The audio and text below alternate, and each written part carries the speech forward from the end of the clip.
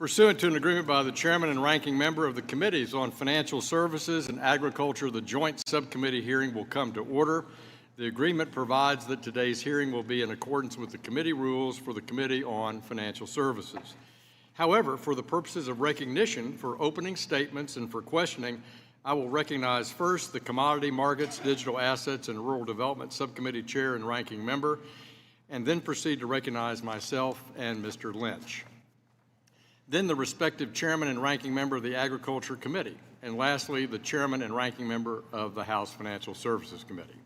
From there, the questioning will alternate between Republican and Democratic members of the subcommittees, with the members on Commodity Markets, Digital Assets, Rural Development recognized first, and then the members of the Subcommittee on Digital Assets, Financial Technology, and Inclusion.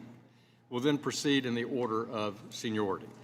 Without objection, the chair is authorized to declare a recess of the committee at any time. This hearing is entitled, "The Future of Digital Assets, Measuring the Regulatory Gaps in the Digital Asset Markets." Without objection, all members will have 5 legislative days within which to submit extraneous material to the chair for inclusion in the record. I will note at the outset that this hearing has a hard stop at 1 p.m., which we will strictly observe. With that, I will now recognize the gentleman from South Dakota, Chairman of the Subcommittee on Commodity Markets, Digital Assets, and Rural Development, Mr. Johnson, for 4 minutes.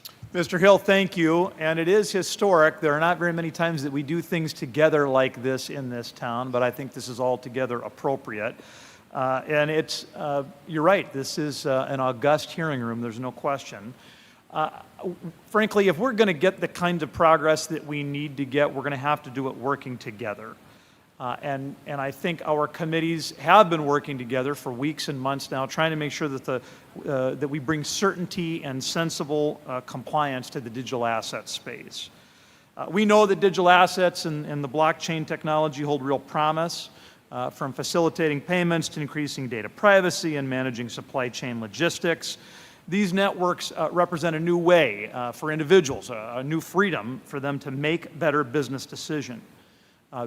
However, current federal laws and regulations provide few rules of the road for those who want to engage with those emerging technologies. I think all of us know the current uncertainty does not serve us well. It doesn't serve the marketplace well. The CFTC and SEC continue to debate whether certain digital assets are securities or commodities. Those conflicting enforcement decisions create further confusion in the industry and the market, and I thought our hearing folks today in their pre-filed testimony did a good job of explaining how problematic that has been. Collaboration between our committees will allow us to answer the important questions that face us, and congressional action is essential to provide clear rules of the road and robust oversight for digital asset market participants and intermediaries. The right policy solution involves both committees speaking with one voice to appropriately direct the CFTC and the SEC to each focus on what they do best. Market participants will benefit from the long-standing investor protections in securities and commodities markets, but they will also benefit from new ideas, new services, new opportunities that innovation can bring. Our central question today is how best to promote both advantages. We can do that, and we must. Governments around the world are grappling with these same questions, and they are coming up with answers. One of the pieces of testimony, I think, noted that most of the G20 countries are ahead of us, because in the absence of U.S. leadership, they're creating frameworks and establishing themselves as hubs for the development of the digital asset ecosystem. Just last month, the European Union approved its Markets in Crypto Assets, MiCA regulation, and that really became the first comprehensive framework for digital assets in the world. And as the use of these assets grow, Congress must speak clearly about how best to regulate this growing sector to ensure the United States remains the leader in financial and technological innovation. Today's hearing will get us quite a little bit closer to that goal. Thank you to each of our witnesses for their willingness to share their expertise, knowledge, and time with us. I look forward to hearing your perspectives about the current regulatory obstacles to the digital asset ecosystem and hearing your thoughts on solutions. And with that, Mr. Chairman, I would yield back. Gentleman yields back. Thank you. I now recognize the gentlewoman from Colorado, ranking member of the Subcommittee on Commodity Markets, Digital Assets, and Rural Development Subcommittee, Ms. Carvalho, for 4 minutes. Thank you, Chairman Hill, and I want to extend my thanks to you, Chairman Johnson, and Ranking Member Lynch for helping bring the Agriculture and Financial Services Committee together for a joint hearing this morning. During a recent Agriculture Subcommittee hearing on April 27th, we discussed the spot market regulatory gap, avenues to strengthen customer protections, and the need for sufficient resources and funding mechanisms to support these efforts at the CFTC. Any legislation that passes Congress must, of course, address these issues. But the sprawling nature of the digital asset industry also highlights the importance of cross-jurisdictional cooperation and communication. That is why I'm happy to be here today with my colleagues from the Financial Services Committee. The Biden administration has supported this collaborative approach too, through issuance of an executive order titled Ensuring Responsible Development of Digital Assets, which called on federal agencies to work jointly to issue reports on a variety of subjects, including a report issued last October reviewing the specific financial stability risks and regulatory gaps. I hope the success of that joint effort will be echoed in today's hearing. The scale of digital asset activities has increased significantly in recent years, both in terms of market participation and use cases. And while our federal financial regulators have successfully utilized their existing enforcement and regulatory activities, we still see charges of rampant and willful noncompliance with some of the biggest market participants. Ultimately, providing regulatory clarity to the digital asset industry must also support a robust enforcement regime and prioritize market participants. Finally, there have been concerns raised as to whether the CFTC has the resources needed to regulate the digital asset spot market. I would like to note that this is not the first expansion of the Commission's authorities in recent years. Post-Dodd-Frank, the Commission successfully wrote and implemented rules that expanded their authorities in the swap market. Further, as the digital asset industry has grown, we have seen the agency dutifully exercise their enforcement authorities. Yet, if we value increased action in the spot market, we must value those who do the work for the taxpayers. I strongly believe any digital asset legislation passed by Congress must include a funding mechanism for the CFTC. With that, I would like to thank our witnesses for joining us today, and I look forward to our conversation. And I yield back, Mr. Chairman. I thank the gentlewoman, and I now recognize myself for 4 minutes. Again, thank you for joining us today at this historic hearing on digital asset market structure. Like Chairman Johnson, I want to celebrate collaboration on Capitol Hill anytime it happens. And so we're grateful for the House Agriculture Committee for partnering with us in this unprecedented joint hearing in working to craft legislation, and to our Democratic colleagues for working with us through today's unusual circumstances in this joint hearing. What we decide to do in this Congress this year will shape whether or not the digital asset ecosystem has the opportunity to thrive here in the United States. But right now, there's not a workable framework in place for digital asset issuers and intermediaries to be regulated effectively by the SEC or the CFTC. I've heard a few members in this room say that the status quo of existing laws is enough, that crypto firms are just willfully avoiding compliance with the law, and that Republicans somehow are off embarking on a partisan pursuit of sweeping digital asset legislation. But the reason I know that this can't be a partisan exercise is because my Democratic colleagues have been telling me they support common sense legislation for months. For example, just last November, our ranking member of House Financial Services Committee, Mrs. Waters, said, "We need legislative action to ensure that digital asset entities cannot operate in the shadows outside of robust federal oversight and clear rules of the road." Ranking Member Waters went on to say, "It's clear that there are major consequences when cryptocurrency entities operate without robust federal oversight and protections for customers." And my friend, good friend from Massachusetts, the ranking member of our subcommittee, Mr. Lynch, said, "While FTX may be headquartered offshore, the circumstances surrounding its collapse strongly point to the need for developing thoughtful regulation to protect U.S. investors." That's a great point. And since we can't trust offshore crypto exchanges like we saw through the FTX collapse, We want to work on legislation here in the United States for U.S. companies that will follow the rules, protect U.S. investors and consumers, and prevent future chaotic things like FTX from happening again. However, if we fail to provide a functional framework for digital assets in this country, all we're doing is forcing this activity to happen in an offshore exchange rather than in a nicely innovative, properly regulated U.S. working environment. And that will only hurt U.S. investors, innovators, and consumers.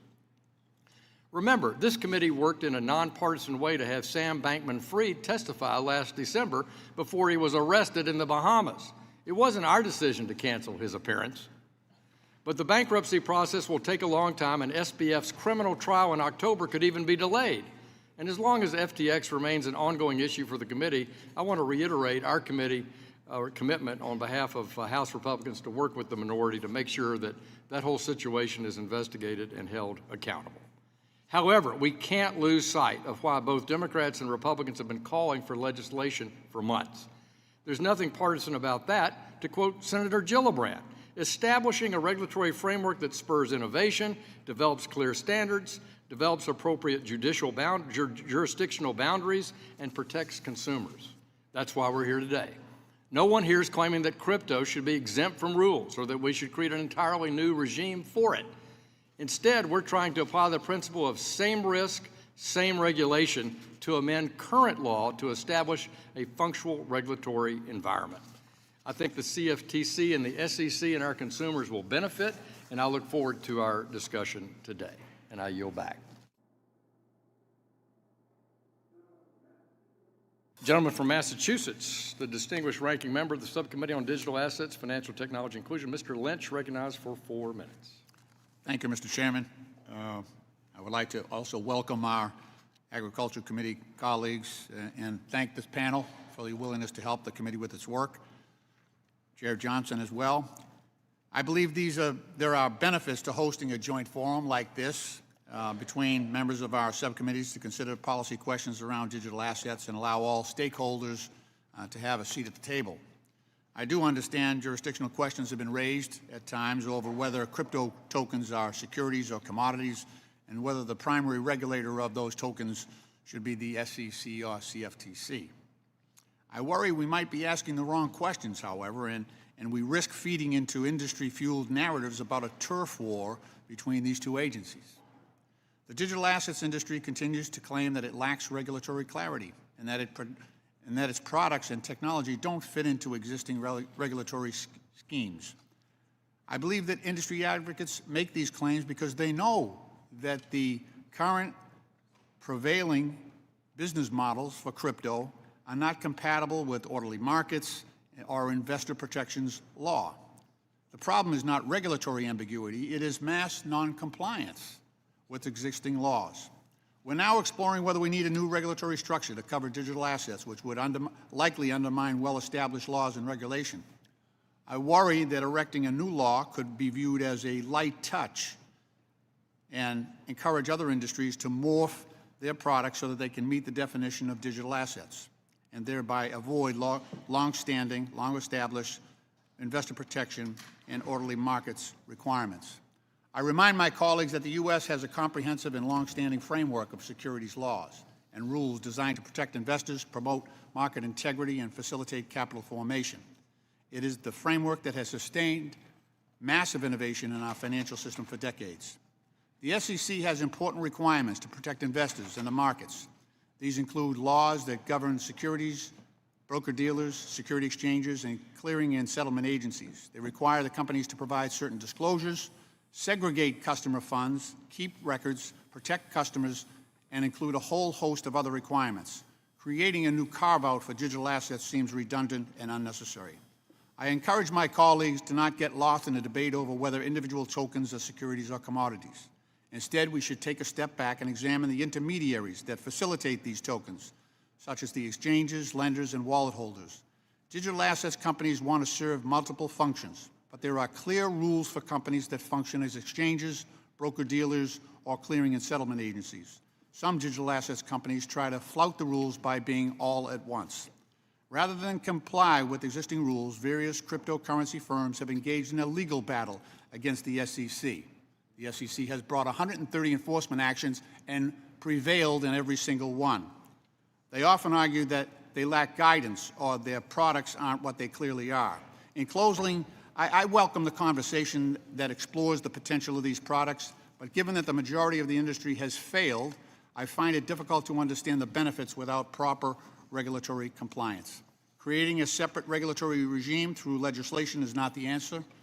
However, I look forward to a continued discussion on this topic, and I yield back.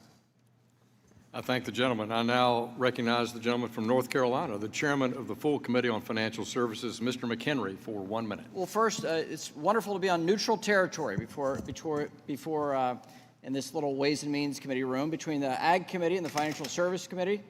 We want to show our friends on the Ways and Means Committee how two committees can work together and produce a legislative product. But I want to thank the subcommittee chairs for working so well together with their ranking members to have this subcommittee hearing, joint subcommittee hearing. The purpose here is to make law, for us to give assurance to the marketplace and to consumers, to close regulatory gaps, to make sure that you have like-kind regulation of new things in our society and the potential that they hold. We need to get this right, both for a couple of reasons. One is to harness innovation and enable consumer protection, and the other is to ensure that the CFTC and the Securities and Exchange Commission will work together to ensure that consumers are protected, unlike what is currently happening. Look forward to the panel's testimony, and I want to thank the members for joining in this little committee room. I thank the chairman for those comments, and now recognize my friend from California, the gentlewoman, Mrs. Waters, ranking member of the full Committee on Financial Services, for 1 minute. Thank you very much. Last Congress, I focused the efforts of this committee around addressing problems in the crypto markets. After the Biden administration testified before our committee about possible bank-like runs of stablecoins, I set about working on a comprehensive set of legislation jointly with Mr. McHenry, the Treasury, and the Federal Reserve. We made solid progress, but didn't quite get there. Treasury and our financial regulators also identified further gaps in oversight in the crypto markets, and such as limits in the SEC's authority to go after frauds like FTX, even when they operate just off the coast of Florida. These should be bipartisan concerns, and legislation to address them should have a path to the president's desk. I hope this Congress, we can quickly return to developing legislation together. I yield back. I thank the distinguished ranking member. We welcome the testimony today of Mr. Andrew Dury. Mr. Dury is the head of Republic Crypto.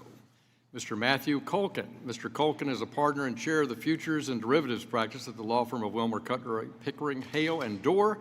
Mr. Kulkin previously served as the director of the CFTC's Division of Swap Dealer and Intermediary Oversight. Mr. Marco Santori. Mr. Santori is the chief legal officer at Kraken Digital Asset Exchange. Mr. Daniel Schoenberger. Mr. Schoenberger is the chief legal officer at the Web3 Foundation. Mr. Timothy Massad. Mr. Massad currently serves as the research fellow at the Harvard Kennedy School and the director of MRCBG Digital Assets Policy Project.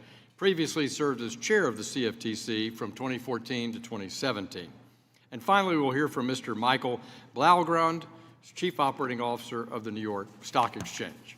We thank each of you for taking time to be here with us.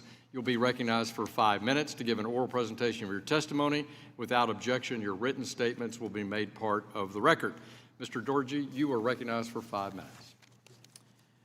Thank you, Committee Chairman McHenry, Thompson, Ranking Members Waters, Lynch, Scott, Subcommittee Chairman Hill and Johnson, and Ranking Member Caravillo, and esteemed members of both committees for the honor of testifying before you today. My name is Andrew Dury, and I am Executive Vice President for Republic and co-founder of its blockchain technology business, Republic Crypto. In these capacities, I oversee Republic's strategic vision with respect to Web3, as well as sit on various corporate boards as a fiduciary. And for better or worse, I believe I'm the only panelist here that does not happen to be an attorney. While I am here representing Republic, it's important to note I also feel that I am here to represent the American people, of which nearly 83 million have or are currently participating within this industry, including millions of them who use the Republic platform. I've been in the blockchain industry for over a decade and have watched the industry grow from concepts and theories to practical deployments. To find this industry now the topic of congressional interest is both a testament to its maturity and to the willingness of this committee to strive to continue American innovational dominance.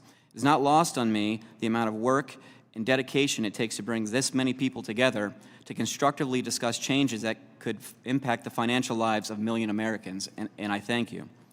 Republic was a spin-out of a prominent investment company called AngelList, with a focus on the Jobs Act as well as the Crowdfund Act. Most of this committee is no rookie when it comes to efforts to drive innovation within our beautiful country, including Congressman McHenry, who introduced the Entrepreneurship Access to Capital Act. It was from these efforts that Republic was born, a U.S.-based company that employs over 300 people, which serves U.S. retail investors, U.S. accredited investors, and institutions alike. We are a living success case from those initiatives, and we're excited to help bring the next wave of American innovation. For those who are not familiar with the Jobs Act and Crowdfund Act, they created two new regulatory securities exemptions known as Reg CF and Reg A+. These allowed for a novel framework for retail, meaning non-accredited investors, to be able to invest in companies prior to an IPO. This was a groundbreaking change from the Securities Act of 1933, and it finally gave regular citizens the ability to participate in the financial upside of early-stage companies. Regulators point to these exemptions as functional for Web3 companies to comply, but they struggle from both logistical disclosure and SEC approval standpoint.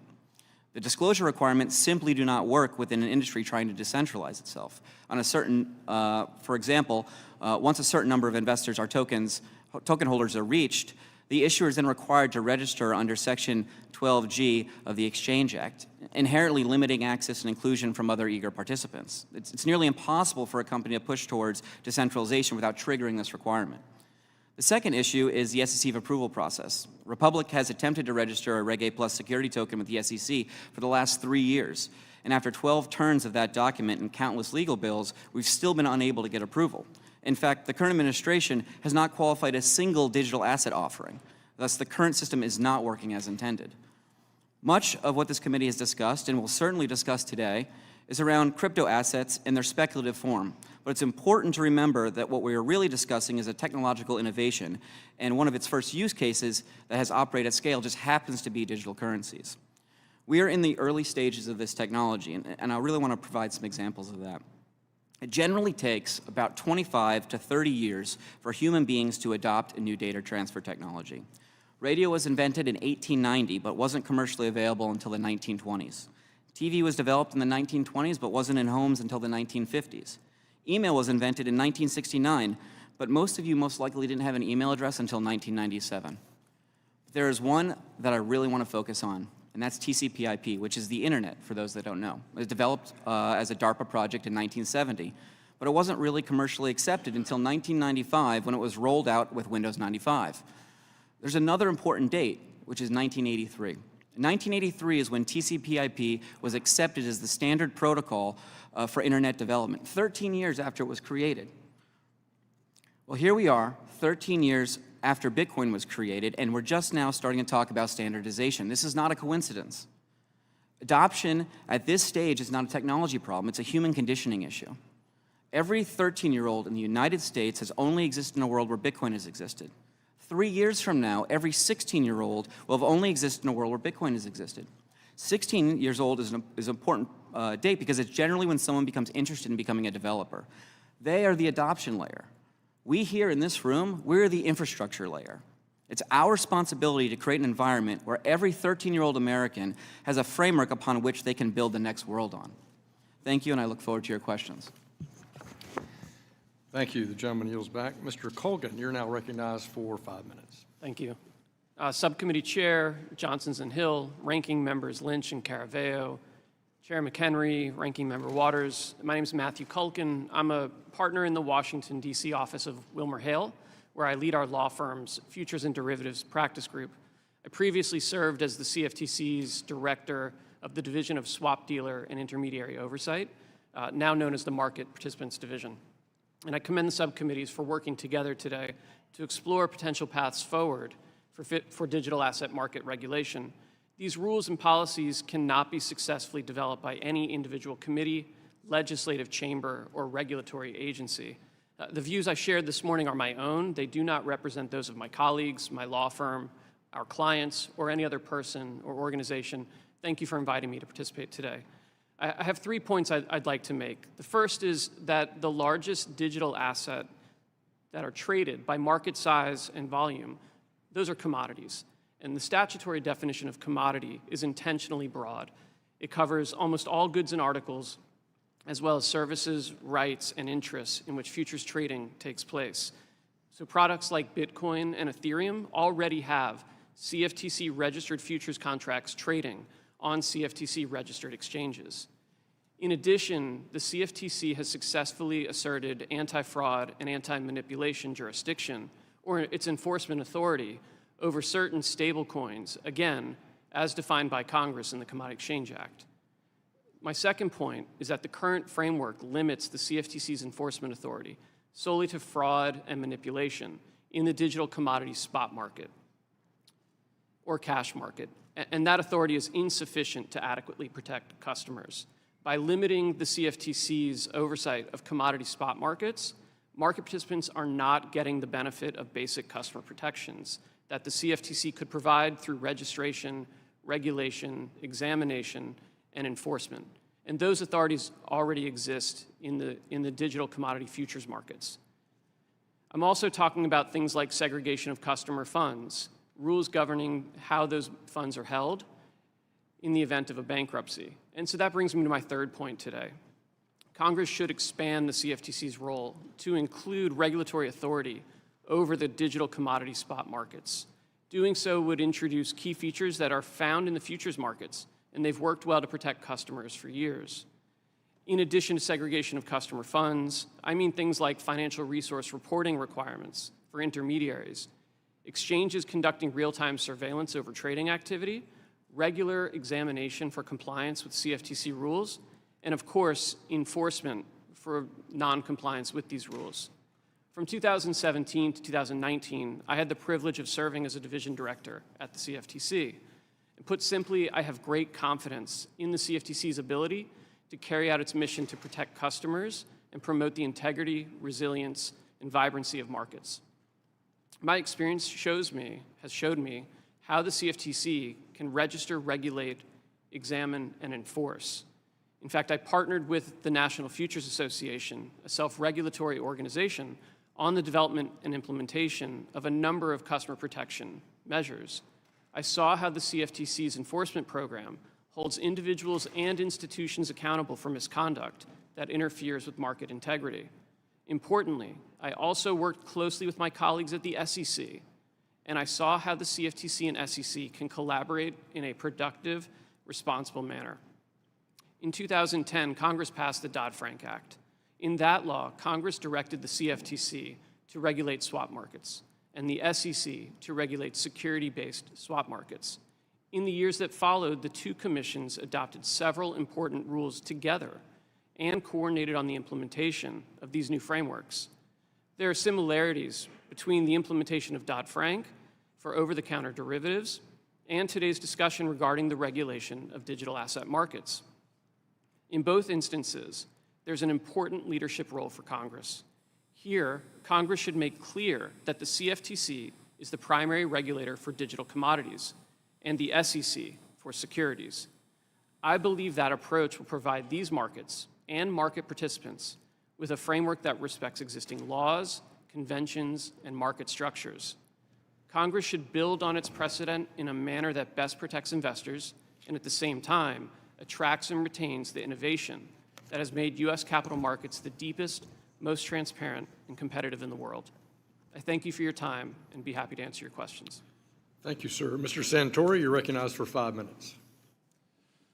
Chairman Hill, Chairman Johnson, Ranking Member Lynch, Ranking Member Caraveo, and members of the subcommittees, thank you for the opportunity to testify today. My name is Marco Santori. I'm Chief Legal Officer at Kraken Digital Asset Exchange. I was one of the first lawyers practicing in the area of digital asset regulation I've advised clients in this ecosystem for over a decade, nearly since blockchains were invented. Today, I oversee all legal, regulatory, and policy matters impacting our global business operations. I oversee 50 lawyers and professionals around the world with deep and diverse experience and public sector and private sector backgrounds. Kraken was founded over 11 years ago. Since then, we have steadily grown into one of the world's leading global digital asset businesses. We are proud of our roots as a Bitcoin exchange, but we're equally driven by the societal and economic value that is developing well beyond financial services. Blockchains are transforming the way that we consume goods and services, secure data, and even deal in property rights. Our primary business is operating an exchange to match buyers and sellers in digital assets. Today, we serve over 10 million customers around the world through a secure and transparent centralized platform. As we've grown, our business has diversified beyond our exchange. We operate the world's leading digital asset index provider, which serves some of the largest futures exchanges and asset managers here in the United States. We offer staking and futures trading in eligible jurisdictions, and we have founded a first-of-its-kind state-chartered special purpose depository institution called Kraken Bank. Today, our global team of over 2,000 professionals is located in the U.S. and across more than 70 countries. We collaborate and advance our mission through contributions from many geographies, professional backgrounds, cultures, ethnicities, and of course, political viewpoints. The diversity of our team is a competitive strength. It aligns our business with the global nature of our markets and the dynamic community of customers and innovators we serve. Security and customer asset protection has been central to our culture and our business model from our inception. We hold regulatory licenses here in the United States and around the world, including the United Kingdom, the European Union, Canada, and other developed and emerging markets. My team and I are thrilled to operate with a global perspective because many countries are advancing effective, practical, fit-for-purpose rules governing digital asset participants. Europe and the United Kingdom, for example, have focused on assessing the specific, real-world characteristics of digital assets and advancing risk-based rules to regulate them. Although approaches differ by jurisdiction, there is a common thread through these efforts. Instead of forcing new products into old regulatory schemes, they craft more effective rules from tested principles. In the United States, however, we face significant regulatory gaps. Those gaps are so stark that they have spawned seemingly an unending docket of both private and public litigation. This litigation has not protected consumers. This litigation will not protect consumers either.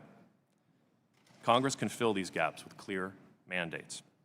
First, a functional standard and process for drawing clear jurisdictional lines for SEC and CFTC oversight. Second, a workable registration path for exchanges at each agency. Third, clarification of the role of the CFTC over spot markets. Fourth, clear direction for ongoing regulatory cooperation. And finally, workable transitional arrangements to avoid market disruption until then. Congress, led by these subcommittees, can fill these gaps to improve markets, empower consumers, and ensure the United States participates in the world's next wave of technological innovation. As you've heard from other witnesses today, there is clear precedent for Congress here. Following the 2008 financial crisis, Congress passed Dodd-Frank, which set up lines of demarcation and joint supervision of swaps markets for both the CFTC and the SEC. Today's collaboration across committee members and staff and across party lines demonstrates both the willingness and the ability for Congress to get this right. I look forward to your questions and our discussion. Thank you. Thank you. Mr. Schoenberger, you're recognized for 5 minutes. Chairman McHenry, Chairman Thompson, Chairman Hill, Chairman Johnson, Ranking Member Waters, Ranking Member Scott, Ranking Member Lynch, Ranking Member Caraveo, and other members of the committees. On behalf of the Web3 Foundation and the Polkadot ecosystem, I would like to thank you for the opportunity to testify today regarding blockchain technology and the benefits of Web3. I am Daniel Schoenberger, the Chief Legal Officer at the Web3 Foundation, and I've worked at the intersection of emerging technologies, law, ethics, and public policy for more than 20 years. The Web3 Foundation was formed with the goal of establishing Web3, a new and better internet infrastructure. It wasn't about building a currency like Bitcoin or a smart contract platform like Ethereum. It was about giving siloed blockchains the ability to communicate with each other, and to realize this vision, the Polkadot network was built. Now think of Polkadot as the SMTP protocol of the internet used to send and receive email, and think of layer 1 blockchains such as Bitcoin or Ethereum as email providers like Yahoo or Google. Polkadot allows these distinct programs to communicate with a seamless connection and interoperability. Without this infrastructure, this would not be possible.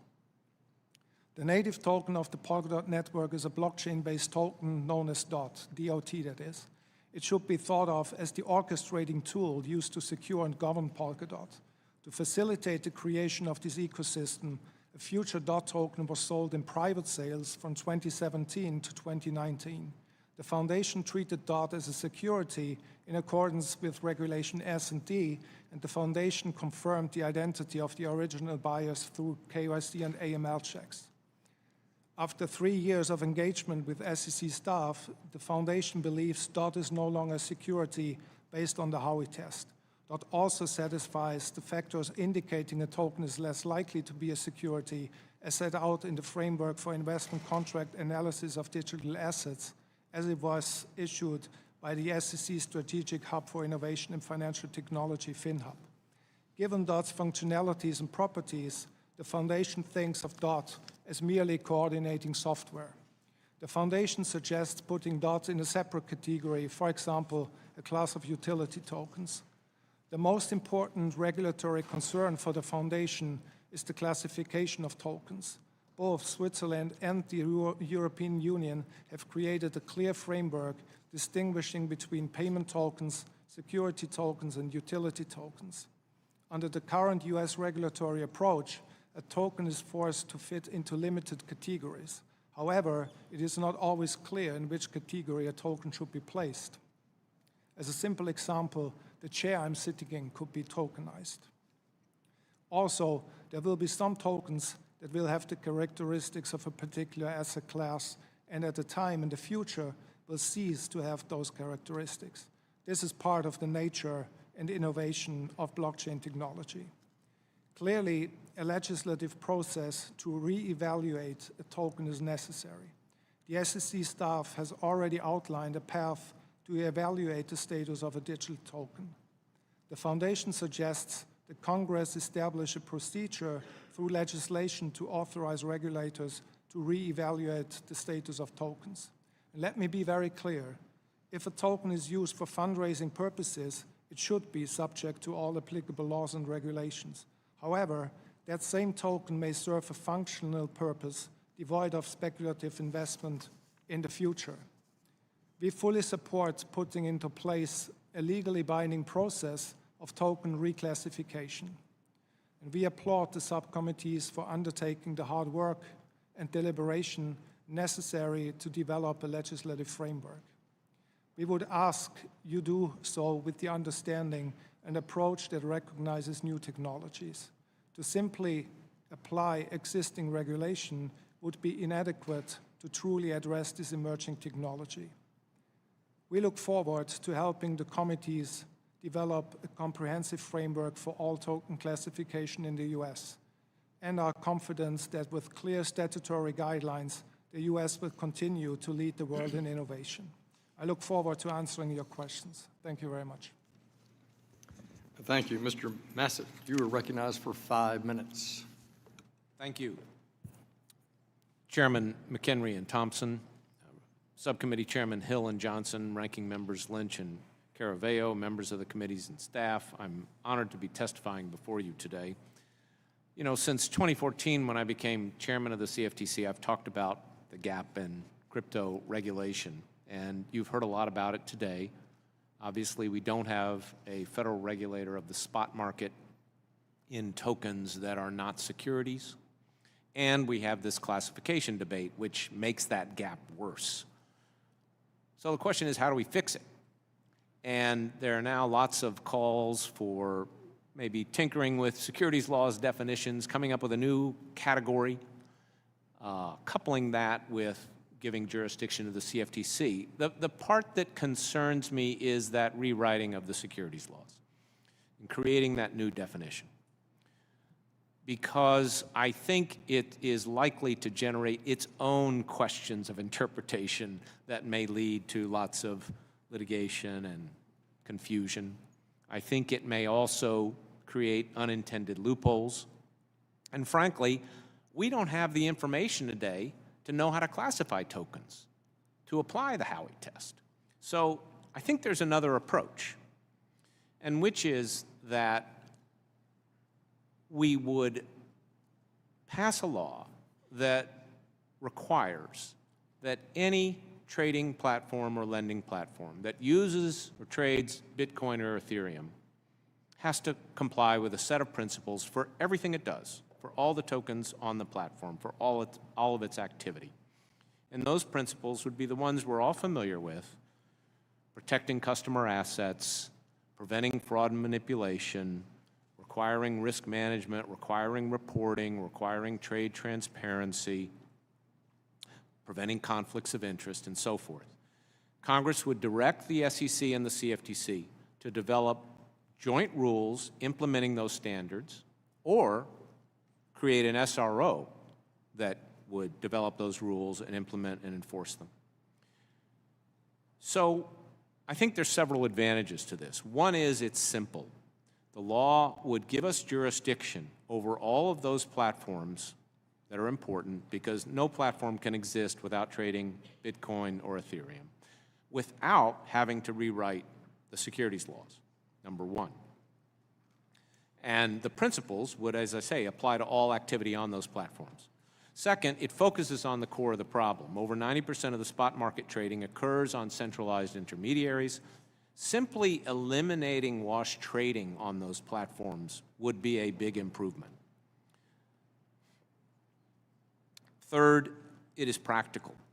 It would not require bifurcation of the existing market into one platform for trading commodity tokens and one platform for trading security tokens, which is helpful not to do that, because crypto trading actually occurs in pairs today. In addition, by using an SRO, we would be able to require the industry to pay a lot of the cost and thereby reduce the federal budget impact. As I say, the approach would not involve rewriting securities or commodities laws. The SEC and the CFTC would retain their existing authority, and the SEC could still bring a case claiming that a particular token is a security. But if it prevails, the platform would simply have to stop trading that token or move it to a registered platform. The SEC would not be able to shut down the platform as long as it was operating in compliance with these core principles. So that assures that the platforms can continue on a more responsible basis while these classification issues are resolved. It would also, as I say, provide for some disclosure, which is important for investor protection and to enable us to decide how to classify things. It's an incremental approach. I think we can build on it. It's also a solution that I think can be bipartisan. Former SEC Chair Jay Clayton, appointed by President Trump, and I have kind of formulated this. I know he supports it. We also think it's a proposal that people can support regardless of how you value the importance of crypto. If you're a crypto enthusiast or a crypto skeptic, we don't have to debate that. Let's just put in place a framework that provides investor protection, lets us move forward, and we can always come back and do more. Finally, let me say there are other gaps in the law, such as on stablecoin regulation. I appreciate the efforts of these committees on that, and happy to talk about that as well. Thank you. Thank you very much. Mr. Blaugrund, you're recognized for 5 minutes. Subcommittee Chairs Hill and Johnson, Ranking Members Lynch and Caraveo, Chairs McHenry and Thompson, Ranking Members Waters and Scott, and distinguished members of the subcommittees, thank you for the opportunity to testify today on the regulatory future of digital asset markets. My name is Michael Blaugrund, and I'm the Chief Operating Officer of the New York Stock Exchange. National securities exchanges, such as the NYSE, serve a fundamental role in the capital markets ecosystem by providing a forum for companies to raise money, as well as a venue for investors to buy and sell the securities of public companies at transparent prices in a fair and orderly manner. Next week, the NYSE will celebrate the 231st anniversary of the signing of the Buttonwood Agreement, the foundational document that established our exchange. For more than 2 centuries since, we've worked to establish and maintain the United States' position as the envy of global capital markets. In advancing this position, we focus on utilizing innovative technology to enhance our nation's vibrant markets and remain competitive around the world. I'm here today to share some perspective from our experience. Although technology evolves over time, the obligation to protect investors does not. Whether trading occurs via open outcry, over telegraph, through pneumatic tubes, or pursuant to complex algorithms, the public rightfully expects that their assets will be protected from fraud, theft, and manipulation. The regulatory framework governing national securities exchanges brings transparency and a trusted environment for issuers and investors. As investors increasingly seek exposure to digital assets, it's never been more important to develop a regulatory framework around them that protects the public. This is not unlike the problem that Congress faced nearly 100 years ago that led to the establishment of the Securities and Exchange Act to address these same policy objectives. So, how best to protect public investors who seek to engage in the digital assets market? The lesson to be drawn from the more established markets is clear. The segregation of key functions within the financial markets ecosystem, brokerage, exchange, clearing, and custody, mitigates inherent conflicts of interest, promotes transparency, and facilitates competition among service providers. This, in turn, benefits investors and results in a more fair, efficient, and safe environment. When investors trade on the New York Stock Exchange, they're represented by registered broker-dealers, whose trades are cleared and settled by registered clearinghouses, and whose assets are held by registered bankruptcy-remote custodians. Investors have recourse if they're harmed by any of their service providers, and multilateral clearing reduces counterparty risk. By comparison, some current-day digital asset trading models, as witnessed with the collapse of FTX, commingle the functions in a way that raises serious questions of risk management, financial resources, and investor protection. We believe that if investors could trade digital assets in a similarly regulated exchange environment, many of the problems we have seen in the last year would not have occurred.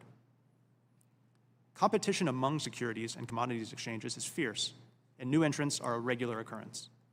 There's a well-established process to launch a registered exchange, whether one with a unique listing concept, a unique trading protocol, unique operational features, or a unique market segment. To date, however, we've not seen a digital asset trading platform follow this well-worn path. There's a dissonance between much of the current digital asset industry's practice and the standards of investor protection established under the law and regulation for traditional markets. Some have argued that the rules and regulations should be relaxed to accommodate current crypto practice, while others have asserted that the market for digital assets must adapt to existing standards. Congress can determine its preferred course of action. It's our belief, however, that the exchange regulatory framework represents an established and well-known foundation that can be adjusted to accommodate the marketplace for digital assets. In this regard, there are several steps that can be taken by government agencies that would facilitate practical oversight for digital assets. First, provide a tailored registration process for investment contract tokens. Second, replace the temporary SEC conditions for special purpose broker-dealers to custody digital assets with a more permanent solution. Third, permit adjustment to applicable rules of national securities exchanges and clearinghouses to support securities or other digital assets that are not considered national market system securities. And fourth, evaluate the potential for dual registration or substituted compliance between SEC and CFTC regimes. Coordination between the two agencies would work to mitigate the costs, burdens, and uncertainty that can arise when more than one regulatory regime is implicated.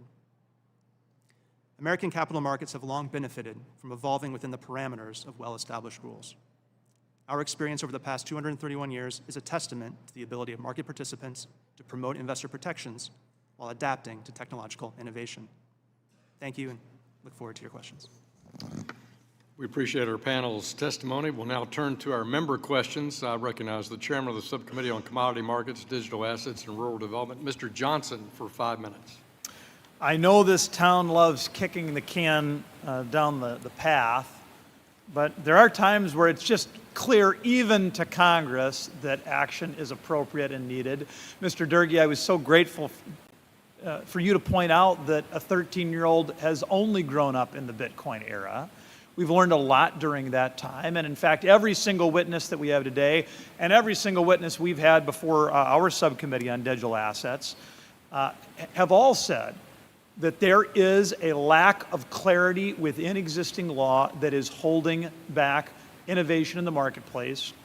It is holding back America's ability to be competitive in this development space, and it is not properly protecting consumers in the broader marketplace. And so we get to a point where we know that action is appropriate. I think the contours of what that looks like are beginning to come into focus, thank goodness. But I want to hone in on one of these central questions, and I'll come to you, Mr. Kulkin. We know that the Howey test, one of the legs of the Howey test, is about whether or not a centralized group of decision makers have a substantial impact on the value of that thing. If they do, it's highly likely to be a security. In Mr. Schoenberger's testimony, he talked through the multi-year process that Polkadot went to be more decentralized. Why is that an important characteristic of when something can go from being a security to becoming a commodity? So, Chairman Johnson, thank you for the question. The Howey test really looks at the issue or sale of a security. So you're thinking about it at the moment that the product is put out for investors. I would distinguish that, as some of my panelists described, I would distinguish that from trading down the road after it's been put out, where you don't necessarily have the expectation of profits based on the efforts of others, and it becomes more fungible, or I might even say more commoditized. And then the trading in that market, in the secondary market, it looks a lot more like a commodity as defined by Congress. And so as we're looking to try to help guide the SEC and the CFTC as they try to determine how to apply something like the Howey test to this question of decentralization, are there particular factors we should look toward? Are there particular triggers? Well, when do we know that it's substantial, that it's sufficiently commoditized?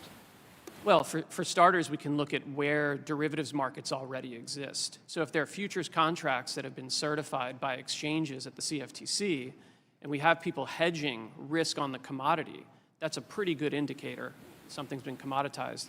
The other way to look at it is to look at the action of the commissions as a body, as opposed to any individual chair or commissioner or a speech or a staff statement. In this case, we've seen the CFTC as a body take action against certain stable coins in the spot market where they've identified fraud or manipulation that has impacted others. And so, I look at sort of those sources first to determine whether or not something is a commodity. Yeah, it seems that doesn't, looking to the regulators for an environment that seemingly everybody acknowledges doesn't have proper clarity for the regulators or the marketplace, it seems like we could help them better ascertain when is that trigger hit. We're not providing a lot of guidance. Is there anything else you could say to help us find a way forward? No, I think that inflection point, it's a challenging one, I'll admit that. And so, it's sort of easy to draw out the two ends of the spectrum in terms of a token being offered to raise capital versus something that's highly commoditized and hedged in the derivatives markets. That point in between is a challenging one to draw a very bright line. Well, as you noted in your testimony, 71% of the market capitalization in this area are products that it seems like there's broad agreement that they are commodities. So the CFTC is generally the cop on this beat, but for spot market, you noted in your testimony that you're not suggesting the CFTC should have broad spot market enforcement authority everywhere, but just looking at digital assets because they're different. How are they different? So they're different in a couple ways, and if I could, Ranking Member Caraveo pointed this out at the last subcommittee hearing. Many of these digital commodities have a very strong retail component, and so that is different than soybeans or oil or interest rates. We have a very strong retail market here that needs the benefits of customer protection. The other reason is that it's new, and so the other commodities that I just used as an example, they have years or decades or generations of existing spot market regulation, whereas digital commodities do not. Thank you, sir. Thank you very much. Gentleman yields back. I recognize the ranking member of the Subcommittee on Commodity Markets, Digital Assets, and Rural Development, Ms. Caraveo, for 5 minutes. Thank you, Mr. Chair, and thank you again to our panel for being here this morning and for your testimony. A common argument, which I touched upon in my testimony, is a concern that the CFTC's relative size compared to other federal financial regulators and the impact that may have on the ability of the Commission to engage in robust enforcement. So, Mr. Massad, you were the chair of the CFTC at a time when the agency was implementing Dodd-Frank, which provided the Commission with additional regulatory authority over the swap market. Were there similar concerns at that time for the CFTC's ability to oversee those swap markets? Absolutely. It's not possible for the CFTC, or frankly any agency, to suddenly take on a whole new area of jurisdiction without additional resources. In the case of the swap market, we did the best we could, but we were cutting a lot of other activities that we should have been, I think, spending more on. Oversight of a lot of the existing market, the existing infrastructure. You know, it's as if you all decided, you know what, let's have the Capitol Police not just do the Capitol, but all the airports around Washington, but let's not give them any more resources. It just doesn't work. Thank you. I think that's an important an issue to point out, especially as we're facing potential cuts across the board to many agencies. To follow up, I also just briefly wanted to touch on the theme of today's hearing, which is cross-jurisdictional cooperation and collaboration. Sir, for you again, what are some measures that can be taken to ensure that the CFTC, the SEC, and Treasury and other financial regulators work cooperatively to further industry compliance? Excellent question, Congressman. Again, I think the approach I've suggested, Congress would effectively require it. Congress would effectively say the CFTC and the SEC have to come up with some joint rules or create the SRO to do it, give them a deadline, and that would basically, you know, force the agencies to do it. I think, again, that's a better approach than trying to rewrite the securities laws to create this new definition. And, you know, I would take issue with a lot of the comments that have been made that, you know, about the indicators. I mean, there's a comment earlier about the fact that, you know, something is commoditized means it's not a security. No, it doesn't. I mean, you can have a futures contract on something that's therefore a commodity, but it's still a security. You know, Tether, we have futures contracts on Tether. That makes it a commodity. Now, most of us may not think Tether is a security because it doesn't pay interest. We'd like to see it regulated as a banking product. If it suddenly paid interest, it would be a security. There's a group of people running Tether and profiting from Tether. But the fact that those futures contracts are traded on Tether doesn't remove it from being a security. Thank you. I appreciate those comments, and I yield back, Mr. Chairman. Thank the gentlewoman from Colorado. I recognize myself for 5 minutes for questions. Appreciate, again, the panel, and I really appreciate Mr. Dury commenting about the progression of technology and its adaptation by the American people. I thought that was good perspective because sometimes we're lost in this debate here about blockchain and distributed ledger technology, and we forget that it is a technology and we're off chasing the rabbit of a particular digital asset or commodity. And I think you make a good point. And I remind my colleagues that in 1996, the Congress, under the leadership of former SEC Chair, then Congressman Chris Cox, passed a resolution that said we're not going to tax the internet. We're not going to over-regulate the internet. We're going to let this technology progress, and we're going to tax and regulate and consider things on what people do with the internet as a technology. And I think that has created 25 years of amazing economic growth as a result of that forward-thinking consideration. So I think that's the spirit in which we work today. The SEC disclosure regime is designed to provide reasonable investors with information needed to make informed investment decisions. Thus, if the existing disclosure regime for digital assets isn't producing that kind of result, then the ultimate purpose of the U.S. securities laws is in fact not being met from an investor protection capital formation point of view. Current disclosure requirements, however, do not cover a number of the features unique to digital assets that would undoubtedly be considered important to any potential purchaser. Mr. Santori, what are some of the features of digital assets that are not contemplated in the existing securities disclosure regime? Thank you for the question, Chairman. First of all, we agree that the existing disclosure regime does not contemplate most of the characteristics of digital assets that make them rewarding for users, but they also don't they also don't account for the characteristics of digital assets that can make them risky for users, and that is where the primary gaps exist today.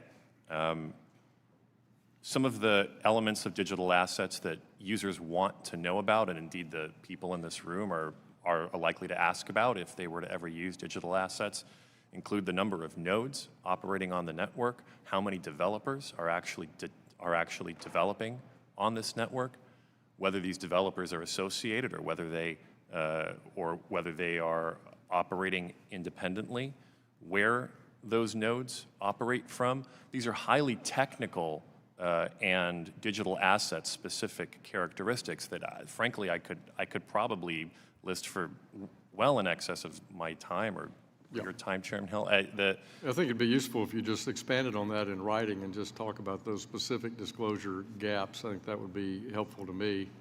Mr. Kulkin, to the extent to which a digital asset project is sufficiently decentralized, there's not an issuer disclose this info, such as Bitcoin or Ether. So how could an intermediary provide disclosure to investors? So Chairman Hill, there's a couple pieces to that answer. First, for the intermediary, there can be disclosure to the customer about how the intermediary conducts its business.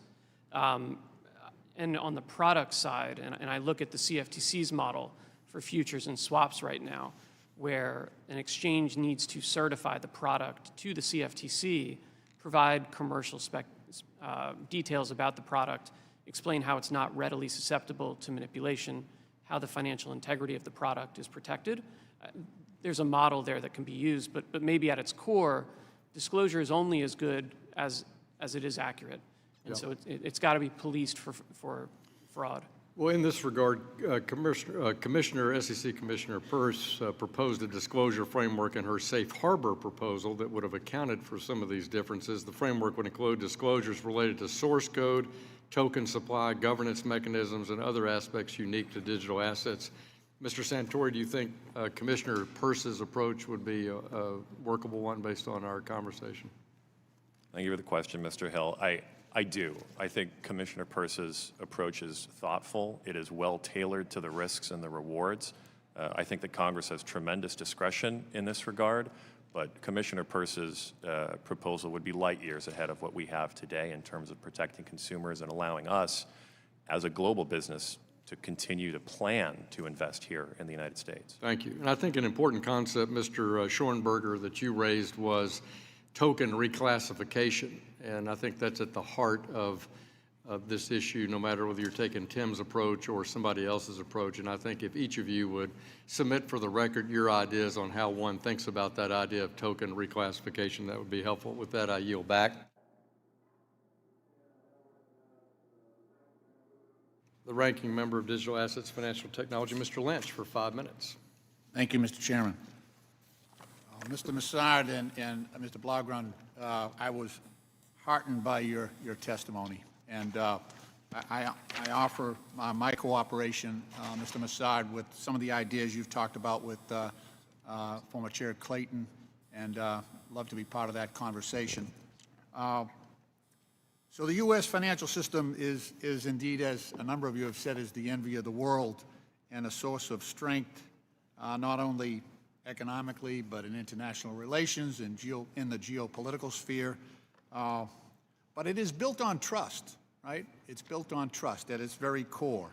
And every time a crypto firm explodes, whether that's FTX or Terra or Voyager Digital or Genesis or Silvergate, which is a crypto bank, and as a result of those explosions, investors get locked out, and now we have millions and millions of investors who are trying to get their money back, unsuccessfully so far.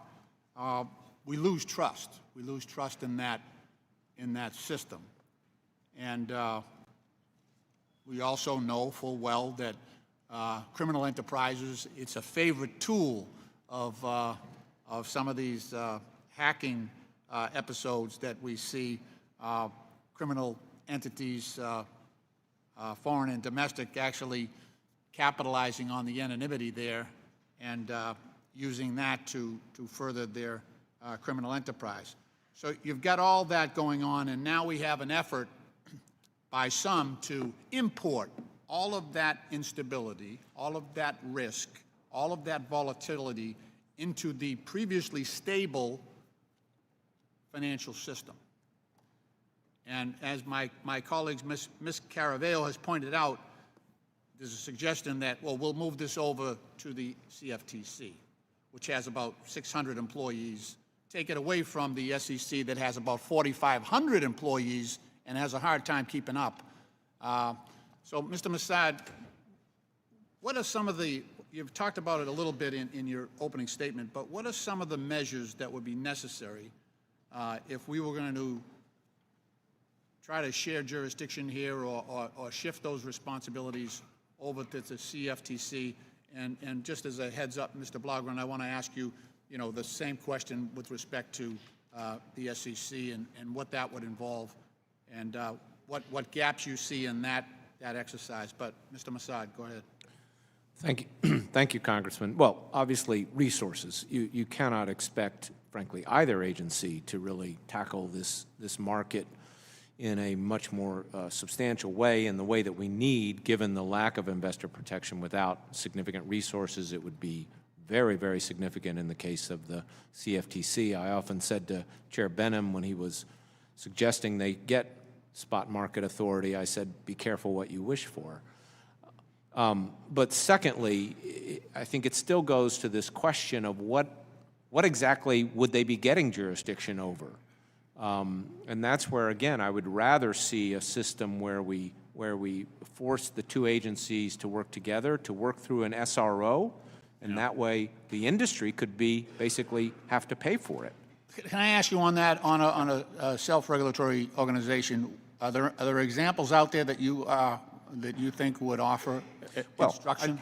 Sure. I mean, first of all, by self-regulatory organization, I mean something that is closely supervised by the agencies. It doesn't simply go off on its own, like FINRA, like the NFA. We do have a precedent for jointly recognizing those SROs. And so what I'm suggesting is sort of going the next step, where we say, all right, we're going to have a joint one that is mandated to do this common task, if you will, and develop rules that would then have to be approved by both agencies. But again, I think it's a good interim step forward. It would allow us to bring this sector within regulation, which I think is better than pushing it out. I want to let Mr. Blaugrund get in on this a little bit from the SEC perspective. Thank you.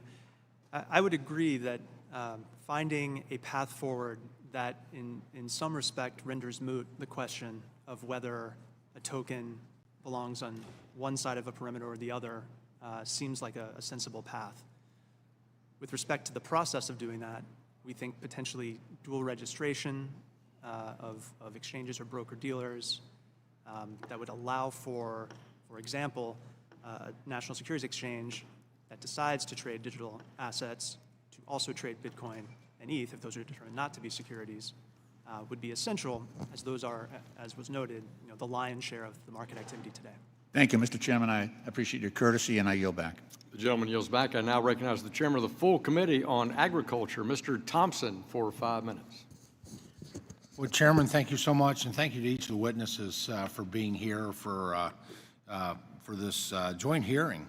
I want to echo my fellow colleagues' comments and thank our members and witnesses for being here today. When Chairman McHenry and I first met to discuss the digital assets framework, we set our eyes to a bold plan. We sought to put forward the best policies we could by developing together. While both our committees have been considering digital assets for several years, over the past few months, members of both committees have engaged in robust and collaborative debate and education on the current securities and commodities laws and regulations. This joint hearing is a culmination of those events, which have shed light on a couple of key points, including the current process to determine if a digital asset is a security or not is unclear, unworkable, and impractical. The CFTC lacks the essential regulatory authority over retail serving intermediaries in the digital commodity spot markets, and the treatment of customer assets held by intermediaries needs to be strengthened. I'm proud of the thoughtful approach that members of the Agriculture Committee have taken to considering these questions thus far, and I look forward to the work ahead with our financial services partners. It is that thoughtful curiosity that makes for the best regulation in the end. And I hope we're able to work together in a bipartisan manner on a substantive legislation to address the issues that are being discussed today. Now, our committees have a historic opportunity to work together to create a comprehensive digital assets market framework that will provide a pathway for developers and users to engage with digital assets in a safe, compliant, and quite frankly, productive manner. So my first question I have is Mr. Kulkin, for Mr. Kulkin. Mr. Kulkin, Mr. Massad suggests that the CFTC and SEC should establish a joint self-regulatory organization, SRO, to regulate pursuant to core principles established by Congress. Do you think a CFTC-SEC joint SRO construct is an efficient, effective, and a practical solution? So thank you for the question, Mr. Chairman. I agree with a lot of the diagnosis that Mr. Massad has offered. I worry that creating a new SRO from scratch would take time. I don't know. I think about this in terms of incremental progress, and I don't know that we need to recreate the wheel here. And so I noted in my opening statement that more than 70% of digital commodities currently being traded are commodities.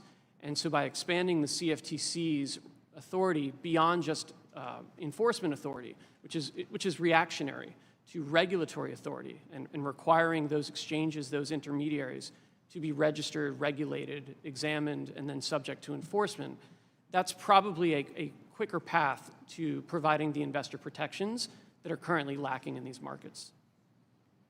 Could you please tell me about past instances where the CFTC and the SEC has shared jurisdiction and whether there are any lessons learned from those experiences?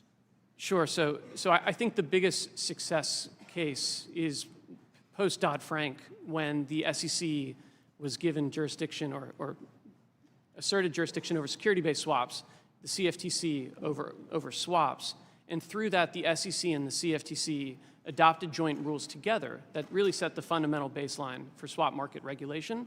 I think that succeeded because Congress led and gave direction. And I would contrast that with the work that's been done on security futures contracts and securities future regulation, where the agencies work together, but not with the same direct clarity from Congress, and it hasn't been as successful. Mr. Massad cites the National Futures Association as precedent for this construct. Are you familiar with NFA's role as a joint CFTC-SEC SRO?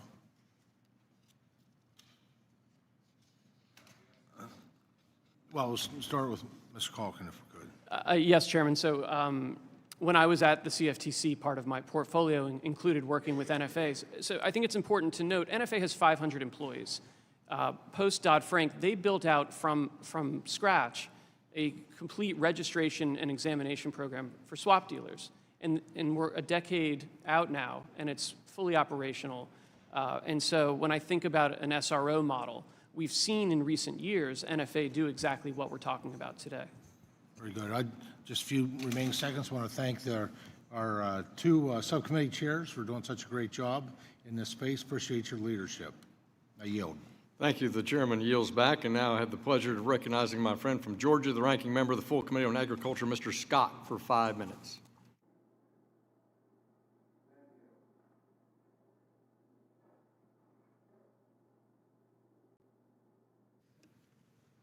Thank you. Am I on? Yes. Okay.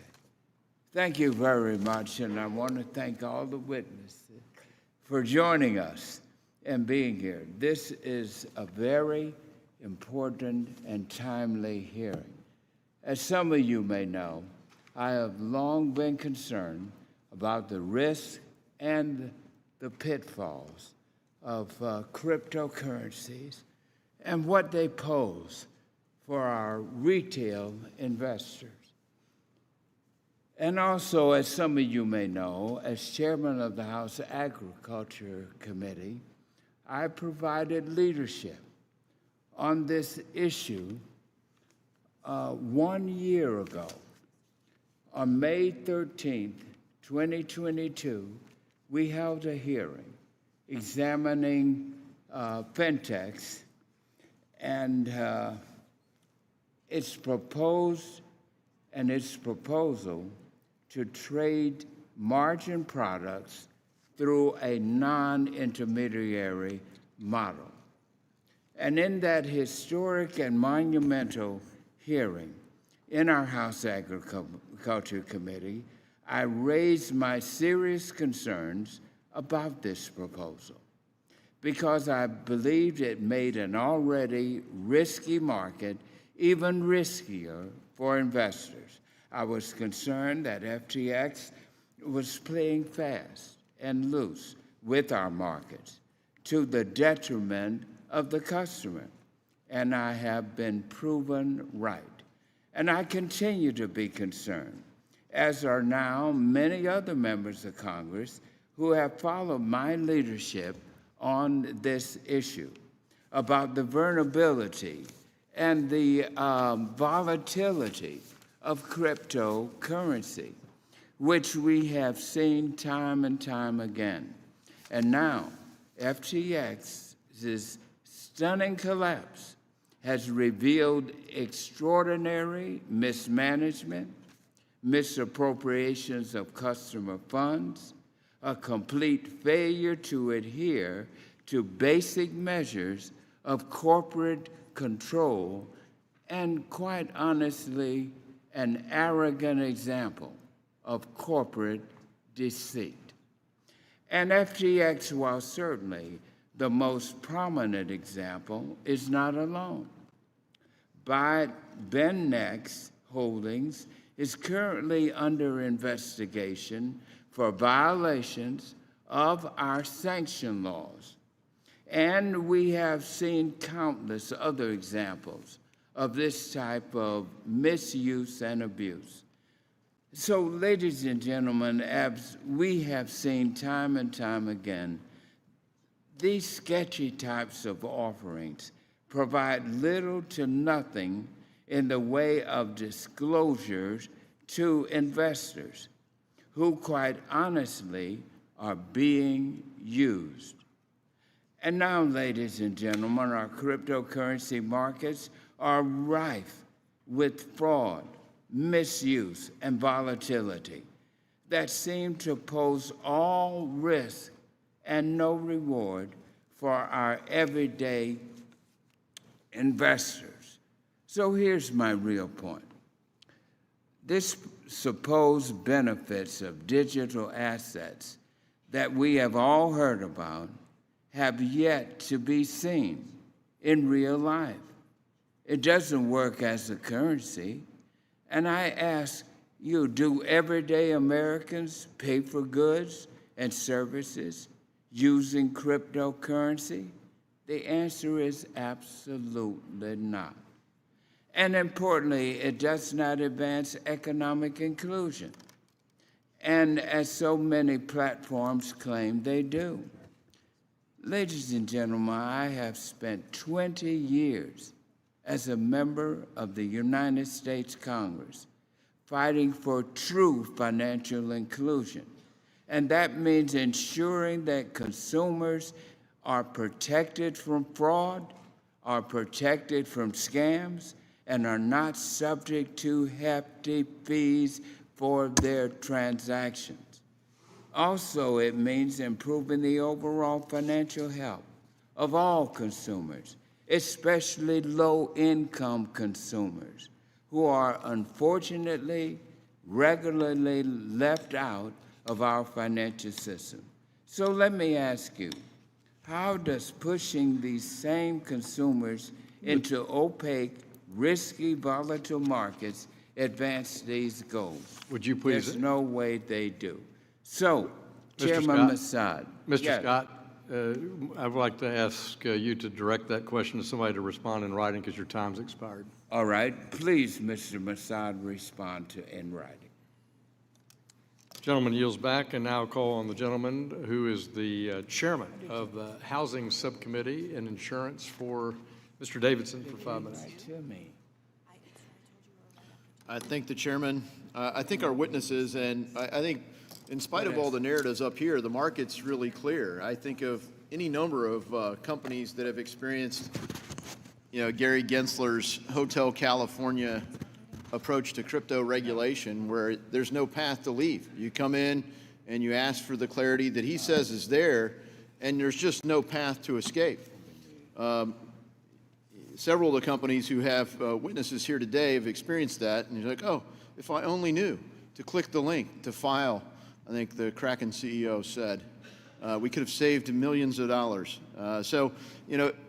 The reality is not shaped by what the members of Congress are saying up here. The market is very clearly speaking, and we do need to react to that. So, Mr. Santori, in a Politico interview you gave last month, you were asked what you believe is an underrated idea in this space. You said that it was the power of exit, and explained how we don't have such an ability to exit from intermediaries in traditional finance. This would be the ability to have self-custody. So in your testimony, you also explain how your exchange complies with Know Your Customer and anti-money laundering laws. Can you explain for some of these members of the two committees how it's possible to reconcile the idea of self-custody while simultaneously adhering to Know Your Customer rules? Thank you for the question, Congressman. I do think the two are compatible. I think that we as an ecosystem can both walk and chew gum at the same time. I think that KYC is not incompatible with self-custody. I think that the important factor is who is best placed to collect that information. Kraken is a centralized service. We are a custodian. We are an intermediary. We are here today to reinforce that we are indeed well placed to collect that information. We KYC every single customer that uses our platform in the United States, from South China to South America to the South Bronx. We KYC everybody because we are well placed to do that. But part of the promise of digital assets is the ability to self-custody. We don't offer self-custody products, but other participants in the market do offer self-custody products. Those are pure software. That is pure speech. They are publishers of software. They are not in a position to collect KYC information, and they shouldn't be required to. We don't require KYC for every single transaction in the U.S. economy. It doesn't make sense to require every participant in the U.S. economy to KYC. We, as a centralized exchange, are happy to do that, and we would expect that that be included in any action that Congress takes as a result of these hearings. Yeah, thank you for the clarification. And I think custody is just so important. Of course, self-custody is just the ability to own private property.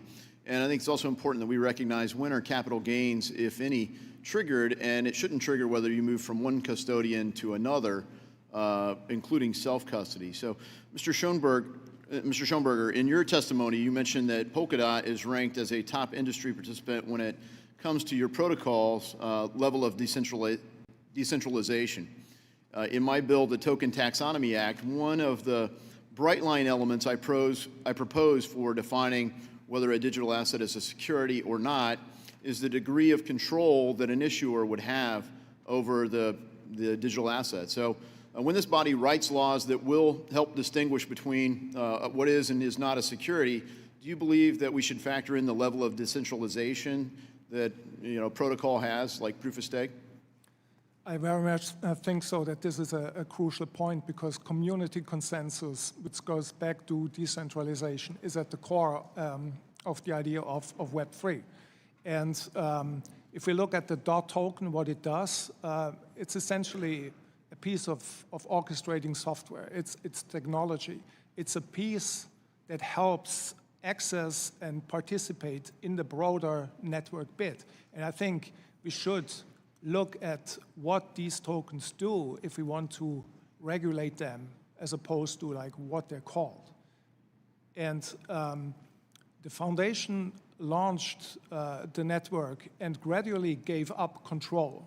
Like that was a launch process that lasted a year and a half, but ultimately seized central control, be it at the technical or a governance level. Yeah, I think that's an important distinction. And how do we measure when that point occurs? I think of Protocol Labs and Filecoin in a similar path where they very overtly used our existing framework to launch the project. But at some point, this is the Hotel California they can't escape from. When is Filecoin actually a digital asset and no longer part of the entity Protocol Labs? I hope we resolve that here today, and I yield back. I thank the Vice Chairman of the committee for yielding back and turn to my friend from Illinois, Dr. Foster, for 5 minutes. Thank you, Mr. Chair, and to our witnesses. Estimates that were referenced in the testimony indicate that anywhere between 50% and 95% of Bitcoin transactions are fakes, that is, wash trades and similar frauds on the market. So for the first question, does anyone on the panel believe that it is possible to conduct a well-regulated futures or derivatives market when the underlying asset is subject to this level of market manipulation? Let the record show that no one believed it was possible. Sir, you have two people with their lights on. I think. Is that right? Okay, Well, yes. well, Congressman, So describe how you can have a well-regulated derivatives market when the underlying asset is subject to massive market manipulation. Well, I think that question supports why the CFTC, which is limited right now to simply monitor the spot fraud. market, right? Yeah, That's right. And I agree completely. That's the point. You agree with the point that we've got to do a better job. We have to eliminate manipulation in the spot market to have a well-regulated derivatives. Yes. Okay. So everyone concurs with that. Great. Now, if we wish to prevent wash trades, insider trading, front-running, money laundering, ransomware, and everything else, is there any alternative to having both sides of every crypto transaction associated with a traceable digital identity, and have that digital identity issued by a government with which we have extradition treaties and a common concept of financial fraud? Is there any alternative to that?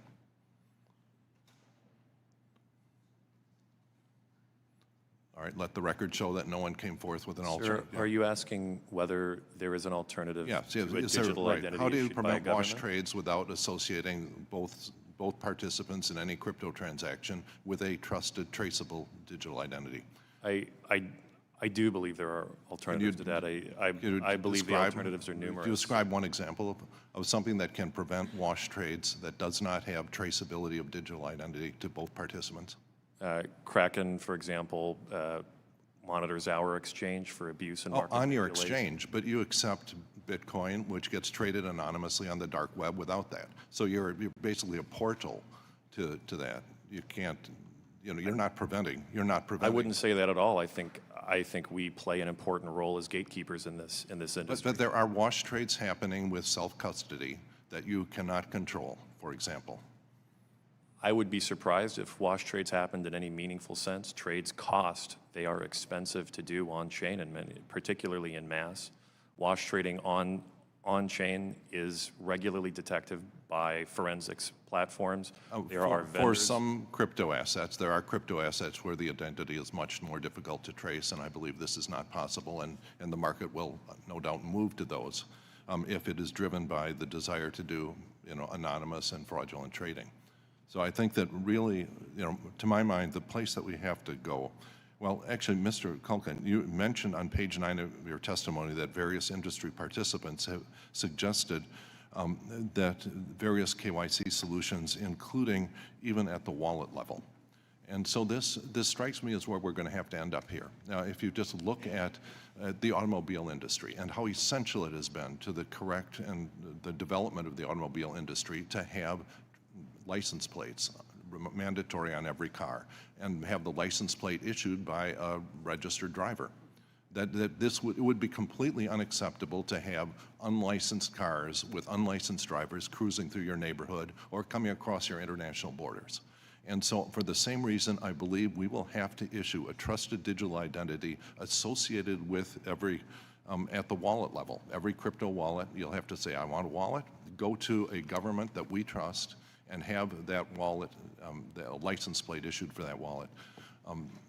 So that's personally, is there, could you describe some of the proposals, concrete proposals for wallet level identity?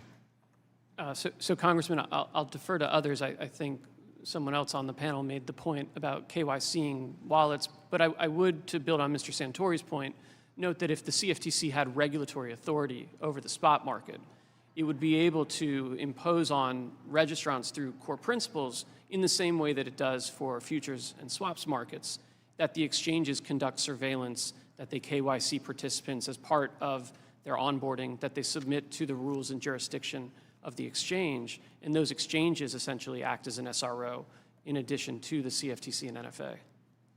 Okay, Mr. Schoenberger, in your testimony, you made the comparison with Web3 and SMTP, the mail transfer protocol, with the idea that people would somehow be interacting with a blockchain. Excuse me, I'm out of time. If you could respond to the Moxie Marlin Spike article that you're no doubt familiar with on my first look at Web3 and respond for writing, I'd appreciate it. Gentleman yields back. Thank you. If you'd respond to his question in writing. Now we'll turn to the gentleman from Tennessee, Mr. Rose, for 5 minutes. Thank you to our distinguished chairman and our ranking members for holding this hearing, and thanks to the witnesses for sharing your time today.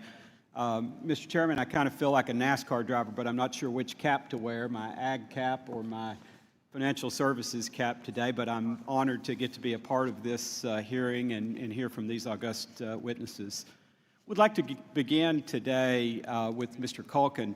Under Mr. Massad's suggested approach, exchanges that don't list Bitcoin or Ether would be excluded from regulation. Mr. Massad testified that U.S. exchanges collectively list around 400 digital assets.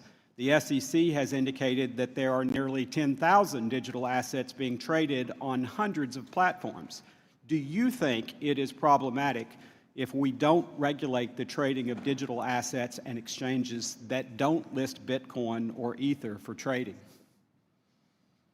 So, Congressman, thank you for the question. There are a number of digital commodities in addition to just Bitcoin and Ethereum. And I think, to Mr. Durgee's point earlier, that trend will continue. And so creating an artificial restriction to only include those digital commodities, I suspect we would be back here speaking with you again in the future. Again, Mr. Kulkin, I've heard some of my Democratic colleagues, particularly on the Financial Services Committee, claim that because Gary Gensler has declared that nearly all digital assets are securities, that we should just treat them all as such.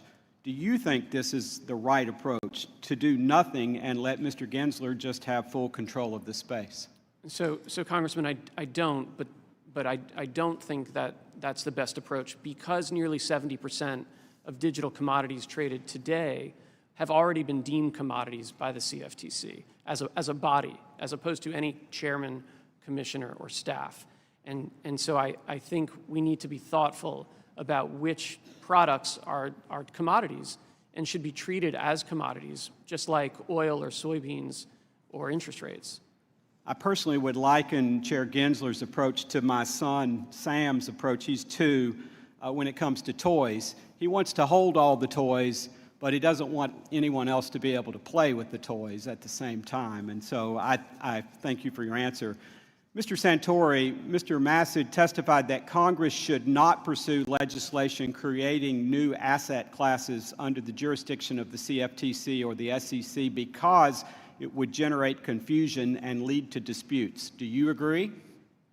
Thank you for the question, Congressman. I don't agree. I think that what we have today is abundant confusion and complexity. We have two of our financial regulators here in the United States alleging contradictory positions over the same asset. They have alleged that the same asset, one under oath, sworn in a complaint, is both a security and a commodity, but it doesn't fit into the narrow classifications of assets that can be both, a future. What we have today is the untenable position. What we have today is the unending complexity and litigation that is leaving consumers unprotected and leaving us as a global organization unable to plan and unable to invest here in the United States. Mr. Kulkin, would you like to respond to that as well? No, I agree with Mr. Santori. Thank you. Mr. Santori, it is essential for any market structure legislation to set rules for the custody of digital assets so that customers can have confidence that their digital assets actually are where an intermediary says they are. Digital assets raise, of course, several novel issues when it comes to custody that must be addressed. Mr. Santori, as we think about how to apply these protections to digital assets, do you have any recommendations for how we should address issues related to custody? Thank you for the question, Congressman. Custody is something we believe that is critical to consumer protection. We believe it's critical to our ethos. It is part of Kraken's ethos. The failings that we've seen over the last year have had quite a bit to do with lax corporate governance controls, among them being custody. Kraken does offer custody for its users. We segregate our users' funds and their assets. But I will say that there is no such thing as physical segregation on a blockchain because these assets are digital. They are not physical. Custody is an important thing to get right for this Congress. I would say that the most important element of this is prescribing uniform standards for custody across market participants so the consumers know how their assets are being custodied and that they can have confidence in it. Thank you, and I yield back, Mr. Chairman. I thank the gentleman. Ms. Badinsky from, what state are you from? Illinois. Illinois. You're recognized for 5 minutes. Thank you, Mr. Chairman, and thank you to the ranking members. And thank you to the panelists today. I appreciate your testimony. As we participate in these important hearings on the future of digital assets, it's very clear that there is a pressing need to develop regulatory framework for this industry to protect consumers while also allowing room for growth. I was really happy to participate in the sub-hearing we had on the House Agriculture Committee not too long ago. But maybe zooming out a bit on this topic. At the same time, I hosted a town hall, my first town hall as a freshman in my district last week, and we talked about a whole host of issues from the Farm Bill to the debt ceiling. And yet I don't hear a lot about these issues from my constituents. I represent a very rural part of our state in central and southern Illinois. And so I'm asking to all of you as panelists, how do we frame this conversation for folks like myself back home when we're talking to constituents as it relates to the vision for DeFi to be a supplement to those who have been underrepresented in the traditional finance markets in particular? I'd be interested in your thoughts. Thank you. Well, if I may address that, I agree with you, Congresswoman. These issues obviously aren't central to most Americans who are worried about whether they'll have a job, whether their incomes will rise, the price of goods, education of their families. What concerns me, though, is what we saw when crypto prices really rose quickly were a lot of people who thought, oh, I'm going to invest in this and I can quickly make some money. And, maybe they even understood that there was volatility to the assets, although I think a lot of them didn't understand that. But there's also a huge amount of risk in these platforms. And so it's maybe not that important an issue for most Americans, but I think we have a responsibility to create an investor protection regime so that they're not taken unfair advantage of. They're not risking their hard-earned savings on things where there's so much fraud and scam and risk. Congressman, if I could just add, when I try to explain to friends and family that the CFTC has enforcement authority, which is really reactionary, but that they do not have regulatory authority in the commodity spot market, frankly, they're surprised. It's confusing, it's complicated. And so, in my mind, the best incremental step forward here is to expand the CFTC's authority so that participants, particularly retail participants, have the protections that a lot of them think they already have that don't exist. Additionally, up until recently, unaccredited investors could really only participate in post-IPO offerings. Most of the larger gains take place pre-IPO. So when we look at access and inclusion, in particular in districts like yourself, where those individuals don't have the ability to even participate. And so due to U.S. accreditation laws, it creates an even greater wealth disparity between those two people. So when the crypto markets became activated, particularly in the U.S., and you started to see U.S. retail investors participating, it was almost their first glimpse at participating in what would be considered an early stage startup that they could never have touched otherwise. Now, if we had clear regulatory frameworks and consumer protections where they had the ability to participate within those markets and there was some level of oversight, then they would be sitting in a much better position than they are now and still able to participate in something that's early that otherwise they never would have been able to touch. Those are great points. Thank you. I had just one other follow-up question with my remaining time for Mr. Massad. Your testimony touched on the resources that would be necessary to equip the CFTC should they be given additional regulatory authorities. Could you walk us through resources the agency identified or invested in during your time at the CFTC in relation to digital assets and any additional resources we should be looking at now? Thank you, Congresswoman. It was still a fairly small market when I was in office. I left in early 2017, and we did not, under my tenure, approve any futures products.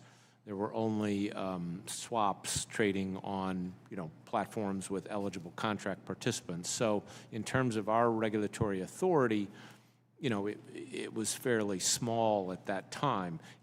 Obviously, with the overall growth of the market and the fact that we now have several platforms trading derivatives on crypto, it's a much bigger challenge. And if you then go and give the CFTC spot market authority, and I think they're very competent, they could do that, but only if they get adequate resources, because it's just a big policing job. Thank you, Mr. Chairman. I'll yield back my time. Thank you. Gentlewoman from Illinois yields back. The gentleman from Oklahoma, the former chair of the House Agriculture Committee and a great American, Mr. Lucas, recognized for 5 minutes. Thank you, Mr. Chairman. I very much appreciate that. The EU recently approved its markets in crypto assets regulation, and the UK is currently crafting its own framework. Mr. Santori, as other jurisdictions craft their own frameworks and more time passes without a digital asset market structure framework in the U.S., how does this make our job more difficult as we write the rules of the road here at home? Thank you for the question, Congressman. Other jurisdictions are indeed pushing ahead. They have been pushing ahead. These are G20 jurisdictions with sophisticated financial services markets, with sophisticated technology industries. The U.S. is significantly behind in that respect. It's important that we get it right and not necessarily get it first, but I can tell you firsthand, as a global business with a global footprint, we have made plans to invest in Europe. We are making plans to invest in the United Kingdom. Our plans to invest in the United States by hiring people, by expanding our boots on the grounds operation, well, we're limited in that regard. We find it quite difficult to figure out just how much we should deploy in terms of resources here without a comprehensive federal plan.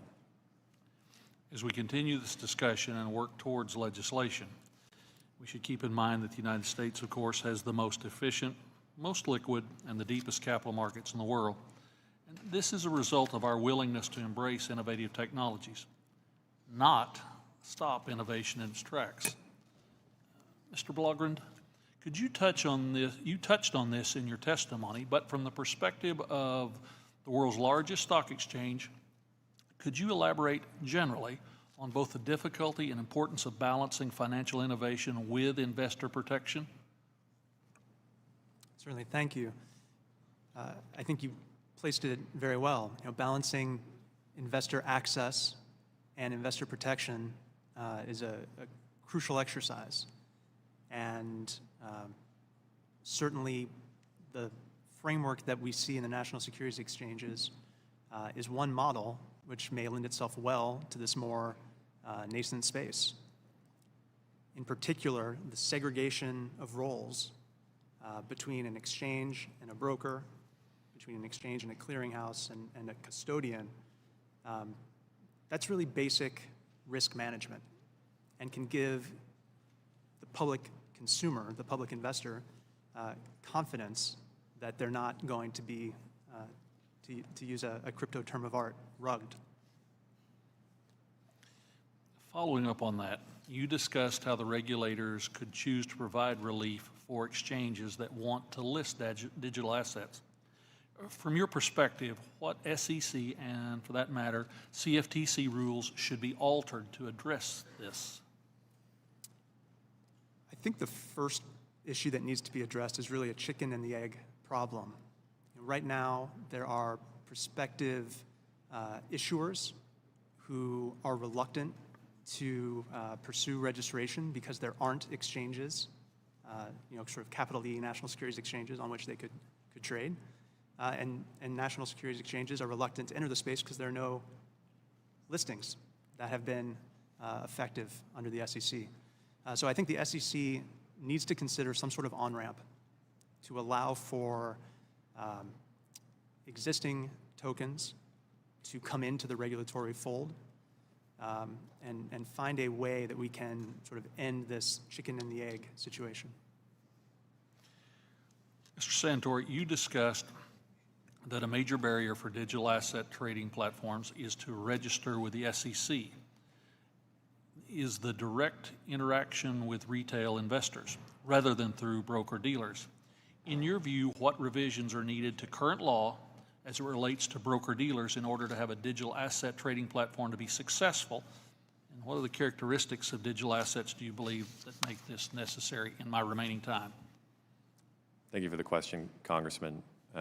We believe that the broker-dealer construct is a flexible enough construct to accommodate a great deal of trading in digital assets.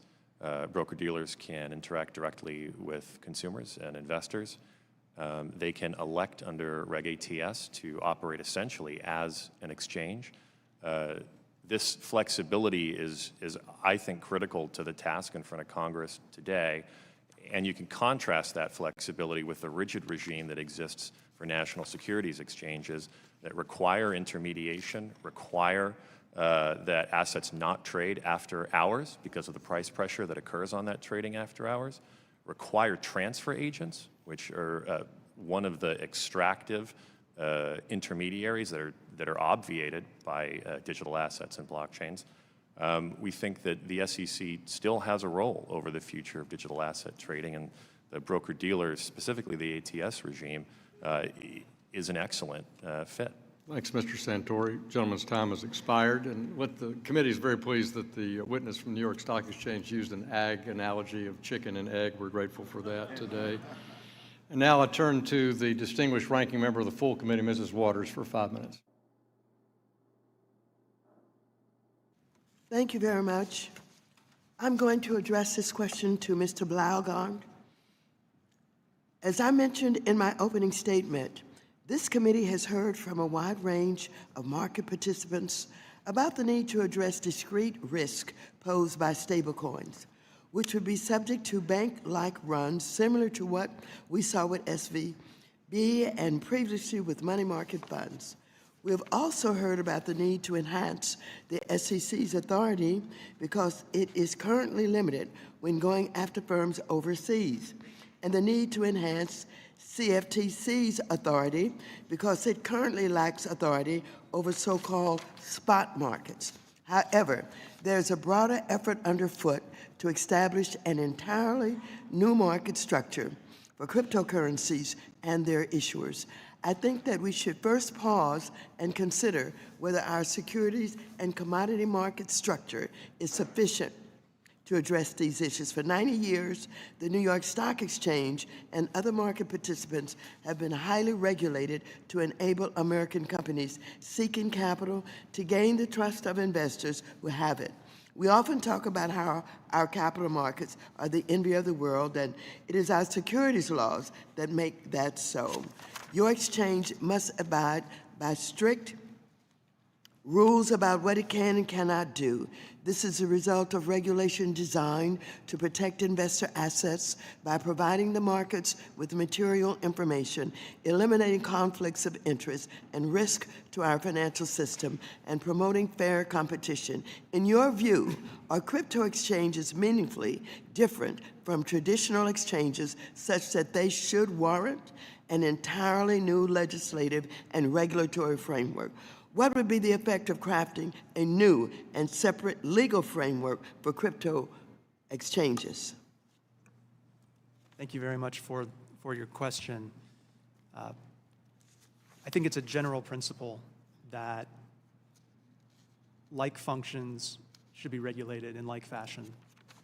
And while it is true that the digital asset trading platforms have commingled many of the functions which in the traditional markets are discretely highly regulated, like brokerage, exchange, clearing, and custody, the fact that they've commingled them doesn't decrease risk, it increases risk. So in our mind, bringing those activities up to the standard that have been established for national securities exchanges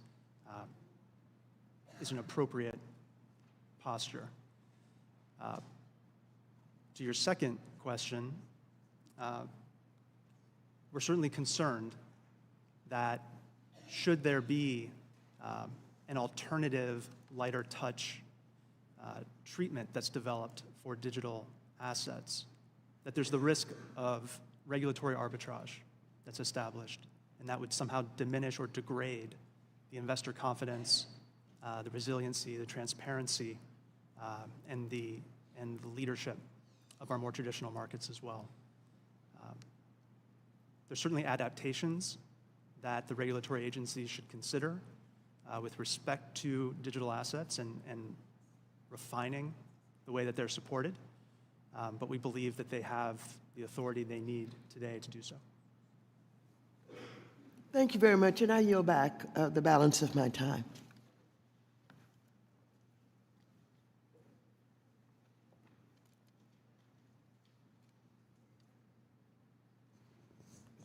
She yield back? Yeah. Gentlewoman yields back. Mr. Stahl of Wisconsin is recognized for 5 minutes. I thank the chairman. I thank both our chairmans and both our ranking members for calling today's hearing. It's great to see agriculture and financial services come together to address a really big challenge. Why? Because I think it's time for Congress to get to work on digital asset rules, because the current regulation by enforcement practice is not working. Last month, the Financial Services Committee, we asked the SEC Commissioner, Chairman Gensler, for his view on the future of digital assets regulations. And candidly, we didn't learn a lot. We didn't hear a path forward for digital asset regulation. Maybe one of the only things we learned was that Chairman Gensler's never traded a digital asset himself. We don't know what Chairman Gensler's plans are. There's not clear rules in front of us. And regulation by enforcement doesn't work. And the come in and register black box served, the register by black box is serving to chill the digital assets innovation. I don't think we can afford as a country to cede regulation to other countries. I'm concerned that it's going to move innovation outside the United States, move it overseas, costing Americans jobs, and putting U.S. retail investors ultimately at a disadvantage. And I think this hearing demonstrates that Congress is ready to do the job. Let me dive in and ask a question, if I can, of you, Mr. Schoenberger. In particular, when we think about the global construct, right? So if we fail to do this here in the United States and we see innovation move abroad, I want to look at what other countries, what other regions are doing. In particular, how do regulators in Europe view blockchain technology? And in particular, how does this attitude differ from that of U.S. regulators? Thank you, Congressman, for the question. So I can speak for the Web3 Foundation that took a very deliberate decision at the time to be headquartered in Switzerland. Switzerland provided very early on for a very clear regulatory framework, distinguishing between payment tokens, security tokens, and utility tokens. And also the Swiss regulator, FINMA, issued a no-action letter to the Web3 Foundation back already in 2019. So would it, only cognizant of my time, would it be fair to say that they took a much more forward-thinking approach in Switzerland and in Europe? I would say so. I mean, this framework that they provided certainly provided the legal certainty to be headquartered there and have legal clarity around the classification instantly. Thank you very much. Only cognizant of my time. If I can, Mr. Dury, if I can shift over to you, we look at the European Union recently approved its market in crypto assets regulations.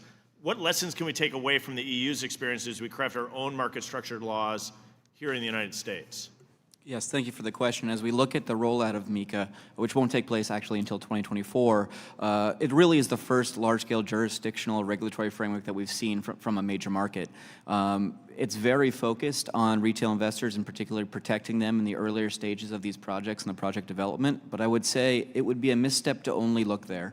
If we look at other jurisdictions out of Dubai, like VARA, we look at MAS out of Singapore, we look at what South Korea is doing, particularly around security tokens and gaming, you start to get a much more holistic view of how the world is approaching the asset class as the United States starts to wait in the wings. And as those countries have more stability, more clarity, not driving forward through a regulatory approach, but putting forward rules and regulations of the road, do you see more investment and innovation occurring in those jurisdictions? Extensively so, and the real example is, I think I'm the only one here that actually runs early stage venture funds. We have multiple out of Republic that we run, and in the last 3 years there's been a huge shift to offshore investments. I'd say we're doing over 3x investments now offshore as we worked in the U.S. Thank you very much. Cognizant of the time, I'm going to jump if I can. One final question to you, Mr. Santori. We've talked about the Howey test, how it's used, and in particular, do you think this efforts of others requirement is triggered when you have a digital asset project where holders contribute to the development and success of a functional or decentralized network? Thank you for the question, Congressman. No, I don't. I think that's actually quite rare. I think that the attraction of blockchain networks is, among other things, the ability to coordinate between large, otherwise disorganized groups whose efforts contribute to the code, but don't act together as issuers, who don't exercise managerial expertise over profits and losses. This is a very different environment than what was contemplated in Howey and its orange groves. Thank you very much, because one of the, as we all know, the requirements of the Howey test is that the profits be primarily derived from the efforts of others. I think your comment there is helpful. Mr. Chairman, I yield back. Gentleman yields back. Gentleman from North Carolina, Mr. Davis, is recognized for 5 minutes. Thank you so much, Mr. Chair. And I'll say good morning to all the witnesses today. Thank you so much for joining us, and especially to my colleagues, too, on the Financial Services Committee, as well as those on our House Agriculture Committee. Looking at Pew report or research that was done, and this particular data point is showing as high as 66% of minority communities using, and this is self-report, by the way, U.S. adults that are self-reporting having traded or used cryptocurrency. And my question here is, I've looked at different research that's been out there, just trying to get an understanding of what's taking place. And I'm just wanting to understand, as we're here trying to discuss regulation, how do we best understand right now in terms of the data and what's actually taking place before us? Well, if I may answer that, Congressman, I'm very concerned by the statistic you cited. I think it does suggest that a lot of people might be jumping into this space not being fully aware of all the risks. I think we certainly saw that as prices started to go up dramatically in crypto. And I think it just speaks to the need to create a much better investor protection framework. We do not have that today in this industry. If I could add, Congressman, this discussion is not just about people using tokens or people using digital assets. This discussion is about people using the product of those digital assets, the functional use cases that exist today, and this Congress has heard from witnesses who have laid bare some of those uses. I can add a couple to that pile, but maybe one in particular that I think illustrates that distinction between the use case and the coin. To Today, when you watch a video on your phone, and we've all probably watched videos on our phone from time to time, those videos are recorded in far-off places using different standards, resolutions, color schemes, et cetera. Transforming that into a version that fits on your phone takes computing and processing power. It takes time and effort, and it's expensive. There are blockchain-based networks now that coordinate and incentivize that process. It's called transcoding, so that end users can see that video that's being recorded at a different resolution on their phone, on their screen, on a big screen, on IMAX, right? People are using that technology today to view videos of all kinds, mundane use cases that have nothing to do with blockchain technology, but those use cases are being provisioned and delivered because of functional networks in digital assets.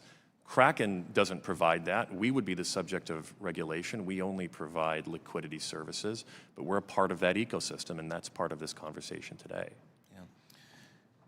When I think, broadly speaking, and we look at recent market, what's happened with the market in terms of crashes, and I come back to just trying to piecemeal and understand the dynamics of what's taking place, you know, it would be concerning at how we're able to identify, you know, certain trends in the data.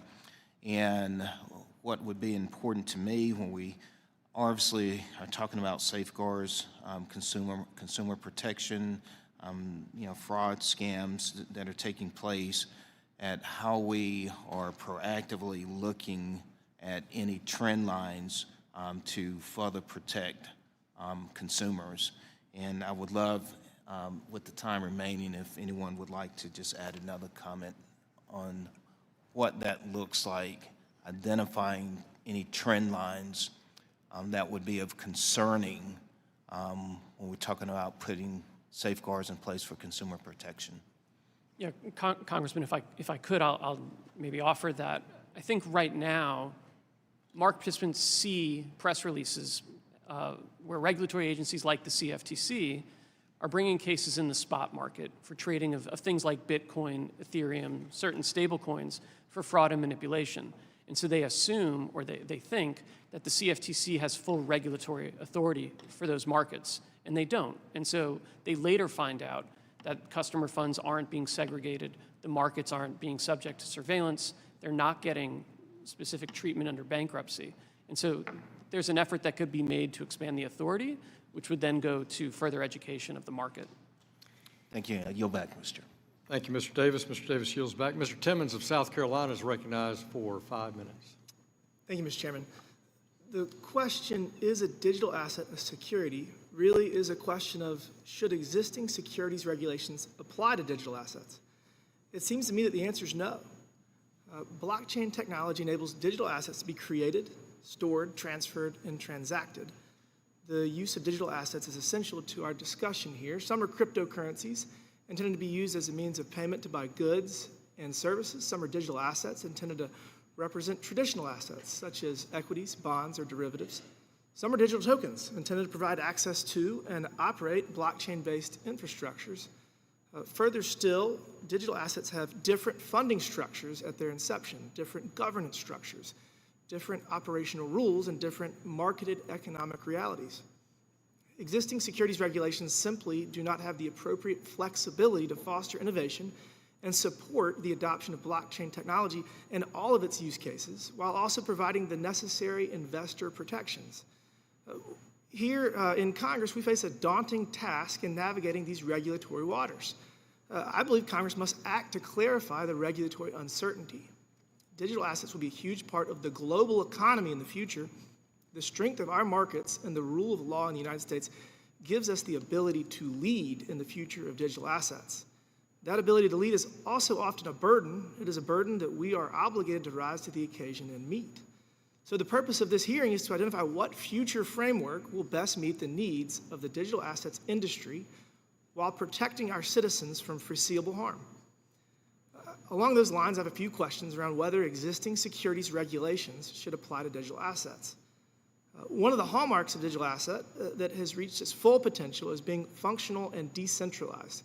Mr. Schoenberger, would you discuss what it means for digital asset to be functional and decentralized, and why these features have become the end goal for so many digital asset projects? Thank you, Congressman, for the question. Well, I would say this is certainly true for DOT and some other projects, probably not for all.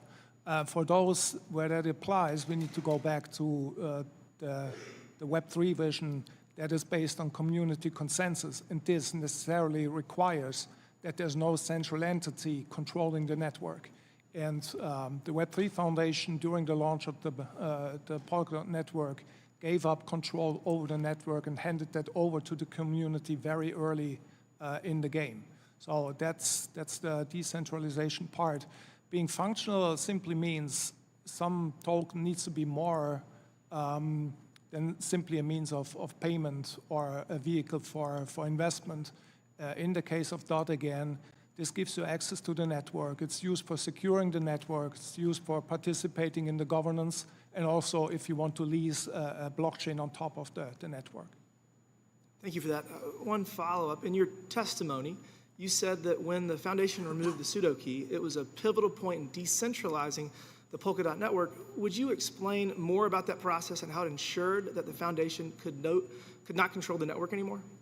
Sure. The pseudo key gives super user capacities, like gives you the abilities of a super admin.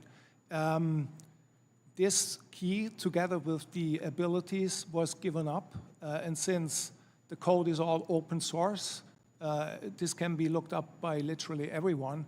And once this was handed over to the community, the whole control over the network, to reinstate this would take a majority vote of the community. Thank you for that. We've discussed today that either legislation or adaptations are needed. I want to discuss that more. Bitcoin is the most popular digital asset in the ecosystem. It is also the only digital asset that both the SEC and the CFTC can agree is a commodity. Mr. Santori, under the current securities laws, would it be possible for a national security exchange to list Bitcoin and a security alongside each other? Thank you for the question, Mr. Timmons. No, it wouldn't. National securities exchanges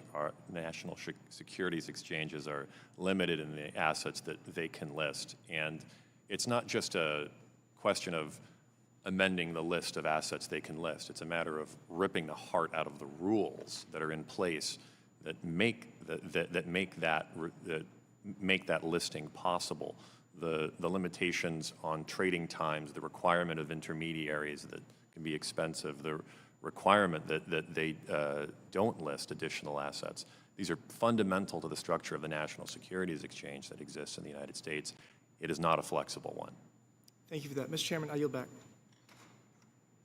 Gentleman yields back. The gentleman from Illinois, Mr. Cassidy, recognized for 5 minutes. Thank you, Mr. Chairman, and all our witnesses here today. I have just a general request, and I feel like I make some version of this at all our meetings. If a carpenter asked you, why do I need a screwdriver, and you said, let me tell you why all carpenters need to use toolboxes, we'd say you're not answering the question. We're not here today to talk about whether or not Web3 or blockchain should be regulated at some entity. We're not here to talk about whether or not you can pay for things with a digital dollar, through invoices. We're here to talk about cryptocurrency. And so I'd ask you all to limit your conversations there, because that's the question, is about the token, not the ecosystem in which the token lives. I want to start with you, Mr. Dury, and I want to make sure I didn't misrepresent. If I understand your testimony, is it your view that that cryptocurrencies will help close the wealth inequality gap? Indeed it is. Okay. Do you know if you had invested in the S&P index over the last 5 years from 2017 to 2022, you know what the return is you would have earned? It would not have been terrible. Yeah, about almost 61%.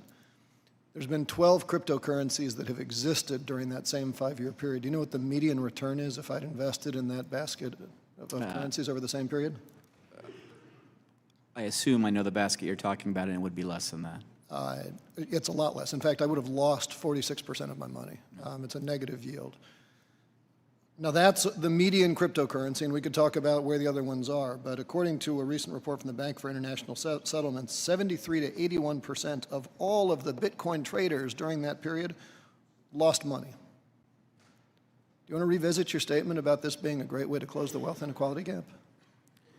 I think when we look at the wealth inequality gap, we come back to the aspect of accredited versus unaccredited access. Well, that's a different question. There is the historical data is that this is not actually a way to grow wealth.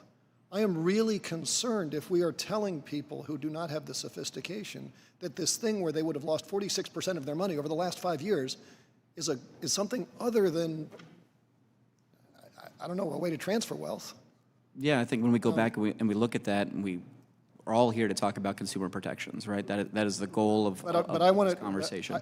I asked the point because there is a myth about wealth inequality, and I am happy to debate facts. I'm not happy to debate lies. And I think we need to be honest about those facts. Mr. Blundell, I want to move to you. In your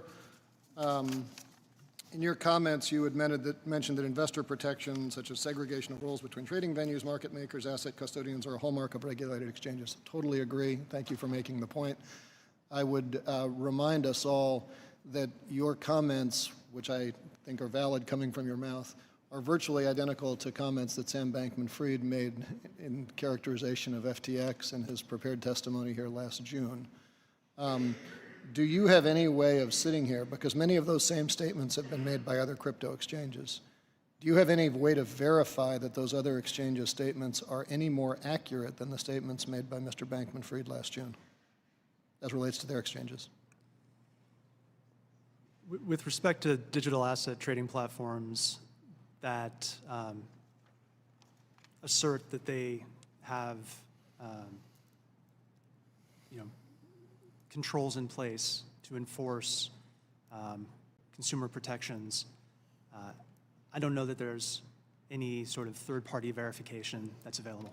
Okay, so as you know well, because you live under these SEC regs, the current SEC regs do require exchanges and brokers to issue and provide investors and market participants with fair, timely, and accurate information on all that.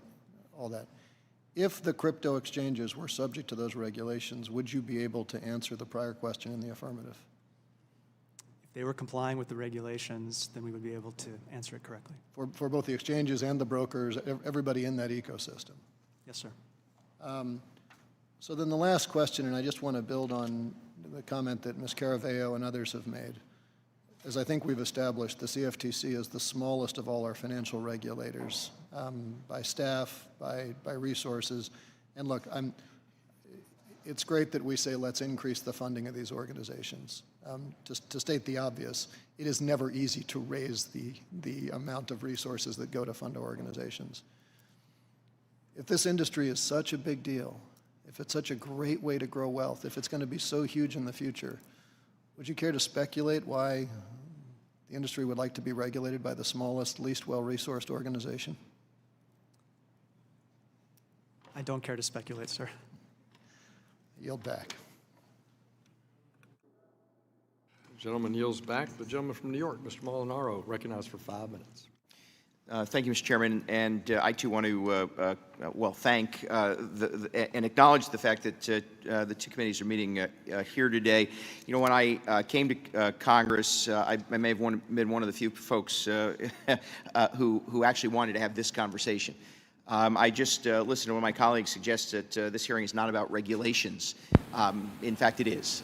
This is an industry that one has been certainly pushing the expanses of innovation, creating opportunity to access capital and wealth, and doing it in a way that, yes, has enormous risk. We recognize that. But at the same time, enormous opportunity, in particular for those who don't understand or want to or can participate in the traditional banking infrastructure. That's all critically important. I represent a rural community upstate New York. We might as well be some banking island in any other place of the world. And so, yes, this hearing is about regulation. In fact, regulation of an industry that is asking us to do something. And I appreciate the testimony we've heard already and the progress that we are making.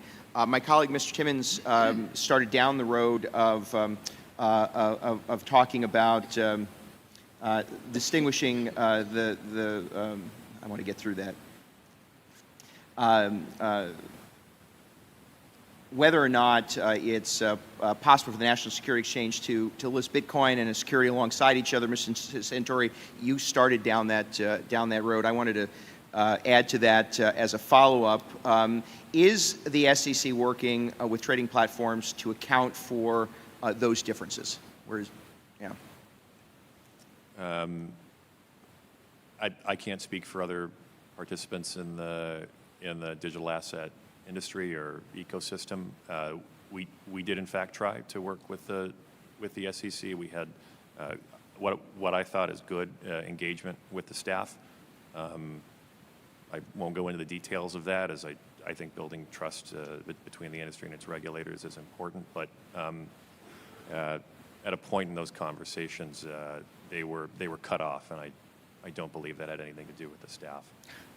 So I can tell you that we tried. I can tell you as an attorney that's represented clients in the industry that other participants have tried.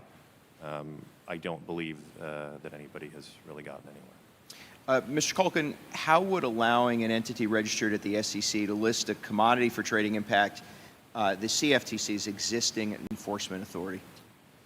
So Congressman, it's a good question. It would be challenging. Right now, commodities are not traded on stock exchanges. They're not traded on alternative trading systems. And so it would create a lot of confusion because currently the CFTC can only look at the digital commodity spot market for fraud and manipulation. They're limited to enforcement authority only. And if the trading were to take place on a CFTC, an SEC regulated exchange, it would probably further restrict their ability to conduct that oversight. So it was suggested a few moments ago that some of this is merely or should be addressed simply through simple adaptation. Is it, in your opinion, that this is just an adaptation? I think it's an adaptation in the sense that the CFTC is already monitoring spot commodity markets for fraud and manipulation, but they don't have their full regulatory authority that they have in the futures markets. And so when you think about it that way, it's an extension of the CFTC's jurisdiction to require registration, regulation, examination, and enforcement in a way that's not meaningfully available right now. Mr. Santori, same question. Would you like to add to that? No, sir. I think Mr. Kulkin covered it well. Fair enough. For all of you, I want to end where I began. It was suggested that this hearing is not about regulation. Seems to me it is. Is it necessary for Congress to move down the path of adequate guidelines and regulation? Simply yes or no? Yes. Yes. Yes. Yes. Yes. I don't think so. Thank you very much, and I yield back, Mr. Chairman. Gentleman yields back. The gentleman from Texas, Mr. Kazar, recognized for 5 minutes. Thank you, Mr. Chairman, and thank you to the leadership of the committees and subcommittees for bringing us together. I want to pick up my line of questioning where my colleague, Mr. Kasten, left off on the current state of play and the current rules that we're discussing. So several courts have determined that so many crypto assets indeed meet the Howey test and are securities. There are some, as we've discussed today, including Bitcoin, that seem to fall under CFTC jurisdiction. And so my first question is for you, Mr. Santori. Your platform is a cryptocurrency exchange. How many crypto assets are currently on your platform? We support roughly 200 assets globally. Thank you. And of about those 200 assets, to your knowledge, how many of them are registered with the CFTC or the SEC as securities? Or sorry, with CFTC as commodities or the SEC as securities? To my knowledge, none of them are. And so why are none of them registered? I can speculate on the basis of the projects that work on those securities. My belief is that there is no workable registration regime for those projects. Any registration regime laid out in front of them would require the intermediation of things like a transfer agent that would add nothing to consumer protection and would make the working of those digital asset blockchains untenable. And in your view, does current law allow for y'all to list unregistered securities on the exchange? Sorry, the question is, does current law allow for us to list unregistered securities on the exchange? I don't think so. And so if some of these indeed are securities or indeed are commodities, you wouldn't be allowed to list them if they were unregistered? You know, I have to tell you, you're getting into interpretations of the law of existing law as opposed to testimony that I can give on facts. I'd say that Kraken takes great strides in not listing securities, and we do not list securities. We have robust processes in place to vet the assets that we do support. We review every asset for, of course, its business use case and its functional use case. We review assets for cybersecurity vulnerabilities. And of course, we have a process in place to evaluate these assets as to whether they could potentially fall into either the world of regulated securities or regulated commodity derivatives. Thank you. I want to sort of ask a similar question now to Mr. Blaugrund. So can the New York Stock Exchange have unregistered securities on its platform? We do not. And so what would happen if it did? We would be subject to enforcement action, I presume, by the SEC. Right. So part of what I'm trying to understand here as far as the current state of play is that if an exchange wants to be in compliance with the law, it would have to delist any unregistered securities or commodities. And our current laws, as I understand them from several judicial opinions and decisions that I've looked over, that crypto assets are either securities or commodities, many of them being determined to be securities, some of them that we decided today or talked about today, folks agree are commodities, but very few, and in some cases, none of them are registered with the appropriate agency. And so you don't have to be a crypto skeptic or a crypto enthusiast, I think, to come to the conclusion that I'm feeling now, which is some level of concern that even under existing rules, there are real concerns about, do we have folks that should be registered, where we should have protections for investors, not registering. And so it is hard to think about the path forward if right now I could be having this concern. Mr. Massad, I'd love to hear what you think about that. I think you're absolutely right, Congressman. If you look at even what the 4 largest platforms today list in the U.S., there's about 400 tokens in total on all those platforms. Only 60 of them are commonly listed. They're all making different decisions about what's a security or what's not. Now, maybe they're applying other filters on top of what's a security. Maybe they could all get together and say, oh, yes, yes, yes, we believe all 400 are not securities, but I doubt it. Thank you. And so just because I have the remaining 20 seconds here, I appreciate it. To me, we had the SEC came out of the Great Depression and that enormous crash. I think it's so important for us to learn from those mistakes. And as FTX and others have collapsed, we need those kinds of protections to make sure we don't have the intermingling of funds, to make sure people have recourse against fraud and abuse. We want to make sure we're protecting investors. And the fact that right now I'm concerned that the laws aren't even being followed makes this really challenging. Thank you. Gentleman yields back. The gentleman from Nebraska, Mr. Flood's recognized for 5 minutes. Thank you, Mr. Chairman. Mr. Dury, I want to just state for the record that I was very impressed by your opening statement regarding the standardization and the acceptance of emerging technologies. And I think it's important to remember how we need to look down the road. We need to understand where we're at and how these things work.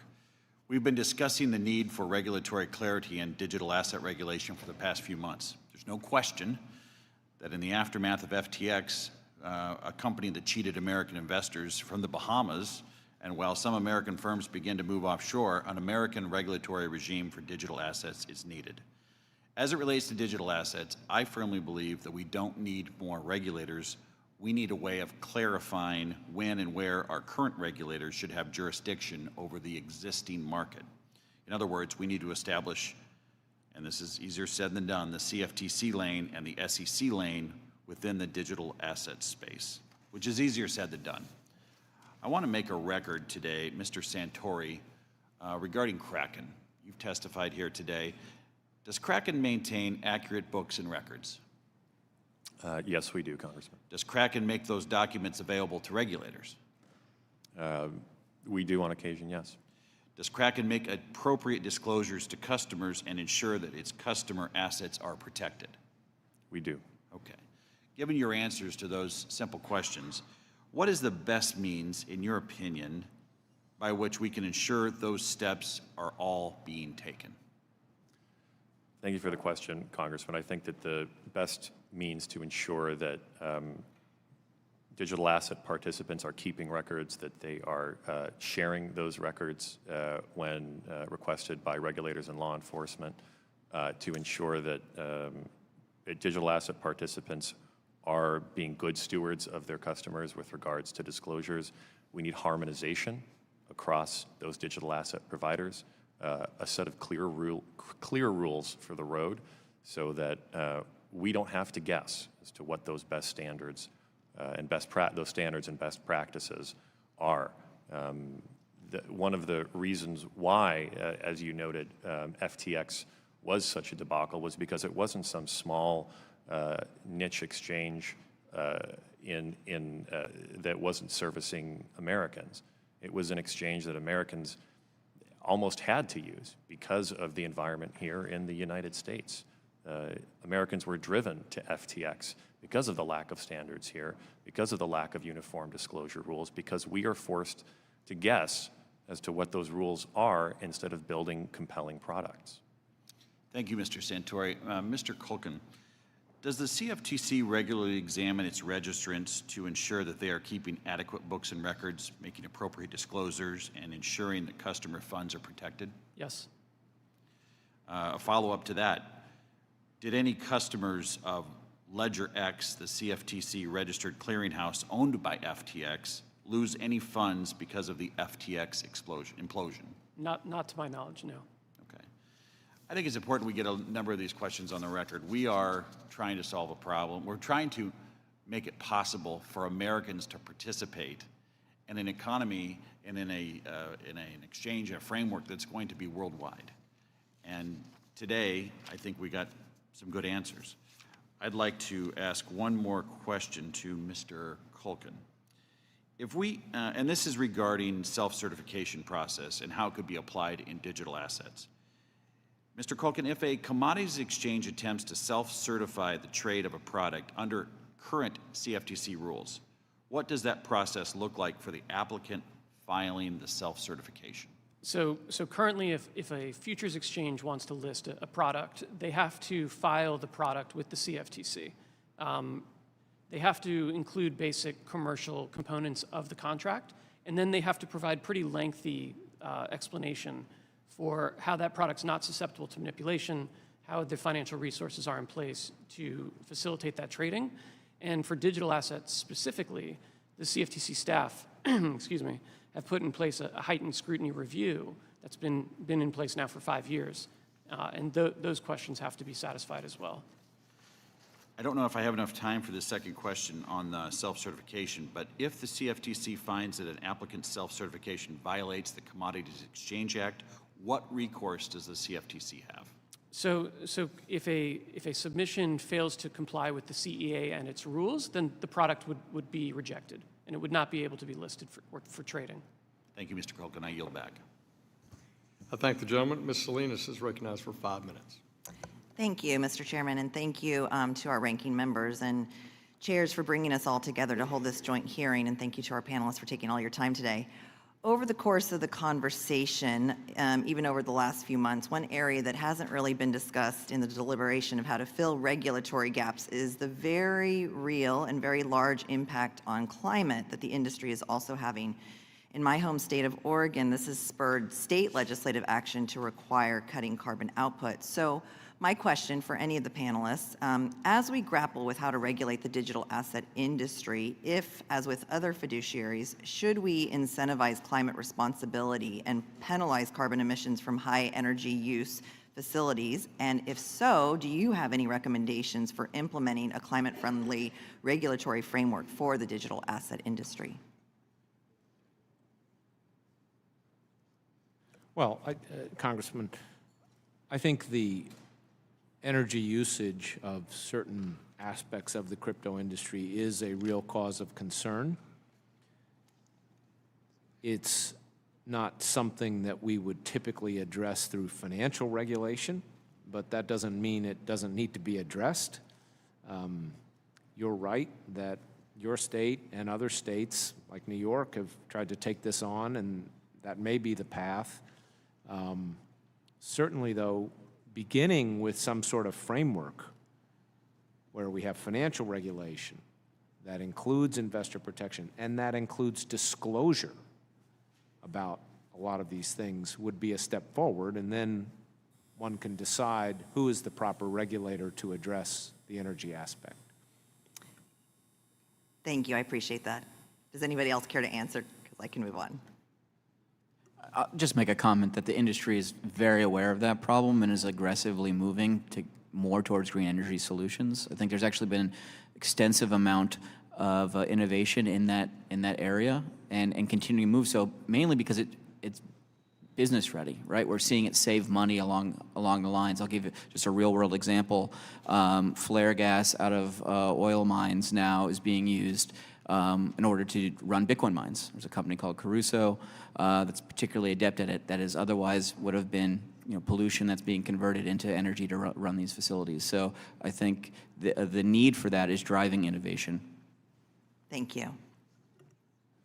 Congresswoman, I also like to add that they're not all the same. According to a mutual study, Polkadot actually has the least carbon footprint in the industry, and the whole consumption in a year equates to only 7 households in Switzerland. So that makes a difference. Thank you. All right, so for many of you, there does seem to be some degree of consensus around needing to regulate based on utility. But what concerns me is that the use cases of crypto assets are still pretty murky. There is also seems to be evidence by the lack of registered securities. Are issuers not able to describe the uses of their own products, or is that the potential product uses are substantially broad and vague? Congresswoman, I think it's some degree of both, but in particular, it's the lack of any kind of regulatory framework that requires disclosure effectively.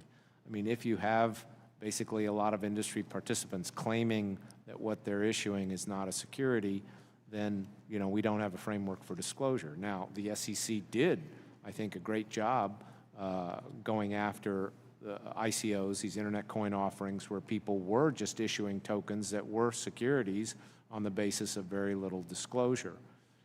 There is also the element of exactly what is the use case. Sometimes you can have a token which has both a utility, but it is still a security. Mm-hmm. The SEC recently won they won a case to that effect, that even though it had a utility component, the token was still a security. So again, it comes back to needing a framework. What I've suggested is create a framework where we don't have to rewrite securities laws, but we get at the issues you're talking about. Thank you. I'd love to just add to that very quickly as well, that a lot of the disclosure requirements, especially in particular into the capital raising components, whether that's Reg CF or Reg A+, are quite counterintuitive. The goal is to find that these assets are decentralized. Most of the disclosure requirements are very centralized disclosures. Who is the operating team, audited financials, business plans. If these things are run by a community of developers, they don't have that information able to disclose. It's just not a viable framework. So we really need to look at potentially shifting that. That will also bring digital assets into the forefront. Thank you. I yield back. Gentlewoman yields back. Mr. Nunn's recognized for 5 minutes. Thank you, Mr. Chair, and appreciate the incredible panel. This has been a good discussion all day long. We've been listening to it as we go through here. Both the work of the Ag Committee and the Financial Services Committee, where I have privilege on getting to serve kind of in this nexus space between where we have digital assets floating between what guys in Iowa know very well on commodities trading and guys in downtown Des Moines know in securities trading. So as a simple Iowa guy here, we've got a digital asset that falls under the CFTC for all things commodities. But if it is a securities, it's going to fall under the SEC. We just had Chairman Gensler in here who claims that every other token than Bitcoin is under the SEC's jurisdiction. including a number of the ones that we've talked about today. In contrast, the CFTC chairman, Bidham, stated that a commodity like what he called Ethereum would be under the Ag Committee's jurisdiction. So, Mr. Kulkin, I'm going to talk with you first based on your background in CFTC. One of the simple questions that we asked before, Ethereum, is it a commodity? Is it a security? So I think it's a commodity, and I say that because there are futures contracts trading on Ethereum, just like soybeans or different gas or energy products. All right, well, that's good to hear, because I think that we've had a lot of people who have talked on it on both ways. My point here is that it's not clear under the current structure to be able to know truly where Ethereum should be traded on or other entities like it. I'm going to ask then, given your experience at CFTC, would you pose the same question on, let's see here, this issue of does the CFTC or any other federal regulator register commodity listings? So let's go back to this question on commodity listings. Does any federal regulator register commodities listings? No, I don't believe so. And let's talk about specifically, there's some conversation earlier on spot commodities listings. Why or why not do we list that? So there's no federal regulator tasked with overseeing the digital commodity spot market right now. Right, so we're in this open space. Let me ask Mr. Santori, you highlighted a great conversation here, in my opinion, the unique elements of crypto being a bipartisan issue, collaborating on toughening the top subjects. Not only is it bicameral, but you're seeing in here it's across multiple committees of jurisdiction in the United States. One of the issues that's most important to me is ensuring that bad actors don't attempt to utilize this crypto to evade enforcement. And that's why I partnered with Representative Himes in introducing the Financial Technology Protection Act, which would bring regulators and industry leaders together to ensure we have standards and regulations that were just highlighted in some places currently are lacking. So in your view, how would such a collaboration be helpful not only to regulators but to the industry writ large? Thank you for the question, Congressman. We applaud that effort. I should say that right out the gate. I think that that what we're here today asking for, these clear rules of the road, would allow us as a global organization to be able to prepare to make additional reporting to the CFTC and the SEC. We would have clear guidelines on what information to record about our customers and about the transactions that occur on our platform. We would have guidelines on how long to keep it. We would have guidelines on how to share it. It's often lost in the shuffle, but the mundane details around actually sharing this much information with multiple regulators is probably the bulk of the discussions that we have today when we work with law enforcement. Kraken makes literally thousands of reports to regulators in the United States and around the world. This can be a daunting task without clarity. So we've seen other entities work on this around their own. The EU, the UK, all developing this area. The United States, currently we're still talking through a very complex conversation. But to your point specifically, recently the CFTC enforcement action against a foreign exchange, the CFTC alleged in that case that foreign exchanges' compliance efforts are a sham and that the company deliberately chose over and over to place profits over the law. Mr. Santori, how does your firm differ in the compliance perspective compared to foreign exchanges with a bad record of compliance? Thank you for the question, Congressman.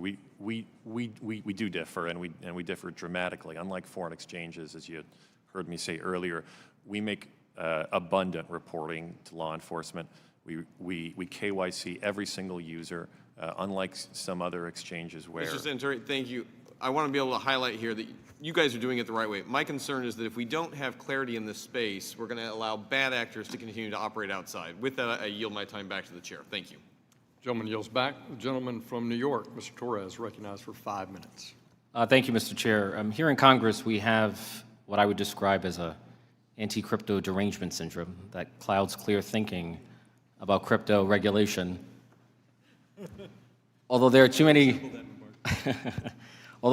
myths to dispel, I will take the occasion to address a few of them. Myth, a statutory framework for crypto, would undermine 9 decades of securities law.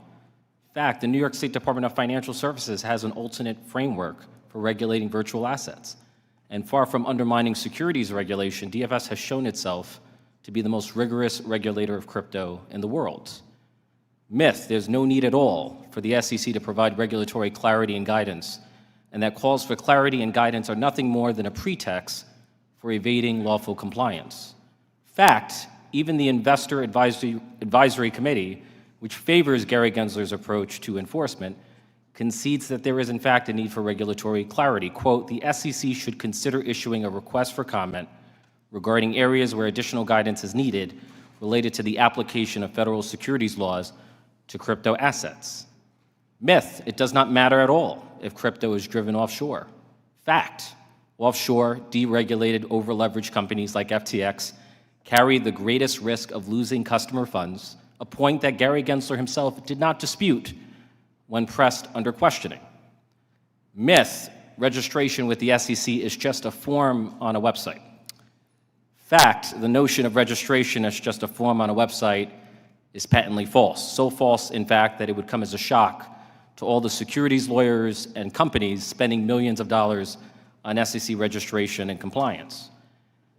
Myth, the SEC has the right to crack down on crypto because the technology has no utility. It does more harm than good. Fact, the SEC is statutorily designed to be a merit-neutral regulator. Even if SEC chair were as omniscient as God himself, he nonetheless has no statutory authority to impose his personal judgment about the merits of crypto and blockchain on those of us who disagree with him. The SEC's only role is to correct information asymmetries and mandate disclosures to protect investors. So my first question, one can imagine a digital asset that begins as a security, but then over time morphs into something else as it becomes decentralized. Ether, for example, was arguably a security at the time of the ICO, but then arguably became a commodity as it became decentralized. If a digital asset no longer has a central team from whose efforts investors expect to derive the profit, should there be a process by which that digital asset transitions from securities regulation to commodities regulation? Mr. Kulkin, do you want to take a shot at that? Congressman, so first, thank you for your remarks. I agree with your sentiment, and I think about these issues as being a former markets regulator. And so it's really not so much whether I think that there's merit to the product, but more that market participants need to be able to come in and know that the market has integrity. There's not fraud, there's not manipulation, activities being surveilled. In terms of transitioning from a security to a commodity, I mentioned this earlier, there's sort of the obvious two endpoints, a token being issued for a capital raise and something that's a good or an article that's relatively fungible. The point at which something transitions is really it's challenging to identify that specific inflection point. And so we can look at the different characteristics of the security. You would agree that whatever regulatory framework we develop would have to delineate that process? Absolutely, yes, sir. But you have no clear sense of how that process should unfold? It really depends on the facts and circumstances. And we've talked today about how these products and these markets are different than traditional debt or securities or equities and so I'm reluctant to point out a clear, bright line here.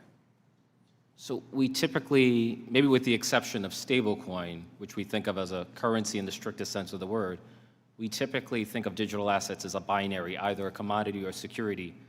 Are those two categories exhaustive, or are there other categories that we should keep in mind? I see you waving your head, so that's...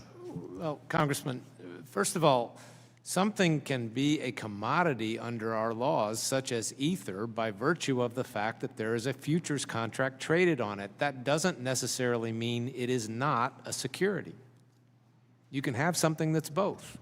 And the question for a lot of these tokens is there still that enterprise behind it that is affecting its value? I'm not saying Ether is still a security, but I'm saying those questions still exist. Yeah. And yes, we need a transition. It's really a transition from when should all the securities laws that go to capital raising stop applying, because you really don't have an entity behind it, an enterprise behind it. We should have a process that addresses that. Okay. Gentleman yields back. Ms. Houchin is recognized for 5 minutes. Thank you, Mr. Chairman. Thank you to the panel. Establishing a clear and thoughtful regulatory framework isn't just important for the digital assets and technologies that already exist.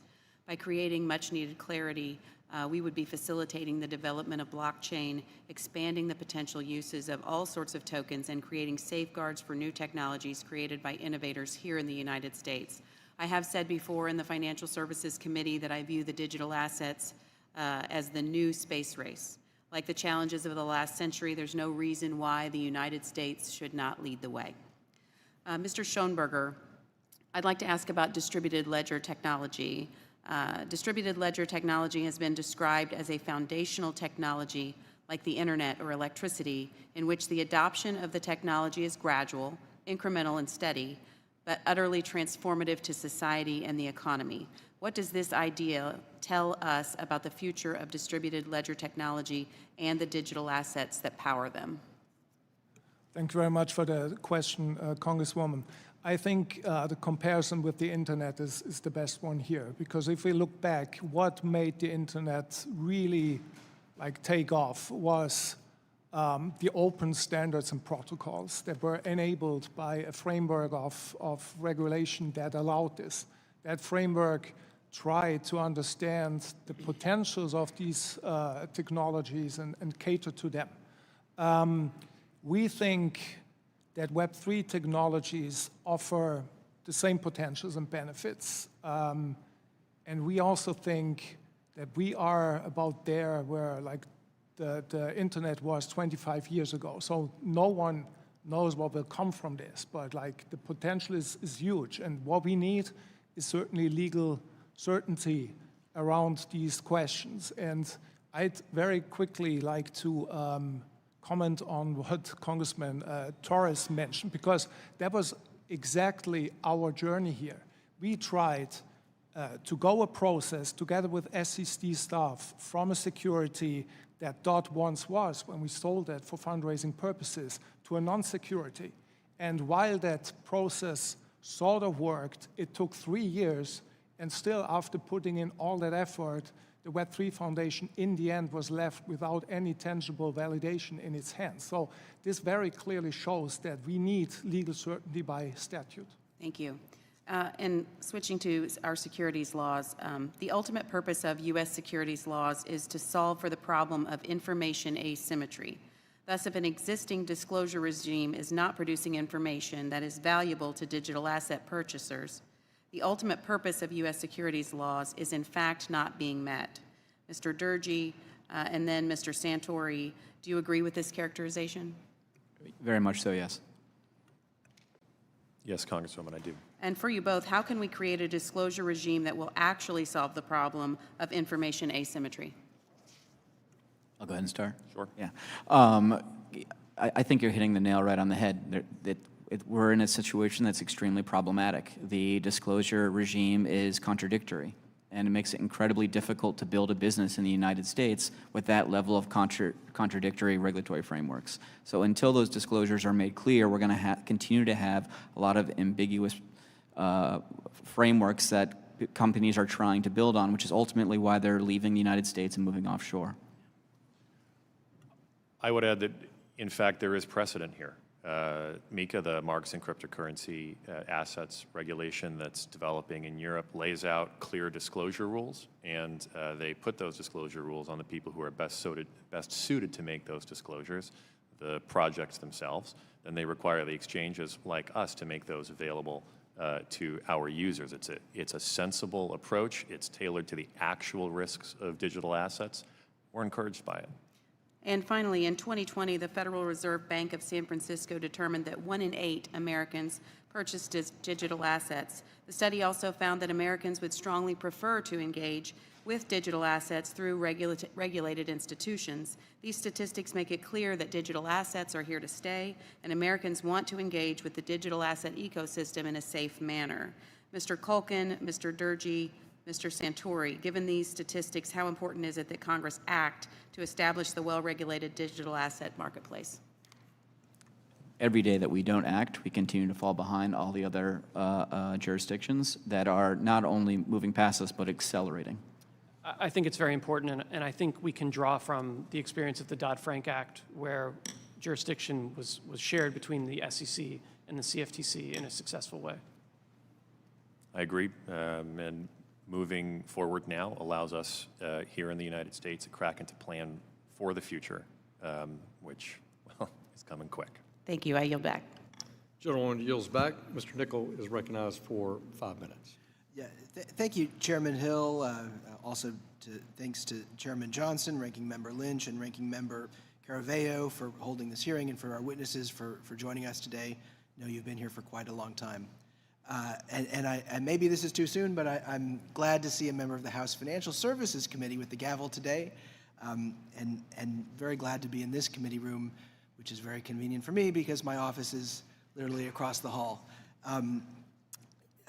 We need to work together in a bipartisan way to develop a framework for regulating digital assets so that we can protect our constituents and harness the benefits of this technology.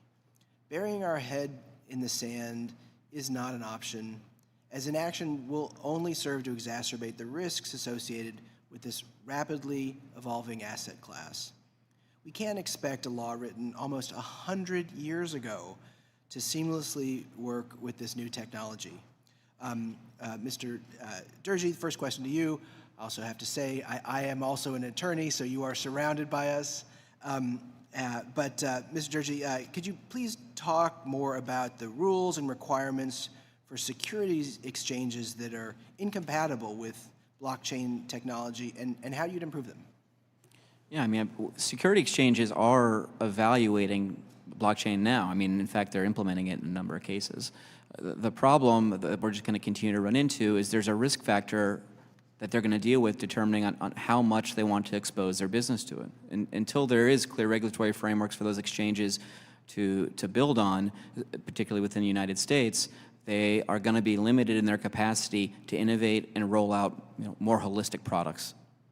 Thanks. And Mr. Santori, next to you, SEC Chair Gensler has consistently said that crypto companies need to, quote unquote, come in and register. I'd like to learn more about what that process actually looks like. In your role as Chief Legal Officer at a crypto exchange, have you tried registering at the SEC, and what has that experience been like for you and other exchanges? Thank you for the question, Congressman. It's become this this meme, this oft repeated saying that we should cryptocurrency and digital asset companies should just come in and register, that it's just a form on the website. It is not. It's unclear to us, and I believe it's unclear to the regulators as well, just what registration means for a digital asset exchange, and for, I would say, every meaningful provider in the digital asset ecosystem. Registration is typically the filing of an S-1 statement, which is the form by which companies spend millions of dollars and many years to go public and become a public company. Frankly, there are a number of securities practitioners in the room. I think we would all be lying if we had any idea how that could possibly work for the product that digital asset companies offer today. There is no realistic path to registration under the existing regime. This is why we're here today, to say that Congress ought to act to clarify that path, to give regulators the tools that they need, to foster this ecosystem, to create fair and efficient markets. This is not 2015. This is not 2012 when I first got into this industry. This is not a question of education.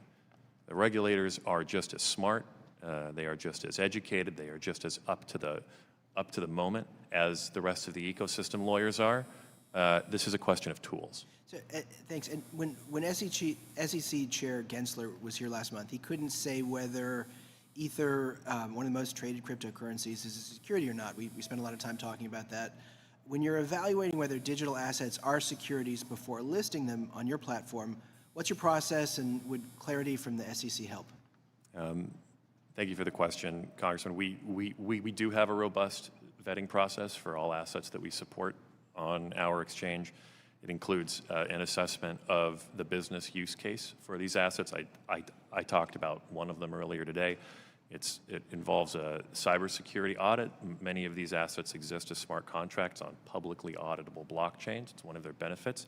And third, of course, we evaluate these assets for whether or not they would fall under any particular regulatory regime, either here in the US and the United States.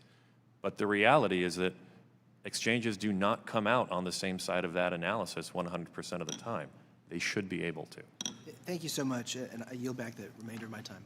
Gentleman yields back. The gentleman from Illinois is next, Mr. Jackson, who's coming forward to the microphone with great haste.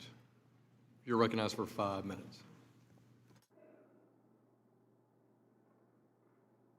Thank you, Mr. Hill. Thank you all, the ranking members, and thank you, panelists, for coming out today. I have a concern being in Chicago, Illinois' 1st District, where we have the Chicago Mercantile Exchange, Chicago Board of Trade, Chicago Board of Options, and I would like to see this technology continue to stay housed in the United States of America to make sure that we have a competitive edge. And I am concerned about MiCA and the platform, a regulatory framework that's been negotiated out across the European Union. It seems like we're lagging. What is it that we can do to make sure with all alacrity and due speed that we can keep this where the world looks at this as the safest, deepest, best marketplace to continue to invest in crypto and innovate this technology? Anyone's certainly welcome. Yeah, happy to start. And if you're scared of what's happening in Europe with MiCA, you're going to be terrified when you see the UK regulations come out next, which are going to have substantially more weight and be far more robust. So as we start to look at all the different jurisdictions, whether that's UK or European Union as far as MiCA, and I had mentioned VARA and Singapore with MAS, Tokyo, et cetera, collectively they're looking at what each one of them is rolling out and figuring out how they're going to be able to work together ultimately to move this industry forward. This might be the first time that we see an emerging technology that ends up finding its way outside of the United States predominantly, in a technology that is still very nascent. As I mentioned, it's only been around now for 13 years, but growing and accelerating at a pace that we really haven't seen before. So I caution everyone here that if we don't move forward and we don't do something, and if MiCA is something that you're worried about, the next book to drop is going to be pretty severe. If I may add, I think there's a lot of reasons why we have the strongest capital markets in the world and the strongest financial system.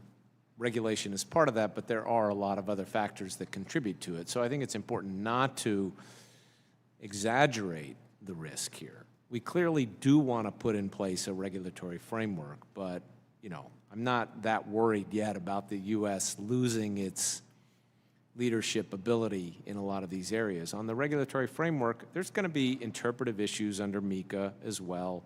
Frankly, when you look at MiCA, it applies to crypto assets and it excludes anything that's a financial instrument. Their definition of a financial instrument includes sort of what we define as a security. So they're going to have some interpretive questions there too.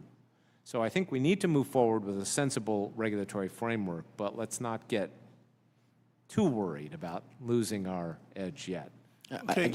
My concern, following up on that, if you would, is that when we look at the weekend collapse of an SVB, look at Republic, this isn't the bank run of old where someone's standing outside around the corner. These are people that are picking up their phones and pulling out $100 billion in a day, in 2 days. So I do think that there's a certain heightened sense of urgency. I'm sorry, Mr. Dury. Yeah, no, I was just going to comment, we're talking about the U.S. as a financial superpower. I don't think that's going to change. What we really need to be talking about is from the innovation perspective, the technology components that are going to be leaving the U.S. and developing other technologies outside of potential financial frameworks that the U.S. will not be the ones that own. That is the area that we are certainly the most concerned about. It's when in the opening testimony I discussed that we're going to talk about the speculative nature of the industry, and that's all well and good, but it's the technological innovation component is the area that we really can't forget. I yield back my time. Thank you, Chairman. Thank you, Mr. Jackson. The gentleman yields back. Mr. Green of Texas is recognized for 5 minutes. Thank you, Mr. Chairman.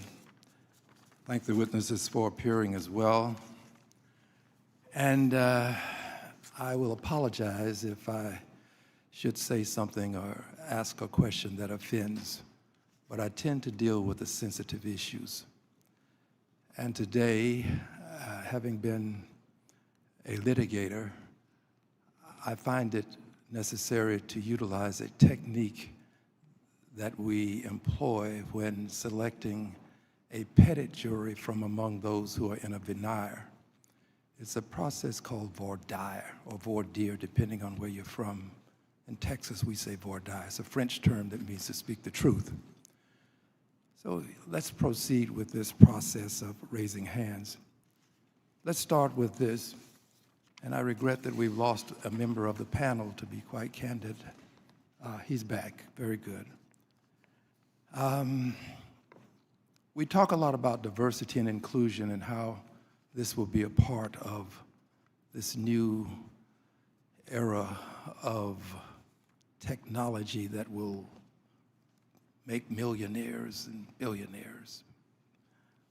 And I'd like to ask you a few questions about diversity and inclusion. Does it include both males and females, diversity and inclusion? If you think so, raise a hand so that I don't have to ask each one of you. You think it includes males and females? All right, let the record reflect that all hands were raised. That would be 2, 4, 6 hands up. Do you define yourself as a female? If so, kindly extend a hand into the air. Let the record reflect that none of the witnesses would be defined as a female. Do you know any females who would be capable, competent, and qualified to sit on this panel? One hand's up already, there. They all know females who would be capable, competent, and qualified to sit on this panel. Would they bring something to this debate that would be not only of interest, but that would be beneficial to what we're trying to accomplish? Hands up, all agree. Now, does diversity and inclusion include people of color? Raise your hand if you think so. Let the record reflect that they all think so. And do you know any people of color who would be capable, competent, and qualified to sit on this panel? Hands up, please. A nodding of head won't do. All hands have been raised. Let the record reflect such. I'm asking these questions because, unfortunately, we tend to see diversity and inclusion at the end of a process. I think it starts right here today with you. But I don't have time to go on with this. Let's go to another area that's exceedingly important. It's been said that whether the SEC or CFTC is empowered to do this, that there will be a need for additional tools. That's what's been said by Mr. Santori. Let's talk about additional funding. I think, Mr. Massad, you've said as much. Additional funding. It appears to me that my colleagues would propose cuts to align with the 2024 FYI 2024 with the 2022 FYI levels. And in so doing, this would impose a $91 million cut, or about 22%. Mr. Massad, would such a cut hurt the CFTC and its functionality? Absolutely. Would it hurt the SEC if it is cut? Absolutely. Do you think that there will have to be an increase, regardless as to how this is done, there will have to be some increase in funding? Yes, if you're going to increase an agency's duties and responsibilities, you need to give it additional resources to do that. All right, I have 18 seconds left. If you agree with Mr. Massad, would you raise your hand, please? So, Mr. Santori, you don't think that there would have to be an additional funding? No, that's not what I'm saying. Well, but that's my question. Do you think that there would have to be additional funding? I think it would depend on the jurisdiction that ultimately was granted to the SEC and the CFTC. There could very well be areas where that jurisdiction ought to be changed. All right, I'm sorry I can't pursue this more, but thank you, Mr. Chairman. The gentleman yields. Mr. Sherman of California is recognized for 5 minutes. I want to thank Mr. Green for pointing out the need for diversity in gender, diversity in ethnicity and race. We also need diversity in viewpoint. We've got a whole panel here, none of whom have said the basic question is, should we allow cryptocurrencies to go forward in the United States? The purpose of our capital markets for working American families is to finance factories and businesses where they can work at blue and white collar jobs and create products that help them in their daily lives. The purpose of our capital markets is to harness the animal spirits, the willingness to invest, and to fund housing and factories and jobs. What this does is it diverts that to something that is a system of a new hidden money system. It says so right in the name. Cryptocurrency literally means hidden money. And to create a tool that has its announced purpose by its most prominent supporters to defeat our sanctions laws, to defeat our tax laws. And it's not that all of you who are in this industry are unwilling to abide by our sanctions laws and our tax laws. It's simply that you think you can make billions of dollars by building a valuable tool for those who do want to cheat on our taxes and do want to evade our sanctions laws and our money laundering laws. We're told, oh, we're going to fear of missing out. Other countries could get ahead of us. Peru is ahead of us in cocaine cultivation. China is ahead of us in organ harvesting, and the Cayman Islands is ahead of us in innovative tax haven fraud. I do not see the need to catch up. We speak as if this whole idea of creating tools that will turn the income tax into just a tax on wage earners and make it voluntary for the very rich as something new, because you guys are using the internet, because this industry uses the internet. It's nothing new. We had tax evasion tools last century, and we blocked them. The most valuable tool was the multi-billion-dollar bearer bond. One piece of paper earns interest, totally untraceable, and we prohibited people from issuing them. We, of course, have a $100 bill. It's worth $10 from what it was 100 years ago.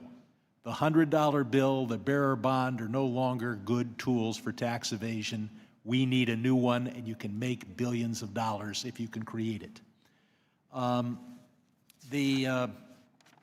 All the money and power in this town is on the side of the crypto billionaire bros. There's no lobbyist in this town. There's no executive. Nobody's making $1 million to advocate for tax enforcement. Nobody is being paid to make sure that we enforce our sanctions laws and our money laundering laws, at least not to be lobbyists and not to make millions. And I think it was Mr. Kasten who reminded us of Sam Bankman-Fried. He still haunts these halls. His purpose was give a patina of regulation to this industry by defeating the SEC's efforts. I don't want to say that I'm against blockchain. It's an accounting system. I'm against multi-million-dollar bearer bonds. I'm not against paper, and I'm not against ink. Mr. Massad, if many of these crypto tokens are securities, many of those sold on exchanges are securities. If in any other field of our capital markets, if you had an unregistered exchange where you could buy and sell unregistered securities, wouldn't that be a violation of just about every securities law we've got? Yes, sir. That would be a problem. So why is the SEC that would immediately shut down a stock exchange where you had unregistered stock being publicly sold, and which an unregistered, they seem unwilling to enforce the law in this area, whereas certainly if it was stocks and bonds, they'd enforce it immediately. Can you explain why they're not enforcing it? Well, I think the SEC has brought a number of enforcement cases. I think it's important to remember. But they haven't shut down the businesses that are represented here, and if these businesses were doing unregistered equity securities, they'd shut them down. I can't comment It just shows the power of the billionaire bros, and I yield back. Gentleman yields back. Recognize the chairman of the House Financial Services Committee, Mr. McHenry from North Carolina, for 5 minutes. Well, I want to thank the panel. I want to thank the Ag Committee members, the Financial Service Committee members for a vibrant discussion today. I think one thing that was talked about is the efforts of other countries. And Mr. Schoenberger, what does it mean for the U.S. and Americans that the UK and the European Union are ahead of us on regulatory structure for crypto? What does that mean? Thanks, Congressman. I would add Switzerland to this because this is simply where the Web3 Foundation is at home. I said this before here. It was a very deliberate decision of the foundation to be headquartered there because of the legal certainty. Well, what does it mean for the United States and Americans that we're behind in a regulatory structure here? I can only speculate what others would do, but if the foundation perceives it that way, that it might be better to be somewhere else, others might think that too. So the innovation happens somewhere else, the value accrual and the jobs accrue somewhere else. So Mr. Kulkin and Mr. Santori, based on the discussions today, what are the most important next steps that Congress can take? And is there urgency? So, Chair McHenry, I think in terms of incremental next steps, clarity from Congress that CFTC has oversight over digital commodity spot markets would bring a number of protections to those markets and participants, things like segregation of customer funds, clarity on treatment of customer property in the event of a bankruptcy, surveillance of the market activity. Those, in my mind, are the next logical steps here. Okay, consumer protection, fostering innovation, the tandem. Yes. Okay. I agree with those themes. I'd say specifically a functional standard and a process for drawing clear lines between the SEC and the CFTC, a workable registration path for exchanges like Kraken, clarification that the CFTC does have oversight over spot markets, and of course, putting in place workable transition arrangements for exchanges like ours and other participants. In your view? I view this as urgent. Why? We cannot plan. We cannot plan how to put in place the tools, processes, and procedures that we use to protect consumers, to make reporting to law enforcement. And we cannot plan to hire new personnel, to expand our physical presence, to develop software tools. Planning is key for us. We've been around for 11 years. We plan to be around for a lot longer than 11 more. So on that lack of planning, what does that actually mean, though? Because you're talking about your problems. Tell me about the American people's problems if this is the case. What are we missing out on? Yeah, Consumer protection is what we're missing out on. Number one, there's not clarity of this stuff. There's not clear rules of the road on whose rights there are for these assets. There's a lack of clarity. That's right, The lack of clarity doesn't mean better things for the consumer. Is that fair? That's right. It means a worse environment for consumers. We cannot build the tools that we need to protect them. We cannot invest to build. So if my colleagues think that there is nothing to the digital assets, there is nothing to be valued from there, that there is nothing from an open, permissionless exchange that is visible to all, that law enforcement can track, there's no value to that. You would still want to have consumer protections. You would still want to have rule of law here to make sure there's enforceability of rights and protections of consumers' property, right? Yes, even if you hated it. Would. And if you love it, then you're missing out on the innovation, the job creation, the technical transmission of new value. All right. So what are the takeaways today? I think to recap on today, a couple things are clear.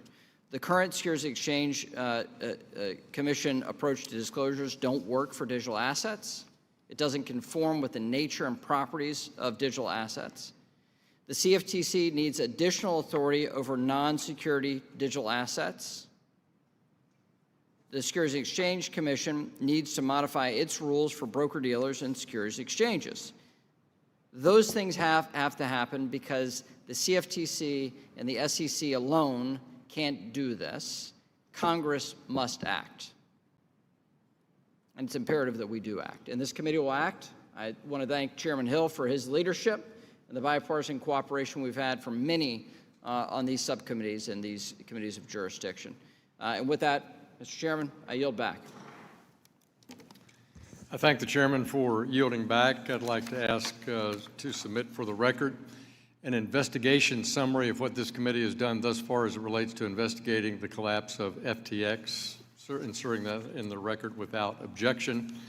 And I'd like to say that a couple of takeaways I have from listening today is that, you know, I've heard from the panel, we're not tying the hands of the SEC or the CFTC. In fact, just the inverse. We're trying to provide clarity and direction and statutory authority for those agencies to do their job and do it more effectively, and that in turn clears up the confusion that, for example, the Binance case has, that there is confusing statutory jurisdiction between those two agencies. And what a great way to summarize it by the fact that we've had a collaborative joint hearing of the House Agriculture Committee and the House Financial Services Committee to illuminate exactly those points and the need for a framework to be put in place. I want to thank my colleagues for their participation today on both sides of the aisle in both committees.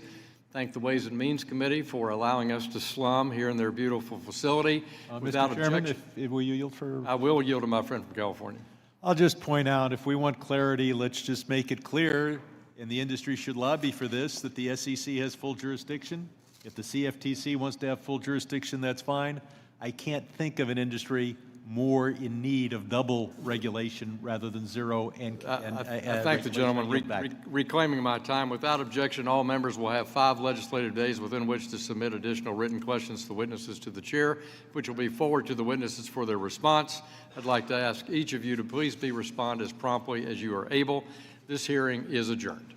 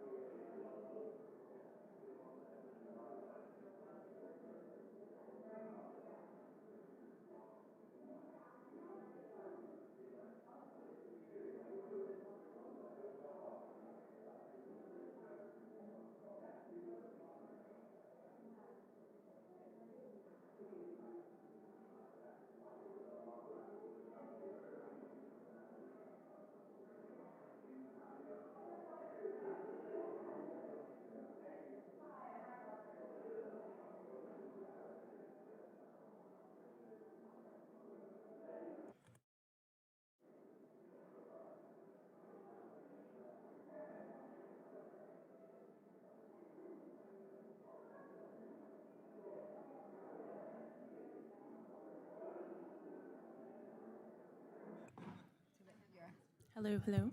All right, great.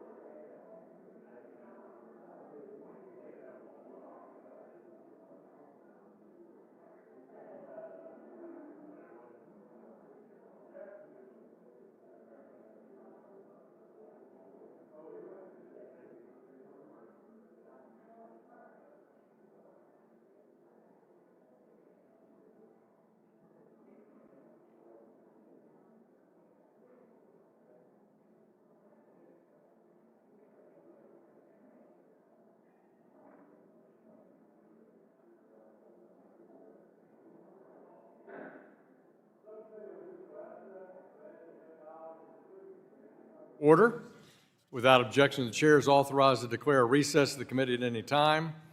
This hearing is entitled, "The Future of Digital Assets, Identifying Regulatory Gaps in the Digital Asset Market Structure." Without objection, all members will have 5 legislative days within which to submit extraneous materials to the chair for inclusion in the record. I recognize myself for 4 minutes for an opening statement. Well, thank you for joining us at today's hearing entitled The Future of Digital Assets, Identifying the Regulatory Gaps in the Digital Asset Market Structure. We've got a unique opportunity as members of this subcommittee to be on the cutting edge of crafting an effective, functional regulatory system for the digital assets ecosystem. At this very moment, Chair Johnson and members of the House Agriculture Committee are also holding a similar hearing discussing this same issue. That means that more than 40 members of the U.S. House have an opportunity to work together to ensure that our regulatory framework embodies the key principles of the same activity, same risk, same regulation. Moreover, we'll be holding a joint hearing next month of the House Agriculture Committee to explore these issues together. 2 committees working hand in hand on a joint legislative product like this is unprecedented, and I believe it vastly increases our chances of getting it right. Why is legislation needed? The SEC and the CFTC have created an impossible situation where the same firms are subject to competing enforcement actions by the 2 different agencies. Absent legislation, our regulators are only pushing entrepreneurs, developers, and job creators offshore out of the U.S. system. We have a responsibility to protect our constituents. There are glaring gaps in consumer and investor protections, and regulation by enforcement does nothing to fill that gap. And contrary to arguments by some that the problem is simply nonconformity or noncompliance, it's much more complicated than that. Also, money transmission licenses, as Mr. Gorfine notices, points out, they're insufficient in scope. So today we're going to dive into the current rules that govern our securities and commodity markets and assess how we can address these potential gaps. First, we'll examine the current test to determine if a digital asset is offered as a part of an investment contract and therefore a security. Currently, the SEC and the CFTC disagree on the classification of many digital assets, which is unworkable for entrepreneurs and consumers. The agencies need direction from Congress. Second, the current disclosure regime does not produce information that a reasonable consumer would need to know before considering the purchase of a digital asset. The information that's relevant to the purchaser of a digital asset is different from the information that's relevant when an investor considers purchasing a stock of a public company. Third, we'll explore whether digital asset trading platforms perfectly fit under existing laws and regulations and the rules applicable to digital asset trading platforms. We've got a diverse, knowledgeable panel before us today. Their experiences will help us understand how we can fill these gaps and build a better, more functioning framework. I implore members of this subcommittee to be thoughtful and open-minded with their questions as we seek to take a deep dive into the current regulatory requirements. I look forward to working together on both sides of the aisle to craft the digital asset market structure framework and lead in the right way. And now let me recognize the ranking member for a 4-minute opening statement. Thank you very much, Mr. Chairman. And I realize today is Take Your Child to Work Day. So some of our staff... So you brought Bill Foster? No, he's much younger than my son. My dad was an iron worker, so he did not take me to work, thankfully. But anyway, I want to thank you, Mr. Chairman, for holding this hearing, and I thank our witnesses for your willingness to share your expertise and to help this committee with its work. As we consider the future of digital assets, I believe this is an important opportunity to really understand the intended and unintended impacts on our traditional financial system that might come about as our collective efforts combine to change the regulatory landscape for some of these digital products. This hearing focuses on possible gaps in regulation and the need for legislation to fill those gaps, which is a fair and legitimate topic. I do have some concerns, however, that we may be feeding into a narrative that has been shaped by the digital assets industry itself and turn into attacks on the regulatory structure and those individuals leading the regulatory institutions. Digital asset companies often claim that their technology is incompatible with existing law and regulation, when in reality, it may be simply that their business models are incompatible with existing law. Over the last couple of years, as the digital asset space has matured, there have been ongoing questions about the ways in which digital assets should be regulated. The industry continues to claim that it lacks regulatory clarity and that its products are so innovative they require their own regulatory regime. The financial services industry has innovated for decades and will likely continue to do so.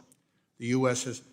has a comprehensive and long-standing framework of securities law and rules designed to protect investors, promote market integrity, and facilitate capital formation. As I've stated before, I align with the SEC Chair Gensler's assertion that most crypto assets are indeed securities and should be regulated as such. Chair Gensler has called for cryptocurrency intermediaries to register with the SEC, warning that they may be subject to enforcement action if they do not do so.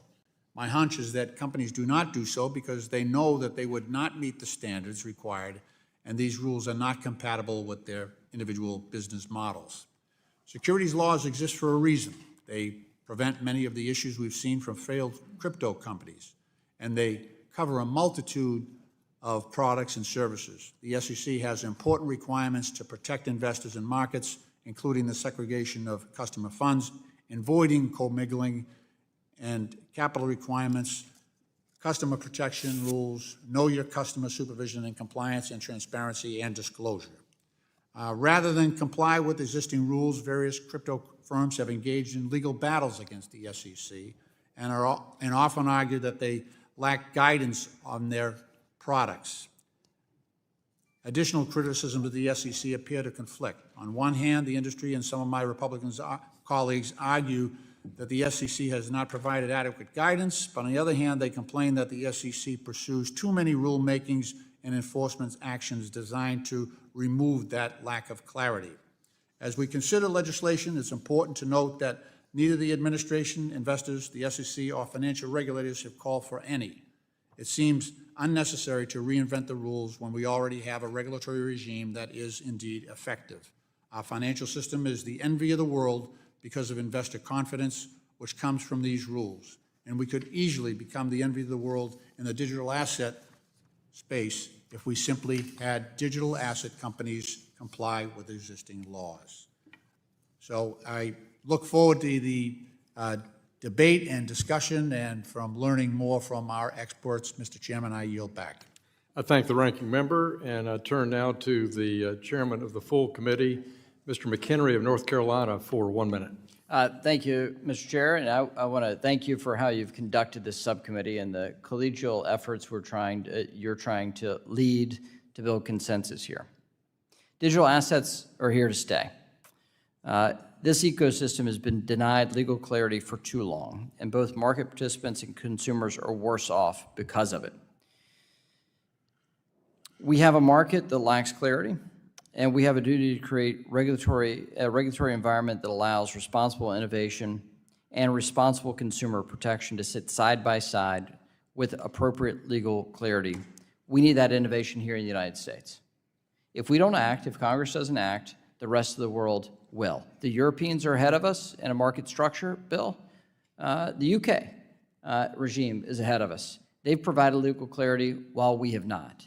We need to do our work, and it starts here in this subcommittee with these members. And I want to thank this panel for their expertise in bringing forward ideas on how to protect consumers and ensure innovation happens here. Yield back. I thank the chairman, and now it's my pleasure to call on the ranking member of the full committee, Mrs. Waters of California, for 1 minute. Thank you very much. Last week, I questioned SEC's Chair Gensler if the agency has the authorities it needs to bring crypto companies and exchanges into compliance with our securities laws, which have served investors and the markets for the past 90 years. His response was unequivocally yes, and the SEC's success in the courts proves his point. Despite what those across the aisle may say, we do not need to create an entirely new and special framework for crypto. We already have one. Rather, crypto firms, like other tech companies before them, must recognize that they are not exceptional. They need to comply with the laws of the land. To the extent there are actual gaps in our laws, such as limitations on the SEC's reach overseas, we should focus on those and not on creating more complexity through a whole new regulatory framework. Later on, I hope I will be able to ask some questions. I yield back, and thank you very much. I thank the ranking member. Today, we welcome the testimony of a great panel of witnesses. Marta Belcher is the president and chair of Filecoin Foundation, as well as the general counsel and head of policy for Protocol Labs. Daniel Gorfine is an adjunct professor of law at Georgetown Law School, as well as the founder and CEO of Gattaca Horizons, LLC. Previously, he was the CFTC's first chief innovation officer and director of Lab CFTC. Joshua Rivera, Mr. Rivera serves as general counsel of Blockchain Capital, a leading venture capital firm in the industry. Zachary Zywahorn is a partner at Davis Polk, where he specializes in financial institutions, fintech, and digital assets. And finally, our panel includes Hillary Allen. Ms. Allen is professor of law and associate dean for scholarship at American University and Washington College of Law. where she teaches courses on banking, securities regulation, and business associations. We thank each of you for taking time to be with us today. Each of you will be recognized for 5 minutes to give an oral presentation of your testimony without objection. Each of your written statements will be made a full part of our record. Mrs. Belcher, we'll start with you. You have 5 minutes. Thank you, Chairman Hill, Ranking Member Lynch, Chairman McHenry, and Ranking Member Waters for inviting me to testify today. I'm Marta Belcher. I'm president and chair of Filecoin Foundation, one of many organizations working on a cryptocurrency called Filecoin. While this hearing is in the Committee on Financial Services, I want to emphasize today that cryptocurrency is about so much more than finance. Cryptocurrency is already creating a better internet, providing an alternative to big tech that puts people in control of their own data. This technology is also preserving some of the world's most important information, including government data, evidence of human rights abuses, and critical scientific data sets. Today, I'd like to explain how. Today's internet is centralized. The vast majority of data is stored by 3 companies: Amazon, Microsoft, and Google. This creates single points of failure. When these companies suffer blackouts, large swaths of the web go down for hours. This also means that we live our lives through a handful of corporations. We have no choice but to trust them with our data, and they have unilateral control over what we can do and say online. Cryptocurrency provides an alternative.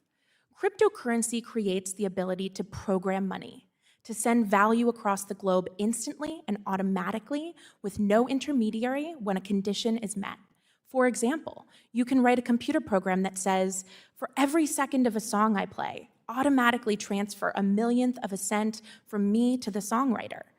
Filecoin uses programmable money to create a decentralized file storage network. It's like Airbnb for file storage. You can rent out your digital storage space to people who pay you to store their files or pieces of their files. A computer program regularly checks that you're still storing the files, and you are automatically paid in Filecoin. Using the Filecoin token enables the network to operate in a way that is peer-to-peer, instant, automatic, and trustless. Filecoin is a foundational technology for the next generation of the web. Filecoin puts users in control of their data, finally giving them an alternative to big tech. It also allows users to store many copies of their files, so data remains accessible even if some devices fail.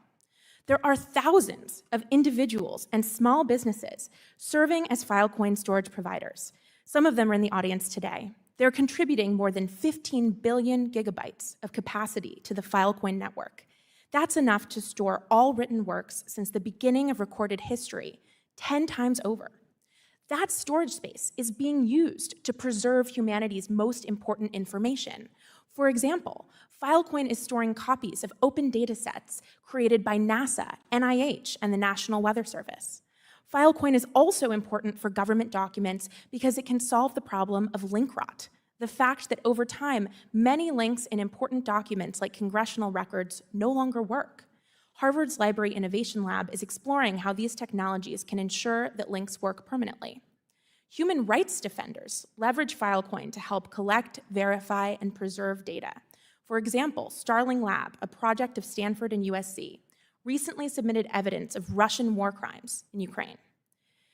They submitted that to the International Criminal Court and used Filecoin to both preserve this digital evidence and also verify that it was authentic and had not been tampered with.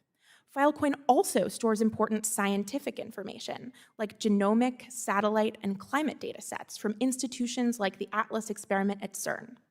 Filecoin Foundation is also working with Lockheed Martin on a satellite launch to demonstrate how the technology underlying Filecoin can speed up communications in space. As these examples show, cryptocurrency is about so much more than financial services, and regulating cryptocurrencies like financial services could undermine these valuable use cases. Regulations that insert intermediaries and add friction are incompatible with these technologies. It is critical that any cryptocurrency regulation protects users' ability to transact directly with each other. It is critical to recognize the open source, decentralized nature of this technology and to acknowledge our country's free speech protections for writing computer code. And it is critical to provide clarity, safe harbors, and compliance on-ramps so that innovators can continue to operate in the United States.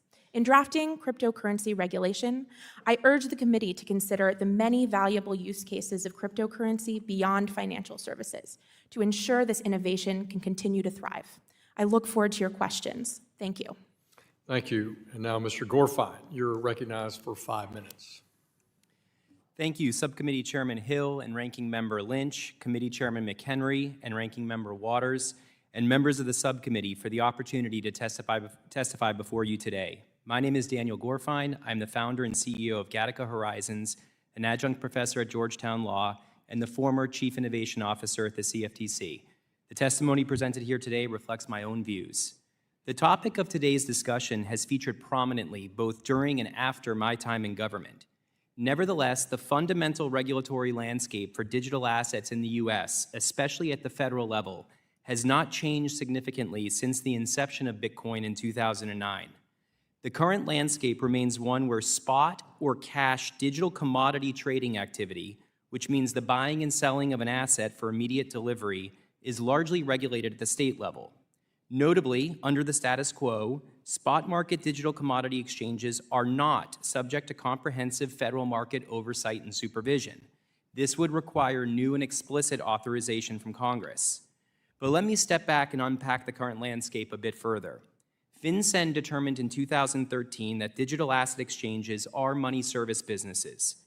Following FinCEN, many states have required exchanges to secure a money transmission license pursuant to each state's respective law.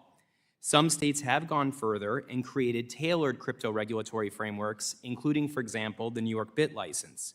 State frameworks do impose meaningful requirements on intermediaries. These frameworks do not, however, uniformly impose the same types of markets and trading oversight as is common with federal market regulation. For example, state money transmitter regulation would typically not impose market surveillance requirements intended to detect fraudulent or manipulative trading activity, including wash trading and spoofing. Beyond FinCEN in the states, the CFTC, the SEC, and the federal banking regulators apply their respective rules depending on the type of digital asset and intermediary and the involved activity. The CFTC's jurisdiction over digital assets was established in 2015 when the Commission determined that Bitcoin met the definition of commodity. However, the CFTC's jurisdiction over spot commodity markets is quite limited. While the CFTC does have enforcement authority to police for fraud and manipulation, this authority is backward-looking and invoked only when wrongdoing is suspected. And this authority is not oversight authority, which entails rulemaking and the registration and regular examination of intermediaries. This key point is commonly confused because the CFTC does have authority over derivatives products that may be predicated on an underlying commodity, for example, oil, gold, or even Bitcoin futures contracts. Involved intermediaries are then subject to CFTC requirements, including with respect to registration, trade surveillance, and customer education and protection. Since 2018, the CFTC has overseen well-regulated, robust, and transparent Bitcoin futures and options markets. These products were offered under the CFTC's tailored heightened review framework in order to address unique digital commodity characteristics, including their high degree of retail participation and unique custody considerations. The CFTC accordingly established the basis for differential treatment of digital commodities and ensured that Americans have access to well-regulated markets. This outcome is far preferable to seeing investors lured to offshore illegal derivatives exchanges that are prone to fraud and financial crime. With respect to the SEC, it has broadly asserted its enforcement authority and suggested that many cryptocurrencies are securities. While many enforcement actions, especially during the ICO mania, targeted clear cases of an issuer selling tokens to raise capital or defraud investors, there remains a lack of clarity in determining when an asset is a security. This ambiguity has implications since market participants and regulators alike may struggle in determining which rules apply. Looking ahead, while some states like New York have developed mature regulatory frameworks, there is no current federal market regulator overseeing spot digital commodity markets. By statute, the CFTC is a principles-based regulator established by Congress to deter and prevent price manipulation, uphold market integrity, protect market participants, and promote responsible innovation. The CFTC, however, would need specific statutory authority to oversee spot digital commodity markets. Additionally, even if the CFTC were granted such authority, it would still be necessary to increase definitional clarity regarding when a token is or is not a security. This is an area where more work needs to be done, whether by the courts, regulators, or Congress. Today's panel, as well as many others before us, have identified existing gaps and opportunities to create a more efficient and comprehensive national regulatory framework. Against this backdrop, I think there is a great opportunity for policymakers to work collaboratively to craft that framework in order to ensure the responsible development of digital assets and markets in the U.S. Thank you, and I'm happy to answer any questions you may have. Thank you very much. Mr. Rivera, you're now recognized for 5 minutes for your oral presentation. Thank you, Chairman Hill and Ranking Member Lynch, Chairman McHenry and Ranking Member Waters, and the members of the subcommittee for inviting me to testify today. My name is Joshua Rivera. I serve as General Counsel of Blockchain Capital, a venture capital firm focused on digital assets technology. I'm a lawyer by training and practice and have represented traditional global financial institutions in various financial transactions, including capital markets, financings, mergers and acquisitions, and asset management. I also have the great privilege of sitting on our investment committee at Blockchain Capital and participating in the critical investment decisions we make on behalf of our limited partners.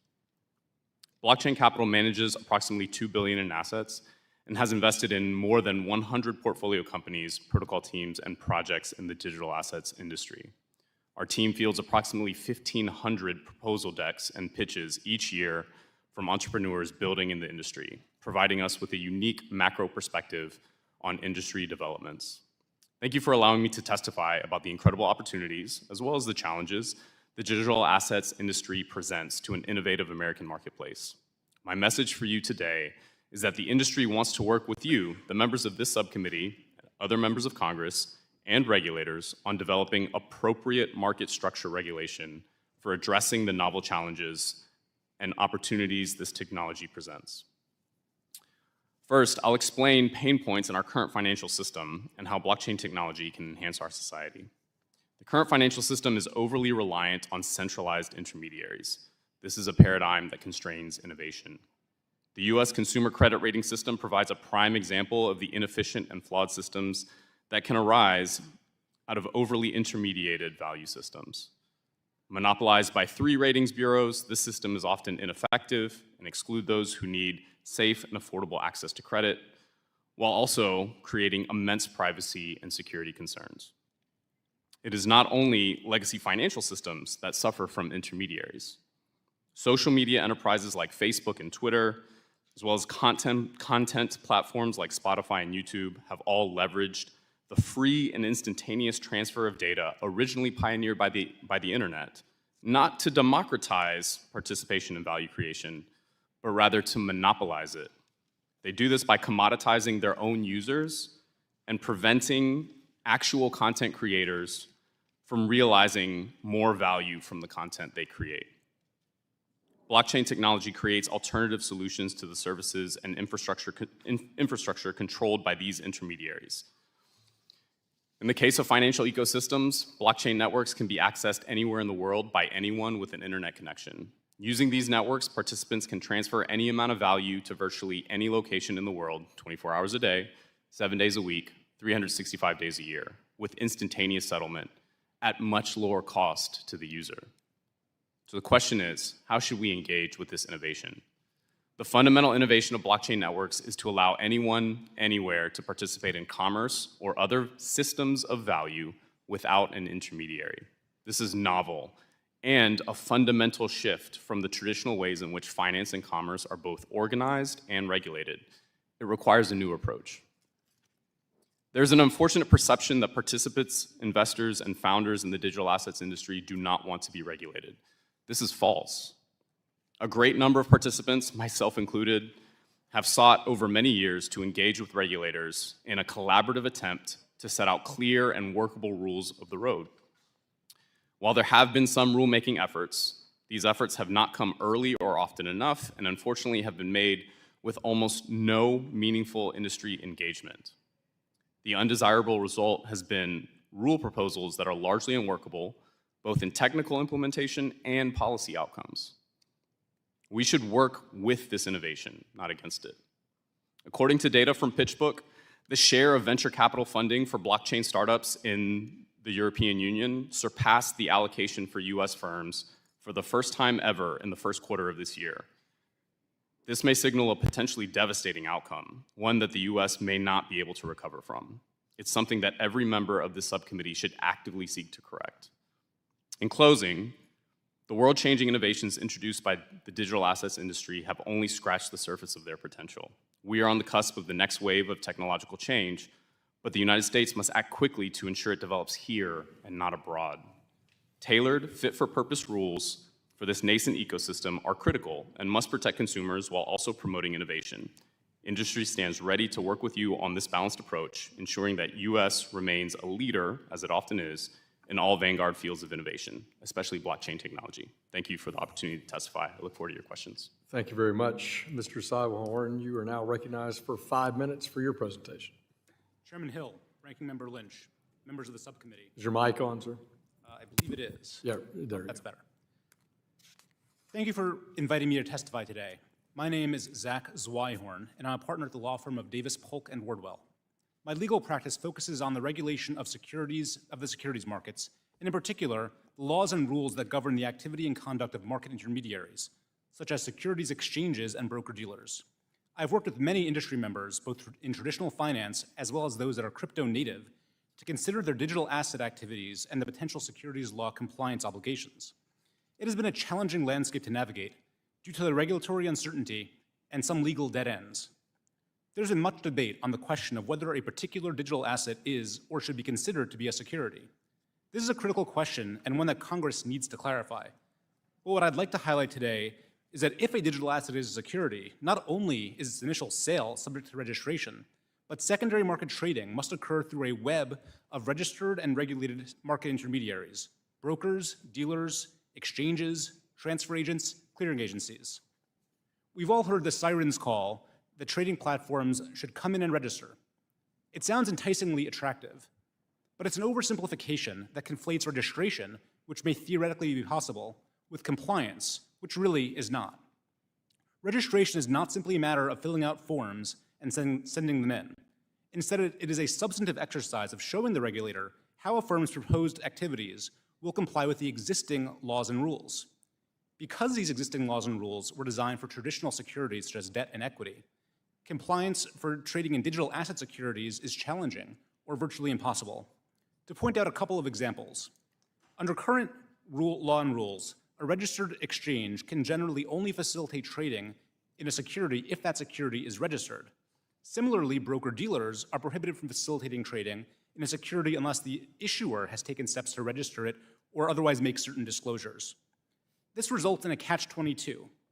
An intermediary is required to register with the SEC in order to facilitate trading, but if it has registered with the SEC, it is prohibited from facilitating trading unless the issuer, somebody different than the intermediary that it can't control, has taken further steps and actions.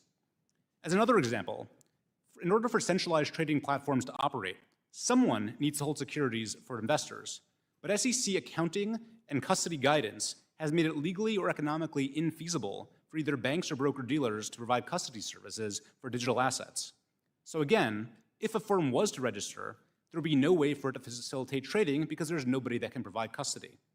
In light of these and other challenges, absent a litany of exemptions or new guidance from the SEC, a digital asset securities that did seek to register with the SEC would have its application rejected.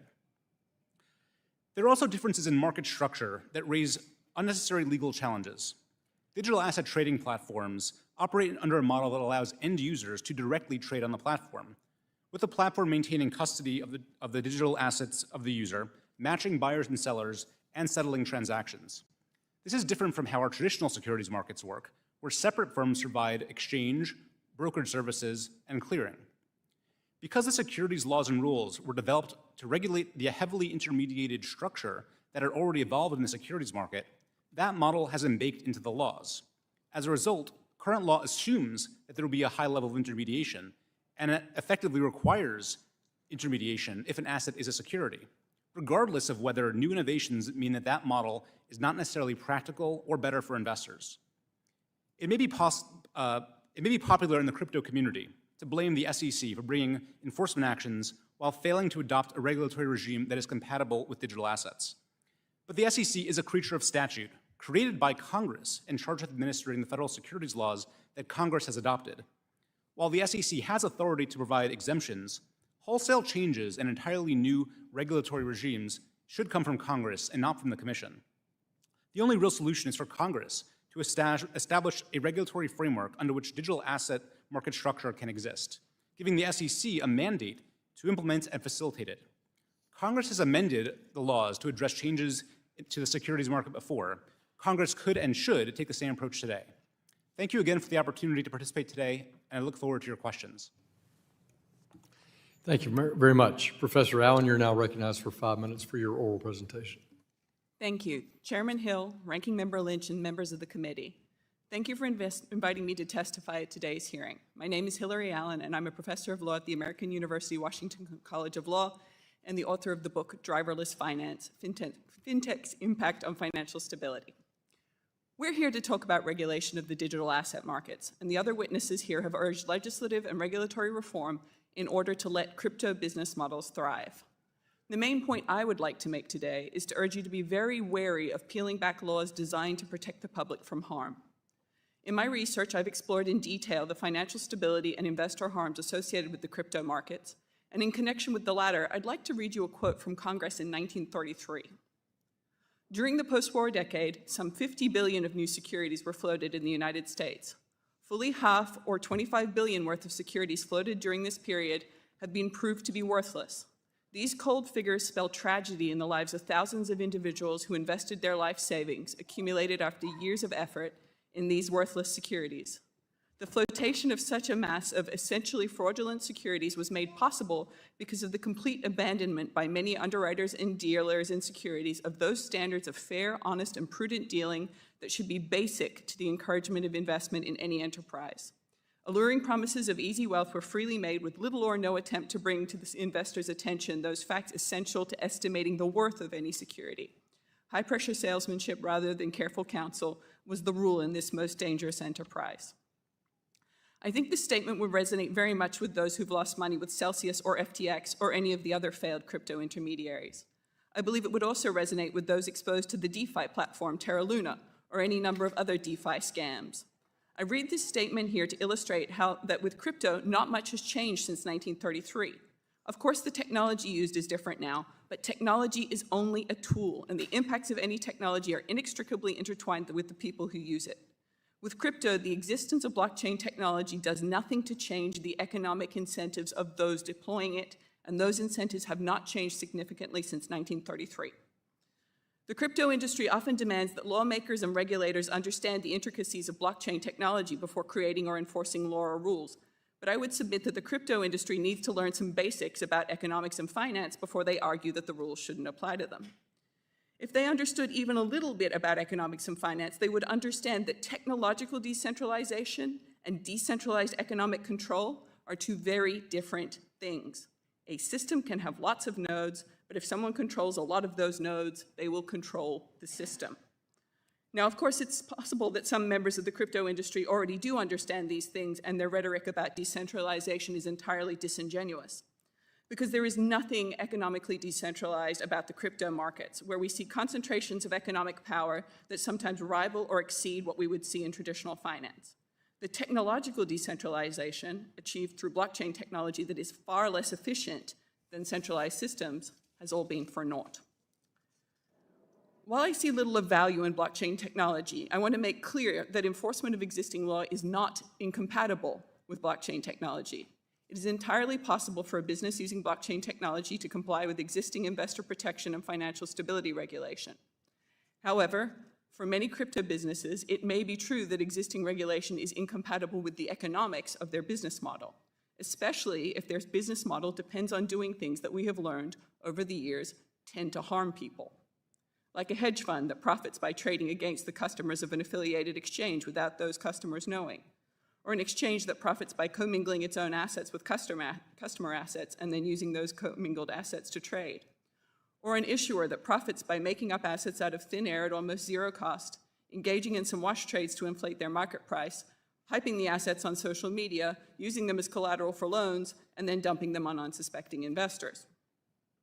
As my written testimony explains, existing financial law and regulations are already well suited to dealing with these kinds of harms associated with crypto business models.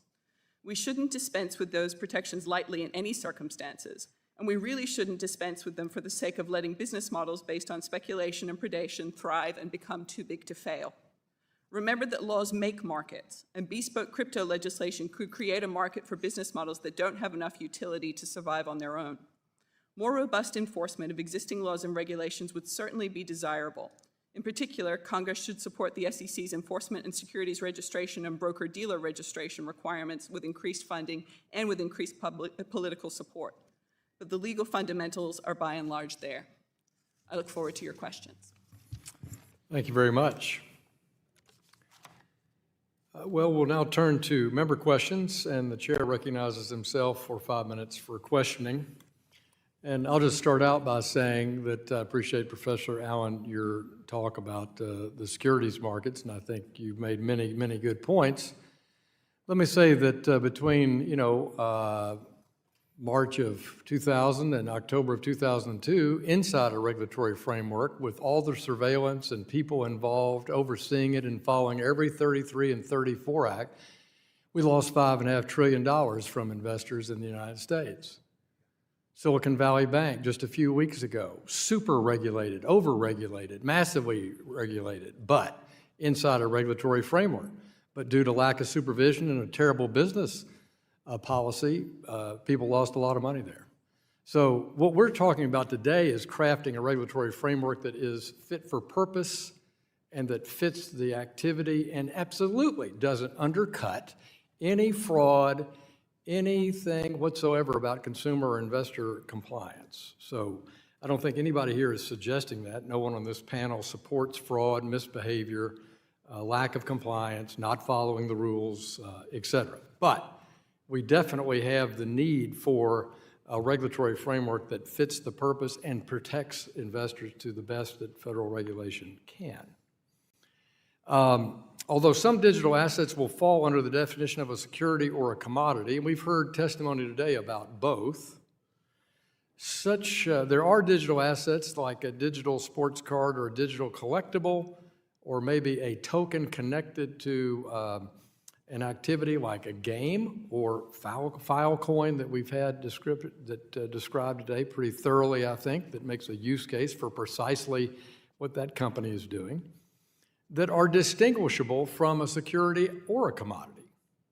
And these assets merit, in my view, being classified in a third category altogether, which is why the existing regulatory framework does not work. So, Mr. Gorfine, would you agree that there is a third bucket of digital assets that need oversight, need clarity, need all the investor and security protections, but they don't fit in the bucket of either Mr. Rivera's background at CFTC or Chair Gensler's world at the SEC? Yeah, it's a good question, and I would actually suggest that the problem with the term digital asset is it's incredibly broad, and I would say we have even more than 3 buckets. The reason I say that is you can effectively tokenize any asset, especially if you're tokenizing the ownership interest in that asset. So you could tokenize car title, you could tokenize title to a home, you could tokenize an actual item of digital art or ownership over existing artwork. So I think we have to be careful because the reality is that regulation looks at things through the lens of what type of an asset or an instrument is it, and we apply certain rules based on what the asset actually is. So in that sense, the term digital asset is incredibly broad, and there certainly may be items, collectibles, that fall outside of at least the securities law definition, and potentially even the way that the CFTC, for example, would view commodity, because the term commodity under the Commodity Exchange Act is incredibly broad. That doesn't mean that the CFTC is seeking to at least police the spot market for every conceivable commodity or instrument that can transact in society. So it's a broad topic. Thank you. I like the idea of either a gaming company that raises money to create a new game, let's say they have to raise $10 million to create a game, that's clearly a security, it's a Reg D private placement to create the game. But if you invest in the game, you also get some tokens that are going to be used in the game if the game ever works. If the game is unveiled and nobody comes to play and it's a flop, then those are useless. But if the game's up and running a year later, those tokens have value. Are those tokens securities, or are those tokens just things in the game? So that's where we're going to need some clarity around the potential for something to transition from being in one state, maybe down the line, to something else. If people purchase a token in order to help the company raise money with the expectation. No, that's not, but that wasn't my example. Right. This is something that's actually being used functionally within the game. Yeah. So we'll dumb it down and make it even, for a broader audience, perhaps. $10 million to create the new musical. You're going to star in it on Broadway. And if the musical goes from off-Broadway to Broadway and is successful, everybody who put $100,000 in my $10 million offering gets 25 tickets to the show that they can use for the whole run of the show. So, clearly a security. The Broadway show's a success. I'm earning a return on my investment, I hope. But I now have 25 tickets that are just a thing to go to this show. I can keep them, I can give them to my kids, I could sell them. Are those tickets a security? And it sounds like it's a perk as being part of that. A perk, yeah, it's an offshoot of it. And if the play was a flop, then those would have no value. So I think this is why we need to really carefully think about this. I appreciate the questions. Now let me yield to my friend, the ranking member, for 5 minutes of questions. Thank you, Mr. Chairman. Professor Allen, the SEC first warned investors of the dangers of investing in crypto back in 2013 when the Office of Investor Education and Advocacy issued an investor alert on, quote, Ponzi schemes involving cryptocurrencies, close quote. Then in 2014, the same office issued another investor alert on Bitcoin and other virtual currency-related investments. In 2019, the SEC issued a, quote, framework on investment contract analysis of digital assets. And that was to provide clarity on when a digital asset has the characteristic of a security and when a sale of a digital asset is a securities transaction. And in addition, there have been 130 enforcement actions brought by the SEC against crypto firms that have engaged in marketing securities without providing the necessary disclosures, audited financials, or investor protections that would allow investors to make a meaningful and informed decision regarding the value of crypto product or the viability of the underlying business. 2 points are notable. One, the SEC has won every single one of those 130 cases that they have brought under existing law. And two, each of those cases went through a legal process which culminated in every case a written regulatory decision, and many had judicial decisions or administrative opinions written on appeal that actually do provide clear and unambiguous guidance to the crypto industry and provide clarity and lay out the rules of the road that should guide other crypto firms. So the claims that there's no direction, there's no clarity, and at least that part of it, can you speak to that? I do think it's quite clear, and it ties back to the investor harms that I mentioned earlier. The Howey test is all about protecting people who've invested their money in a common enterprise with the expectation of profits to come predominantly from the efforts of others. That offers scope for harm, and I think that probably accurately reflects why most people are investing in these crypto things. I think there is the clarity, but if we wanted more, Congress could pass legislation that inserted crypto assets into the definition of security in both the 33 Act and the 34 Act, and that would settle it for all time. Let me ask you, the fact that, and others have said here this morning, that you could basically tokenize anything. If you did have a system for crypto that didn't, so all those rules that apply to traditional finance don't apply, okay, because they're all acting right now in non-compliance. If there's another whole system that is set up where there's no compliance requirements for disclosure or commingling of funds, which is happening rampantly in the crypto world, what would that do to the traditional finance system where you have, financial firms that are under the burden and have to observe the protections that are provided to investors and to the public? This is really important. A bespoke crypto regime would be a massive regulatory loophole for all of financial services. I don't actually use the term digital assets in this space because I think all our assets are already digital, right? So I talk about crypto as being something that is associated with the blockchain because all our assets are already digital. It's very easy, as we've heard, to tokenize them and put them on the blockchain. So if you create a special bespoke crypto regime that has fewer protections than the existing regulatory regime, it doesn't take a genius to see what's going to happen to traditional finance. They're going to put it all on the blockchain and take advantage of that lighter touch regime. Right, and would, so with the commingling of funds, many of the crypto firms, they don't provide audited financials, they don't make those necessary disclosures. If we applied all of the, well, if we held the crypto industry to the same standards, would that be one way of legitimizing or protecting the public, even in the crypto realm?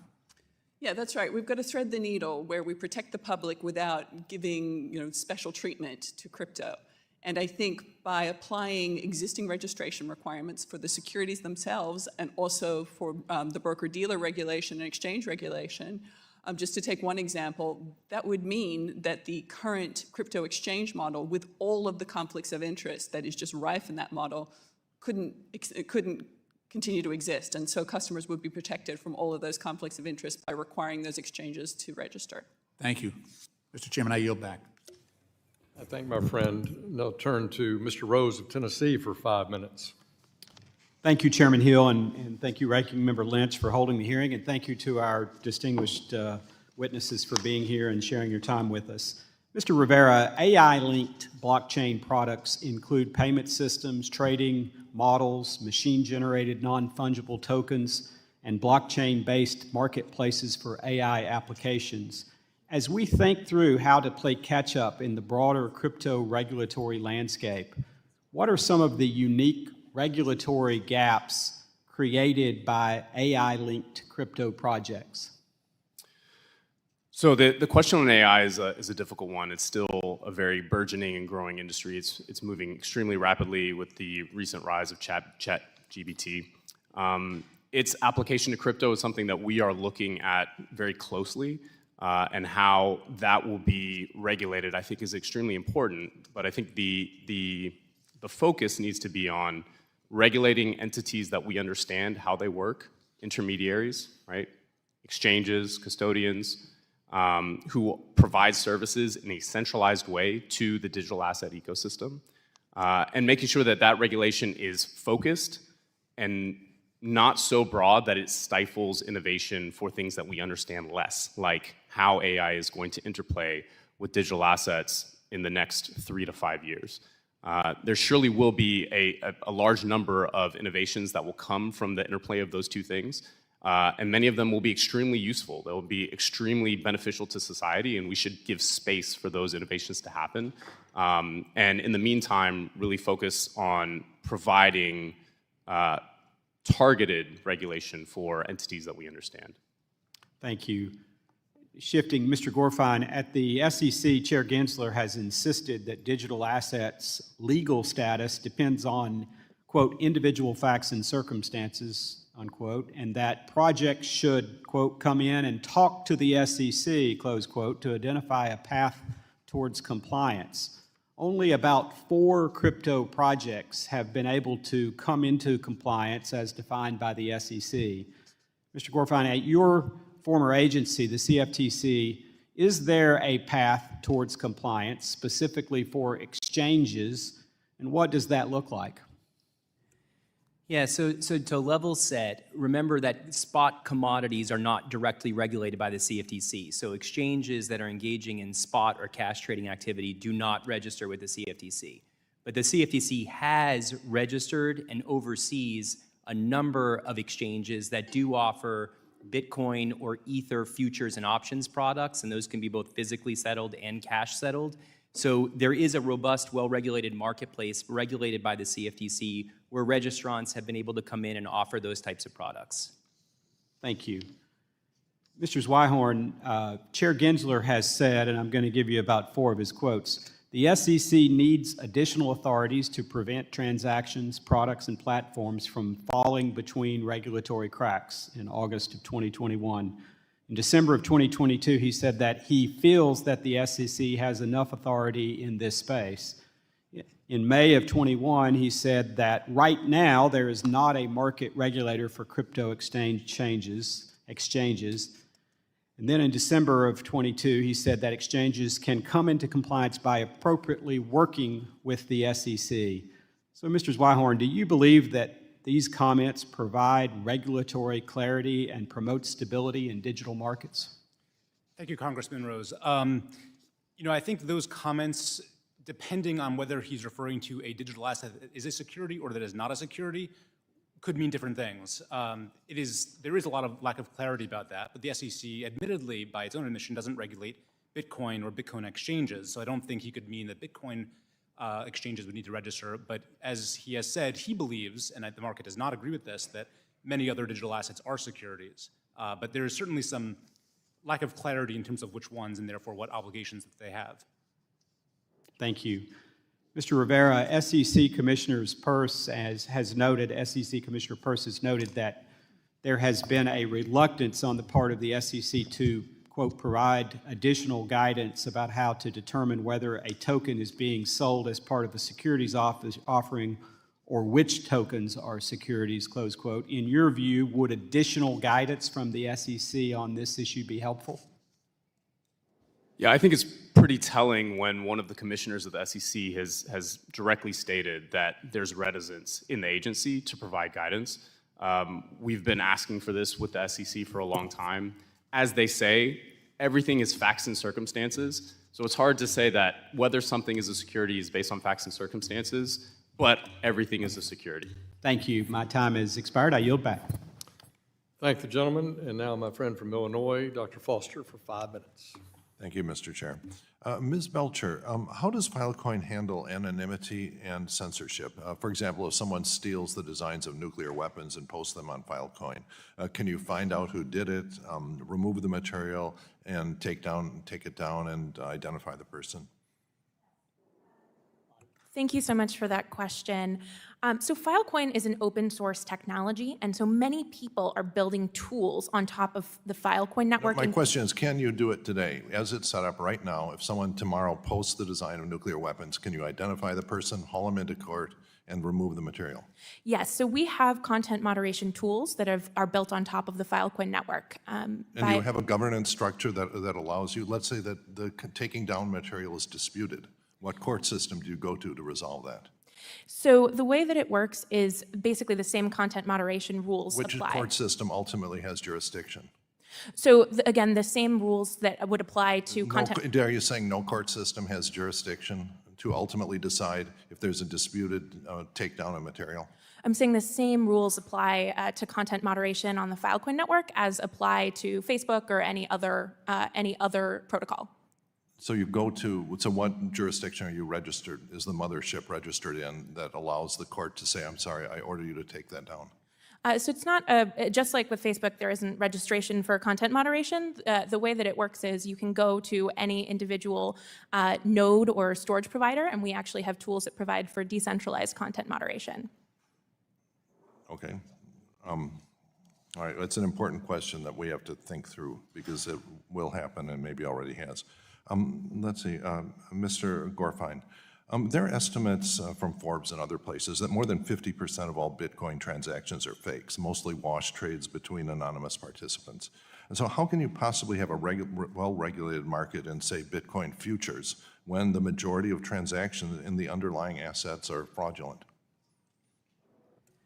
So when the CFTC allowed the self-certification of Bitcoin futures, it did so under a heightened review framework where there were requirements for the derivatives exchanges to have information sharing relationships with the underlying exchanges being used to But create there are a the lot index of price. trades that are not on underlying exchanges. How do you get the information to know that this is a wash trade? So the underlying exchanges were US-based exchanges participating in the index formation. But to your point, that's the gap in the underlying spot market, is there is no federal market supervision of spot trading activity as you would typically see with market regulation. Right, So yeah, so for trading derivatives, you need a trader ID. So you know exactly who, there's a regulator that sees the true identity of both participants of all trades, and they can identify wash trades and other market abuses. That's right. That's And- not present in Bitcoin, correct? That's right. And the same is the case, though, for many other commodities. Precious metals, like gold-based futures, you don't have spot markets tend to operate differently than regulated markets. But in the context of digital commodities,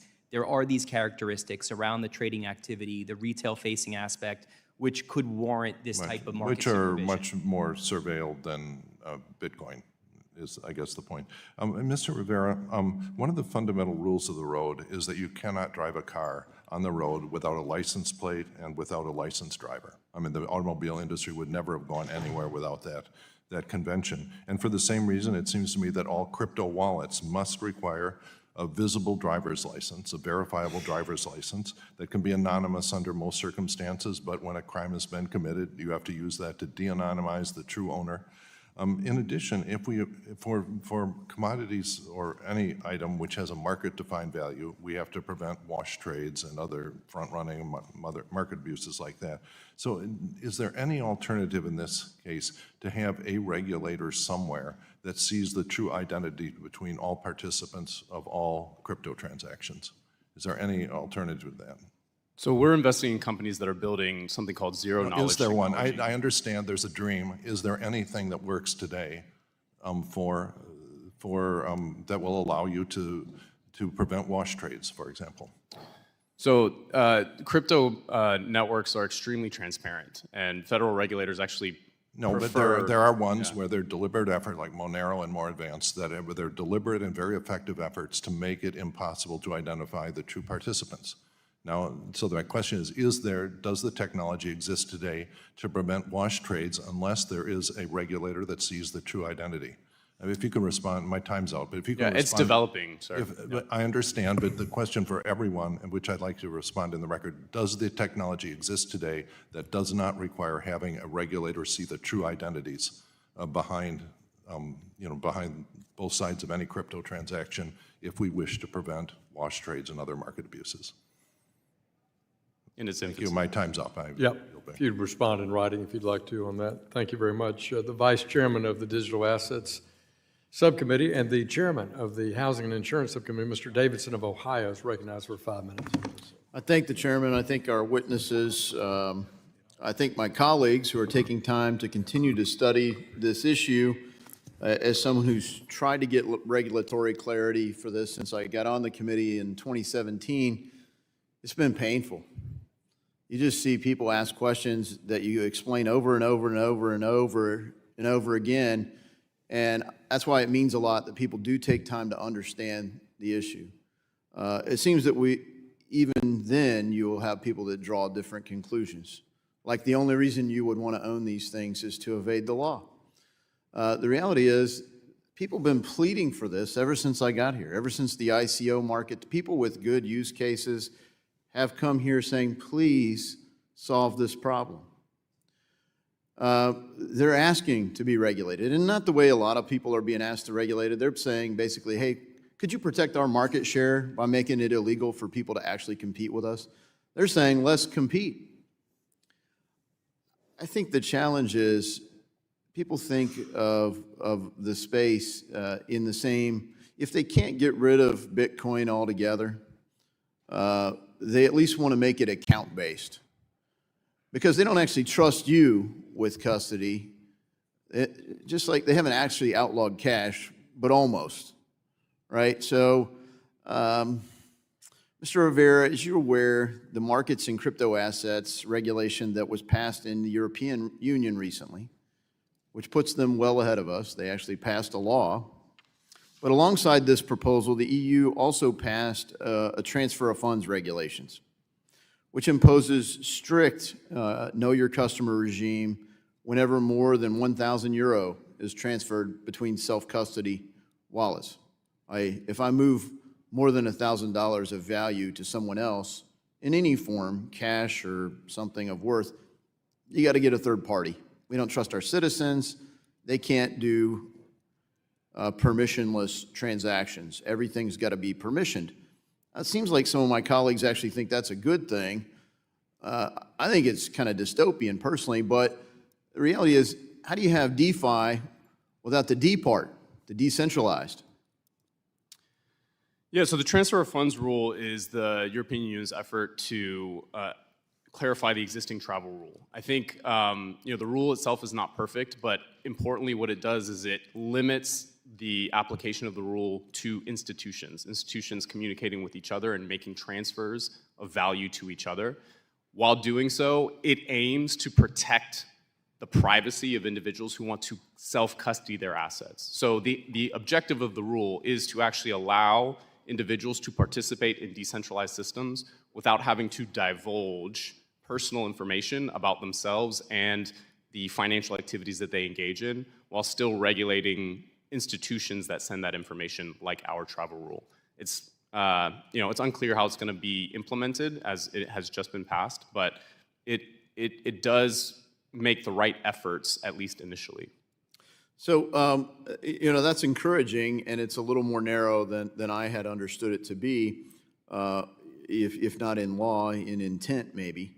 But I guess how important is custody to the concept of market structure? So when some of the same people in the room helped in 2018 craft what became the base text for the 100% bipartisan Token Taxonomy Act, we wanted to define a bright line test that translates the Howey test into language that people can understand, including the regulators. But it also dealt with custody. So, we have custody challenges in our T+2 trading of actual securities, but since you have a real-time 24/7, in theory, permissionless peer-to-peer transaction capability, how important is custody to market structure? And I'll open that up to the panel.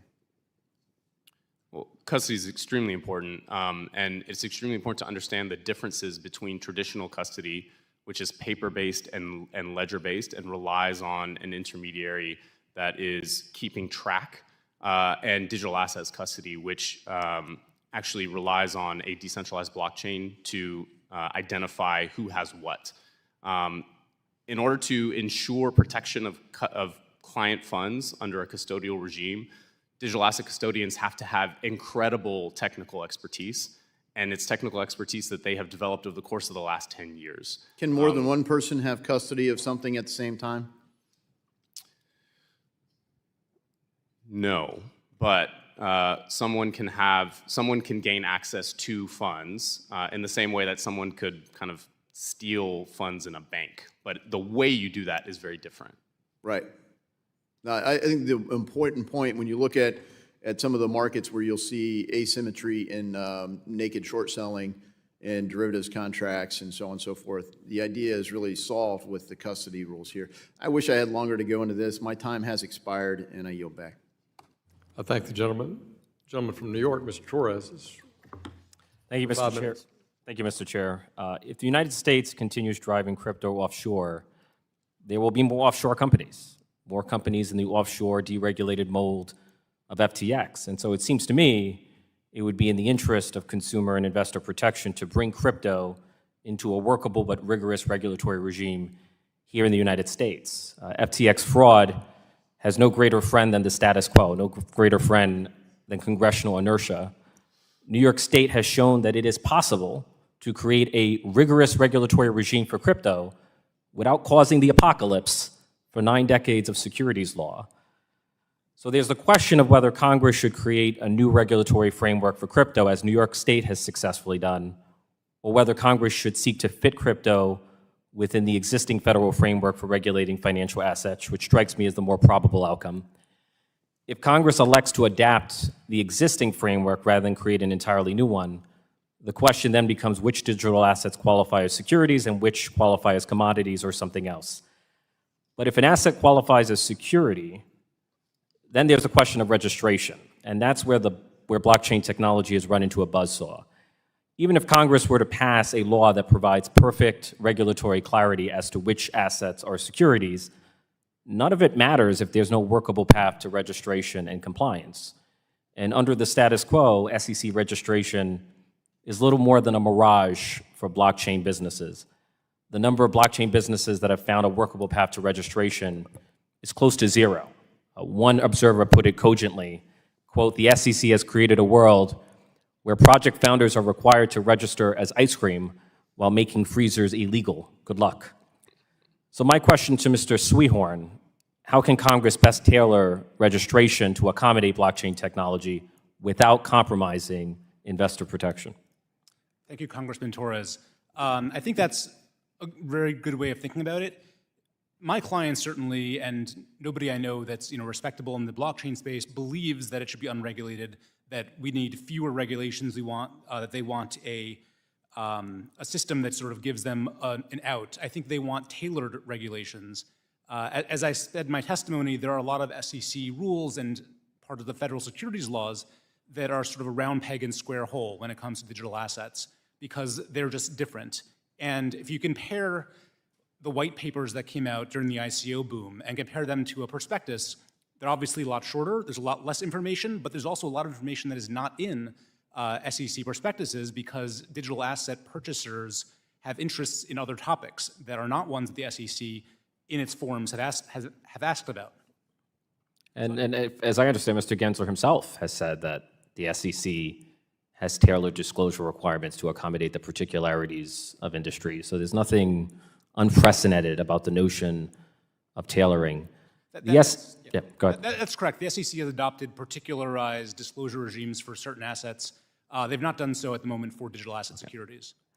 The SEC statutorily is designed to be a merit-neutral regulator, but it hardly requires a suspension of disbelief to imagine a regulator who has a personal or ideological antipathy for crypto and therefore seeks to regulate the industry out of existence. But even if you're a critic of crypto, the fact remains that regulatory sabotage of crypto is the antithesis of merit-neutral regulation, which is the kind of regulation that Congress contemplated for the SEC. So how can Congress ensure that the SEC is in fact a merit-neutral regulator, and how do you prevent the use of the registration process to punish or sabotage an industry that has fallen out of political favor? Thank you. I don't want to impugn the motives of anybody at the SEC. They're hardworking and good-meaning and are, I think, acting in good faith, but they are subject to the securities laws. Congress has mandated that they apply the securities laws as Congress has written them. I think their incentive is to make sure that the securities laws are followed, as at least they interpret them. I think if Congress wanted to make it more likely that there would be a workable path, Congress would need to mandate that the SEC adopt something that is actually functional and possible for the market to comply with. And a distinction's been drawn between regulating financial activity and regulating the technology that underlies the activity. Some people call it regulating applications versus regulating protocols. When crafting a regulatory framework, how should we think about that distinction? Should financial regulators be limited to their core competency of regulating financial activity rather than the underlying technology? Of course. The one challenge with digital assets, as I think Mr. Gorfine said earlier, is that you can have a car title, you can have a home title, an NFT, or a security, or a commodity, and they're all a digital asset of some sort or another. And I think we in this country do regulate different items and different assets differently depending on what the risks are, because the risks of buying a house are different than the risks of buying a security. So there would need to be a way to differentiate in terms of whether this asset is an investment product. It is really Gentleman's time has expired. Gentleman yields back. Mr. Timmons is recognized for 5 minutes. Thank you, Mr. Chairman. And I want to thank all of our witnesses for taking time to come testify before us here today. In 1946, the justices of the United States Supreme Court could not have fathomed the internet, no less digital assets. It seems absurd that the future of digital assets will be decided using such an archaic test. Nevertheless, the Howey test has dominated the conversation around how to classify digital assets. Mr. Zwihorn, can you talk to any other classification frameworks that exist? Well, a case subsequent to Howey, the Foreman case, questioned whether a share of stock in a co-op, a residential apartment co-op, was a security. And the court said, well, a co-op is used to live in. There's a functional purpose for it. And if something has a functional purpose and it's not just an investment, then it's not a security. So there is this tension there, particularly with digital assets, of whether the asset is just an investment or it actually has a functional purpose, such as Filecoin that another member of the panel has talked about. What suggestions would you have if we were to create a test from scratch to classify digital assets?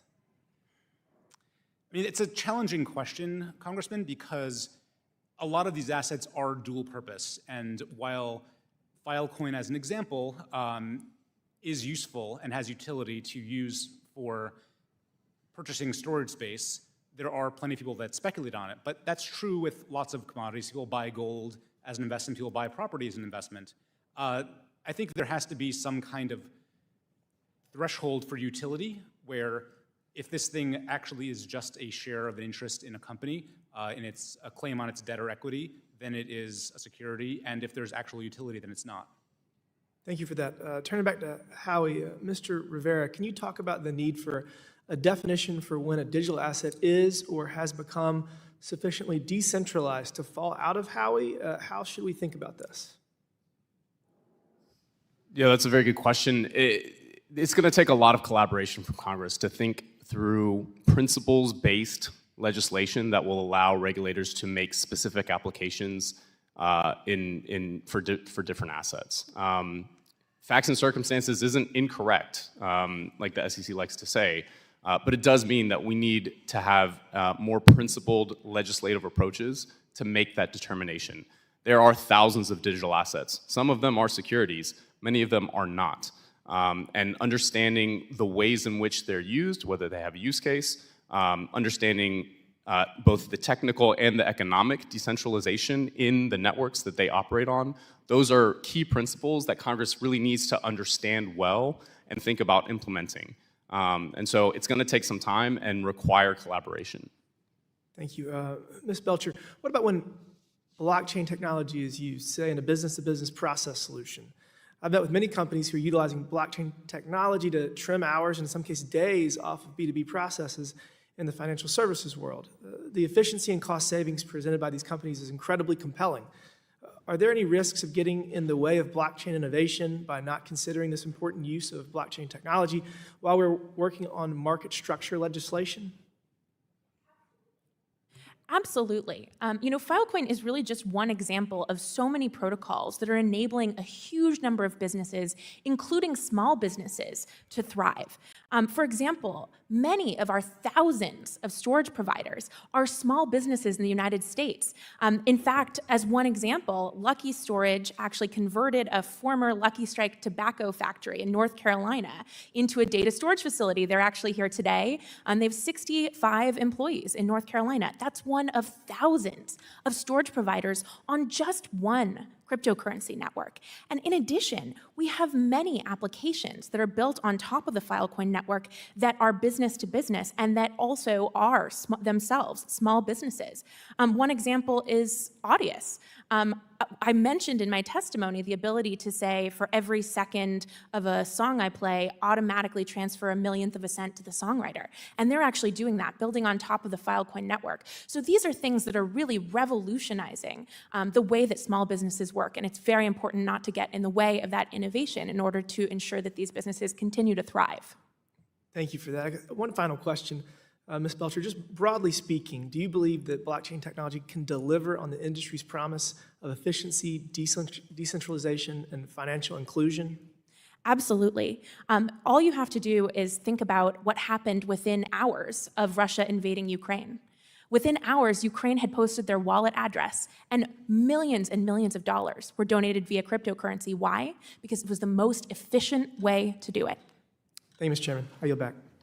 Thank you, Mr. Timmons. Now yield to the gentleman from California, Mr. Sherman, for 5 minutes. Tens of billions of dollars has been transferred to Ukraine using traditional currencies. And lots of money has gone to Russia evading our sanctions using cryptocurrency. Fear of missing out. Somebody else may get ahead of us in this technology. The Bahamas is ahead of us. Peru is ahead of us in cocaine cultivation. China is ahead of us in organ harvesting, and the Cayman Islands is ahead of us in financial crime. We don't need to catch up. Fentanyl is a new innovative technology. We don't need a regulatory system that rewards those who created that innovation. There are gaps in our regulatory system because Congress fails to pass a law prohibiting Americans from buying cryptocurrency. There are gaps in our law because we have not, in the alternative, passed a law saying that cryptocurrency is clearly a security. So we're going to leave it to the courts to decide based on the Howey test. And there are gaps because the crypto industry cannot prosper unless much of it is underwater, immune from the know your customer, anti-money laundering statutes. That doesn't mean everybody who invests in cryptocurrency is trying to hide money, although cryptocurrency means hidden money. Sometimes they think they can just make a profit investing in cryptocurrency and selling it to someone else who needs to hide their money. Just as you can make money by investing in a burglary tool factory without actually being a burglar.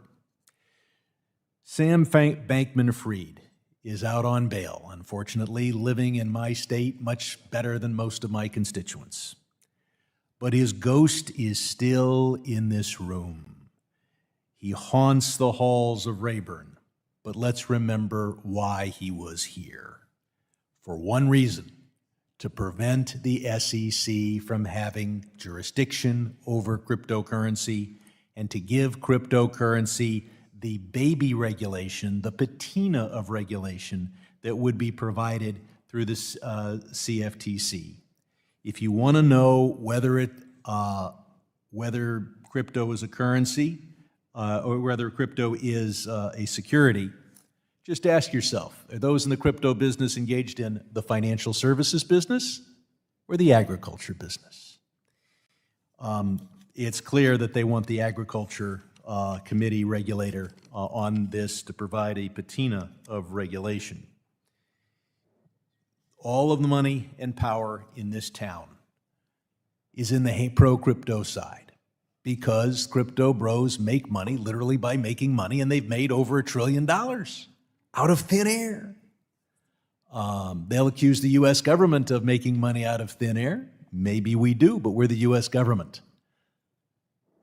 What we're able to do benefits the American people in a democratic system. Nobody elected Sam Bankman-Fried. But I want to pursue one other area, and that is taxation. We have this capital gains allowance. Very low tax, or if you hold it till you die, no tax on your gain. And we justify that on the basis that we're trying to encourage people to invest in something that will create jobs and build the American economy. Professor Allen, can you think of a reason why we allow gains on cryptocurrency, when they're ever reported, to be taxed under a favorable rate, a lower tax rate than is paid by our staff?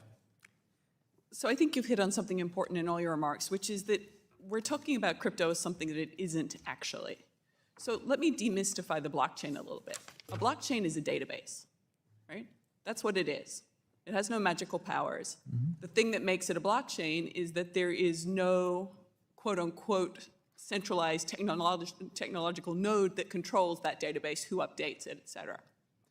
But there are economic forces that centralize control of that database. And so we've created something that is really replicating what we already have.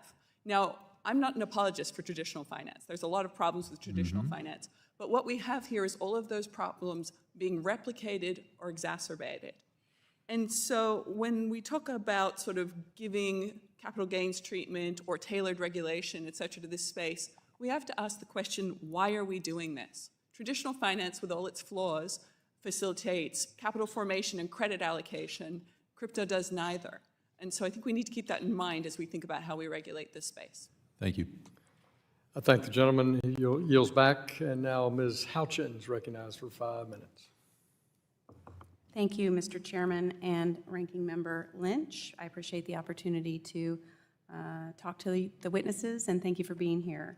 I want to talk, has been mentioned today, about FinHub's guidance. In 2019, the SEC's FinHub released guidance regarding how an issuer of a digital asset can determine whether it would fall under the definition of an investment contract and thus be required to comply with securities laws. The guidance consists of a list of factors and sub-factors that digital asset projects should consider. Mr. Zweihauen, in your view, is this guidance useful for projects in determining whether or not they'll be classified as a security by the SEC? Thank you for the question. I think when the guidance first came out, the industry was very excited to have some guidance, and it was useful in terms of showing what the SEC was thinking, and a good faith effort by the SEC to tell the industry that. But in time, it has turned out to not be all that helpful. It consists of 50+ factors, none of which is determinative. It's a question of weighing and therefore resulting in how likely something will be. So it leaves people sort of not with a definitive answer on any particular token that they're considering. So as a follow-up to that, how does a purchaser determine how many factors it needs to meet and how to weigh the factors against each other under this current structure? It's a difficult question. A colleague of mine referred to it as a ruler with no lines. So you can't really tell where on the ruler you are. You kind of get a feeling of how many factors and how important those factors are, but there's not a way to answer that. During Chairman Gensler's term, has the SEC provided any other guidance on how the Commission will determine whether a digital asset is offered as part of an investment contract? The Chairman and the Commission, I'm not aware of putting out further guidance as such. The Chairman obviously speaks his mind openly before Congress and in other venues. And the SEC has brought a number of enforcement actions where the SEC sets out its view of whether particular assets are or not securities and explains it to some degree. They haven't turned back to the framework in those enforcement actions, as far as I'm aware, to evaluate it against the framework. And in some ways, some of the enforcement actions of late have been inconsistent with the framework, where the enforcement actions as this asset was sold as a security initially many, many years ago, whereas the framework looks to what is it today? What are its uses today? Is it decentralized? So there's been a bit of a shift in thinking, it looks like. What has been, in your opinion, the result of the SEC's failure to provide guidance on this issue? I mean, it's very challenging for members of the industry and clients of mine because they really are at the whim of, are they going to get an enforcement action if they do something here? They can have very strong views, very strong legal views, opinions or guidance from counsel, but at the end of the day, if they're doing anything in this space, they have to worry that the regulator may disagree with them.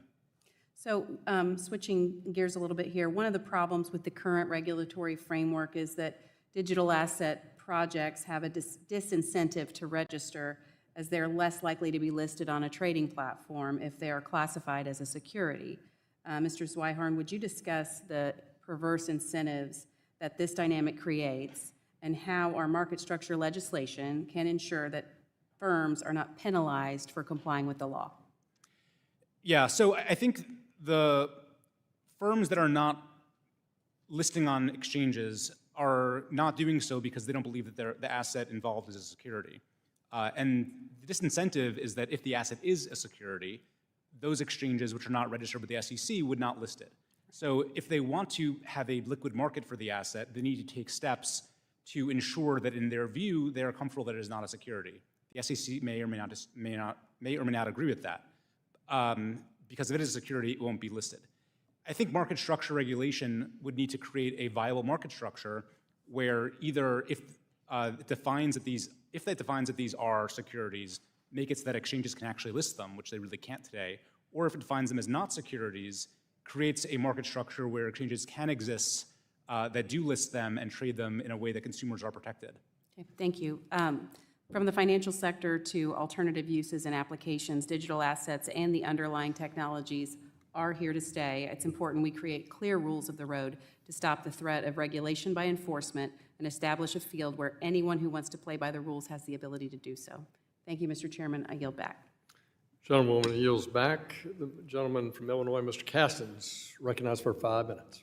Thank you, Mr. Chairman, and thanks to all our witnesses. Ms. Belcher, I want to start with, in your testimony, you described some of your customers as being musicians who, you've got a trend, put it on Spotify or something like that, and get paid in fractions of a penny for every listen.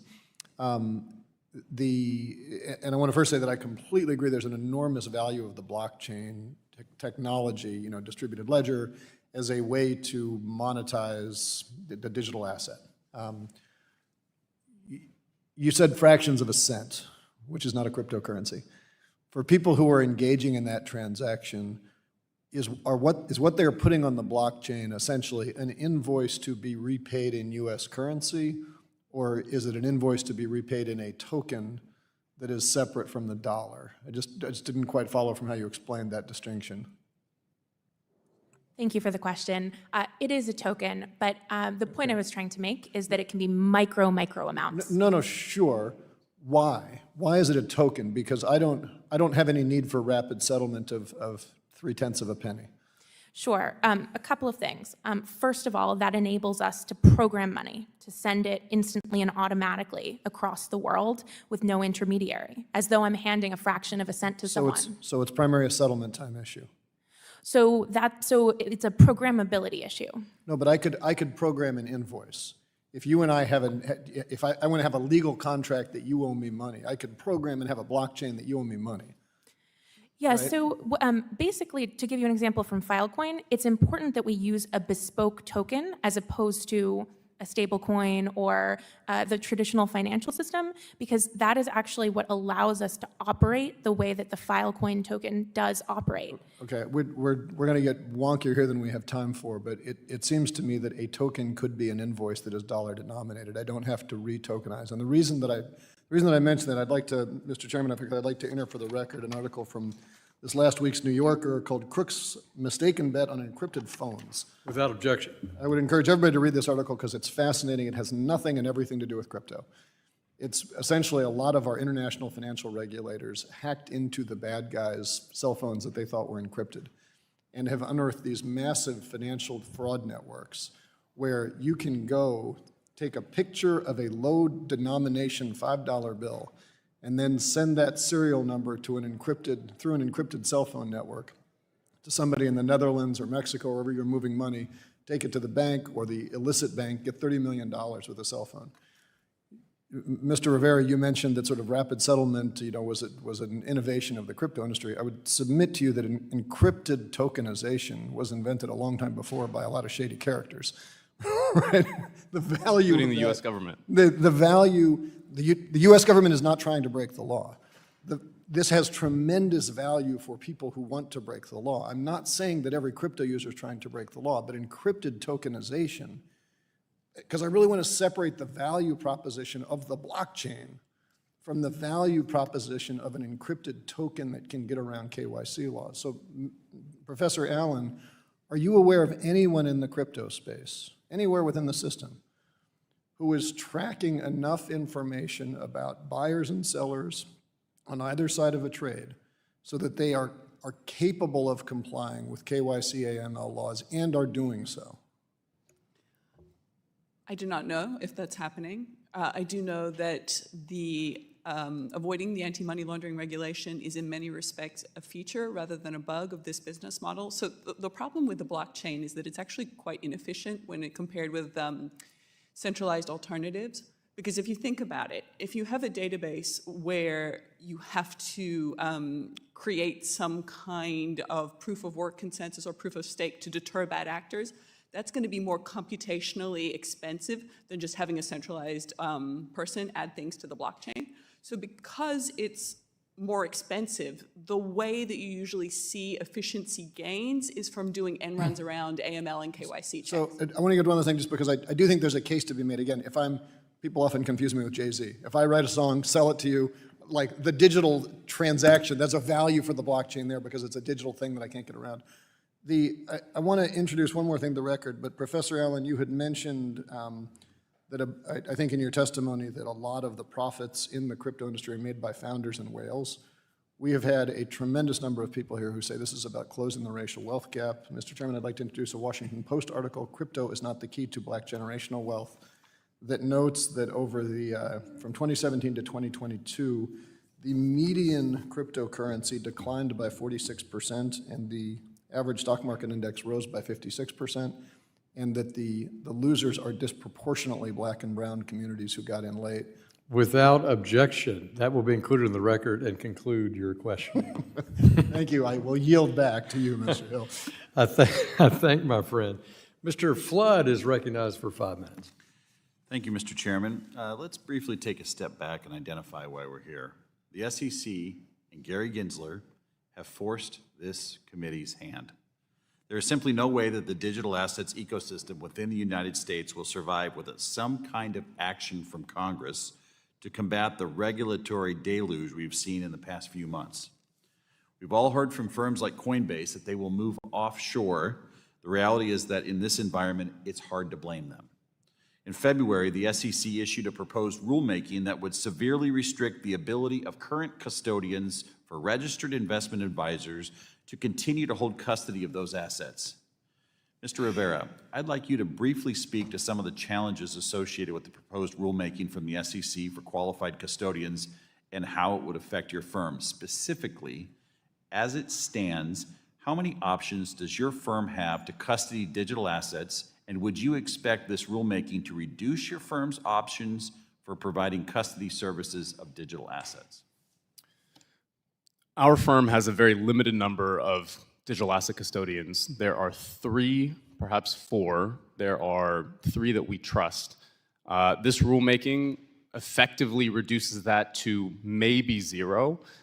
It seems like the intent is to make it extremely difficult to comply with the rule as proposed, which would mean that we could effectively be disenfranchised from being able to invest in the ecosystem. Thank you. Next, I'd like to pivot to how broker-dealers work in the digital asset space and whether today's securities rules could possibly apply to the digital asset space as written. Broker-dealers that work with equities typically custody securities for their customers. However, with the current SEC custody rules, there is no way for a broker-dealer to directly custody customer assets. Mr. Zwihorn, can you describe what kinds of challenges this presents for broker-dealers within the digital asset space? Sure. Thank you for the question, Congressman.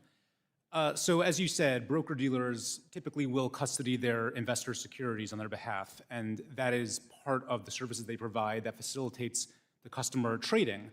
The SEC has rules that regulate how broker-dealers do in order to protect customers, called the Customer Protection Rule, to ensure that those brokers don't mishandle or lose or steal those assets.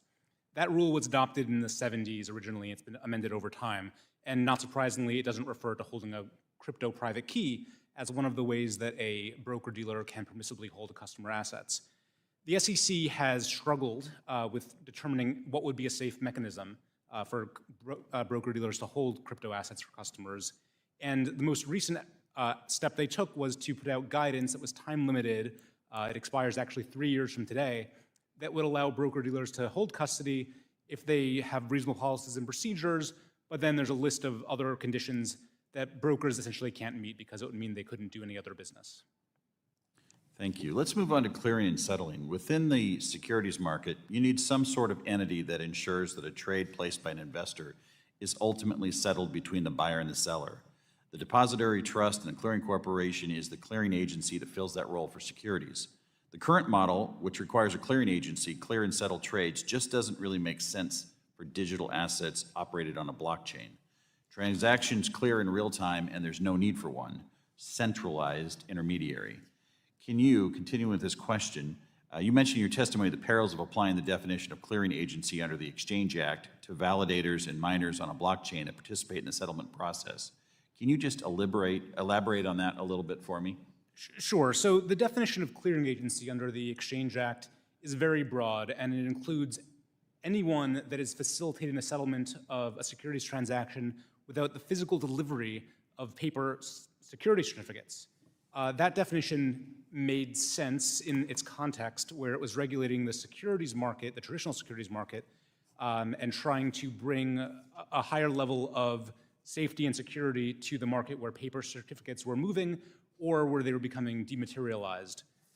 Everyone in digital assets is facilitating the transfer of the asset without physical delivery, whether they are securities or not. But if they are securities, then arguably the definition would encompass a lot of different parties. Now, if a firm like a digital asset trading platform holds all the assets itself so that it can update its books in real time with every trade, it doesn't really seem like you need a separate clearing agency to just add an intermediation that is not actually technically necessary. Thank you for your answer. The final point I'll say, legislation is needed to fix this. Thank you. Thank you. I yield back. Thank you, Mr. Flood, and turn to my friend from North Carolina, Mr. Nickel, for 5 minutes. Thanks, Judge. I'd like to thank Chairman Hill for holding today's hearing on digital asset market structure. I'm looking forward to working together in a bipartisan way to learn more about this issue and pass meaningful legislation. Mr. Rivera, you write in your testimony that you're worried there's a growing sentiment that crypto technology will, quote, go away if we don't create new regulations.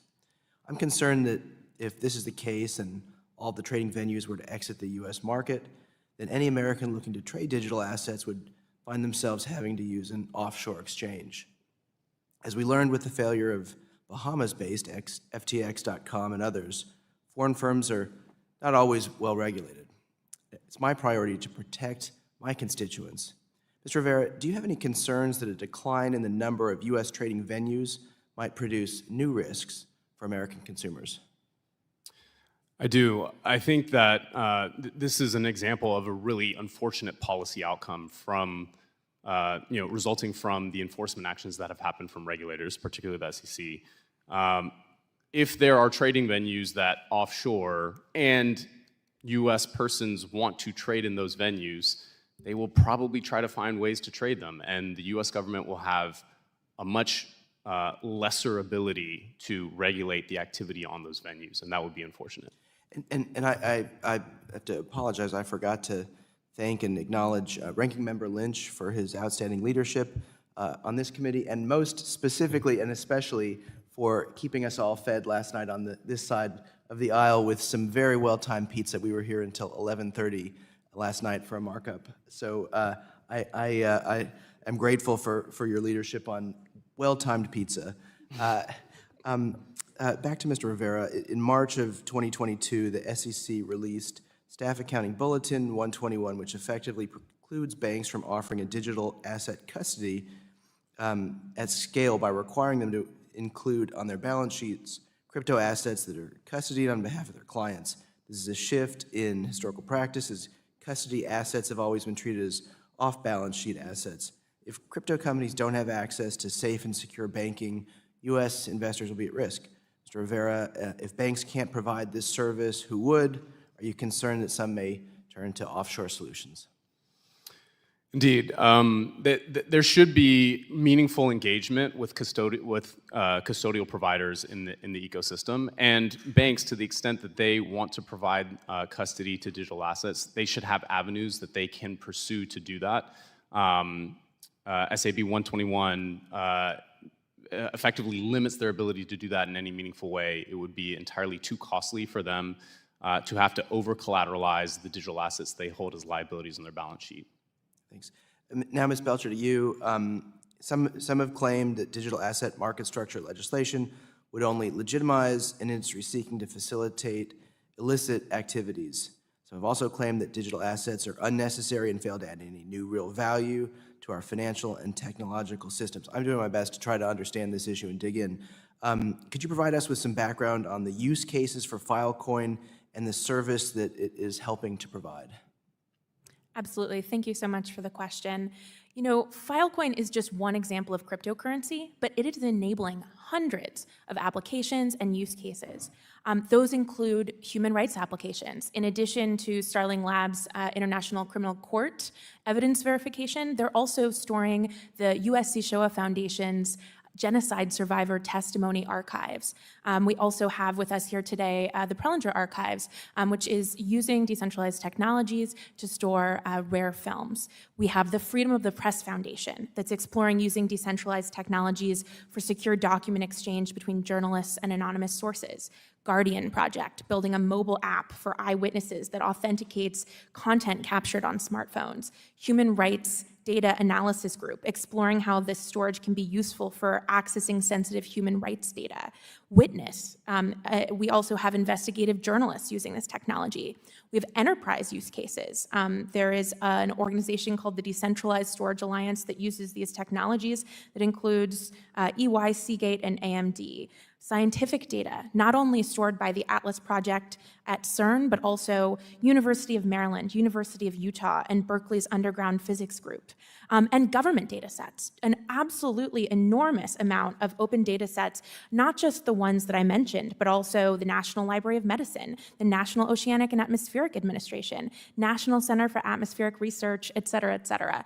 So there are just an enormous number of use cases, and all of those are enabled by the Filecoin network. Thank you so much, and I yield back. Appreciate that. Gentleman yields back. Mr. Donalds of Florida is recognized for 5 minutes.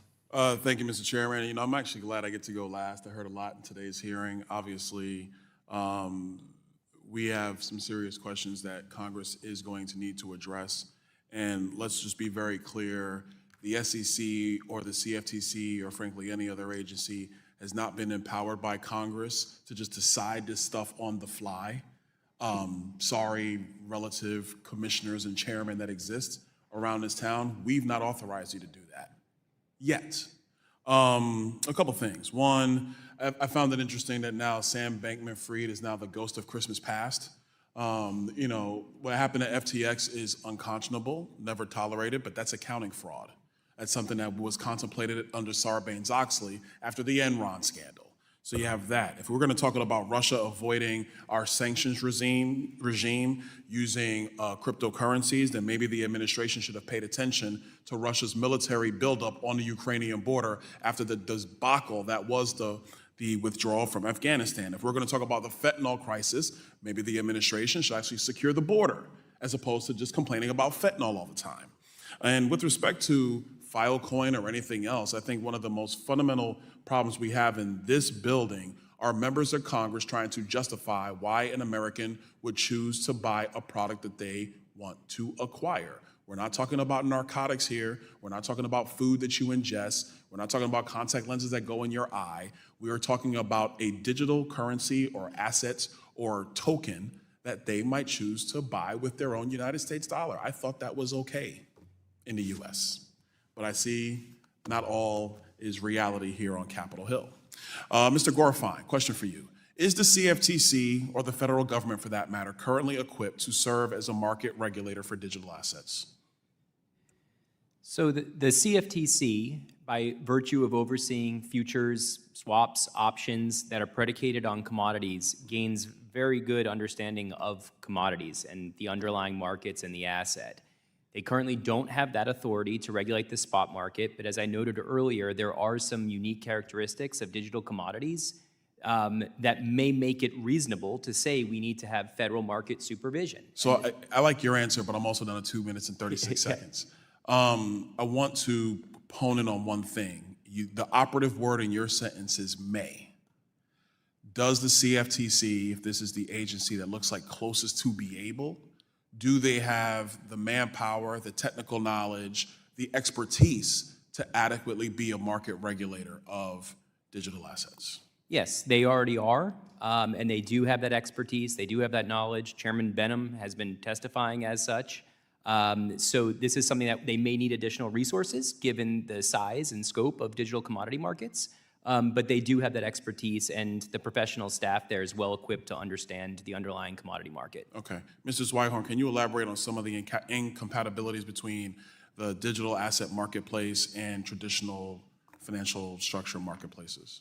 Sure. Well, so as we've talked about many times in this hearing, there are lots of digital assets that have functional uses. So in order to use Filecoin, for example, I don't believe Filecoin's a security, but if somebody did, if Congress was to say, or the SEC was to say Filecoin's a security, then everybody that touches Filecoin would need to be a regulated intermediary. Hey, real quick, let me just say, as a member of Congress, Filecoin is not a security. But continue, go ahead. Better than me.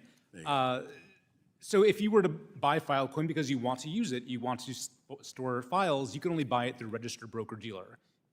The system through which it gets transferred to you would need to be a registered exchange to actually find the buyer and seller, and a clearing agency in order to actually send it to you. And those basically make it impossible to use for its intended purpose, because you're not going to have all of the entities involved in facilitating storage of data be SEC regulated for financial services activities. Okay. Last question, Mr. Rivera, given that Congress is already behind the curve regarding blockchain technology, how do we ensure what is proposed today applies down the road?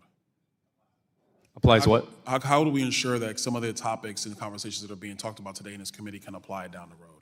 What do you think is probably a best course of action for us? Yeah, we want collaboration by Congress, by members of this committee, to take a very good look at the industry and understand all the different issues at play and come up with constructive legislation that regulators can then apply meaningfully to multiple different use cases and different types of assets. So we need principled legislation that is that's bipartisan and effective.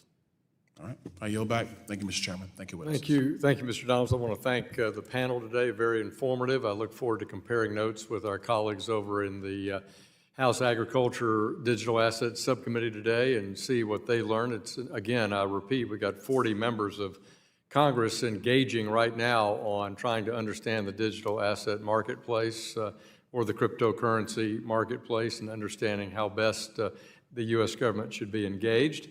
But what I heard today was, we have a real need for fit-for-purpose regulatory tools at the SEC and the CFTC.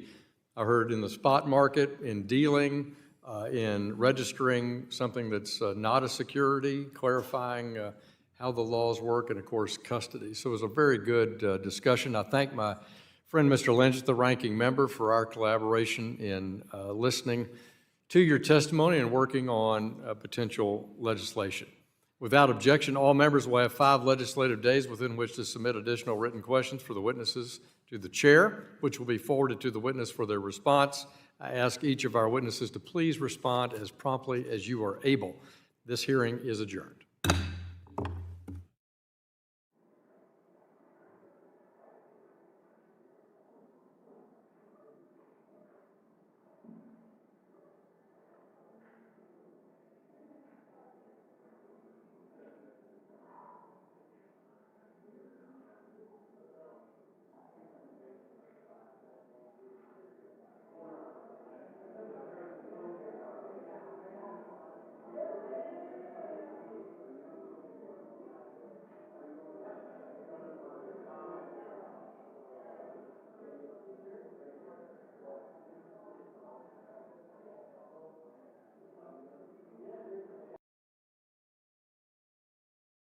Building your online business? Go to Wix.com and set up your store on a single integrated platform. Add products, showcase them dynamically, and seamlessly track your inventory. Accept multiple secure payments, and design your storefront down to the very last detail. Get all the tools you need. Drive more sales with customizable gift cards and flexible product subscriptions. Retain customers with a point-based loyalty program, email automations, and reach millions with sales channel integrations. Complete your setup with a personalized analytics dashboard. Make smart business decisions and shape the next phase of your business. Build, manage, and grow from one place. Go to Wix and launch your online business today.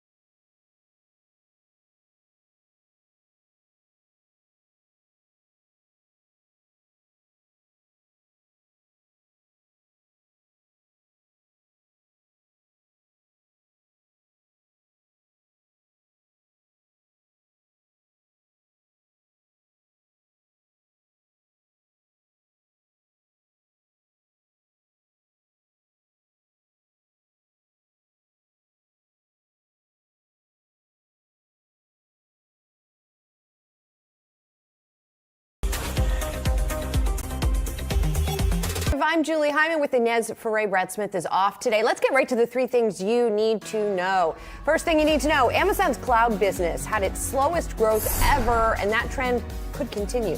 Amazon Web Services revenue rose 16%, and the company's CFO said April growth is even lower as customers continue to be cautious about spending. That's weighing on the shares, even as overall revenue and profit did beat Wall Street estimates.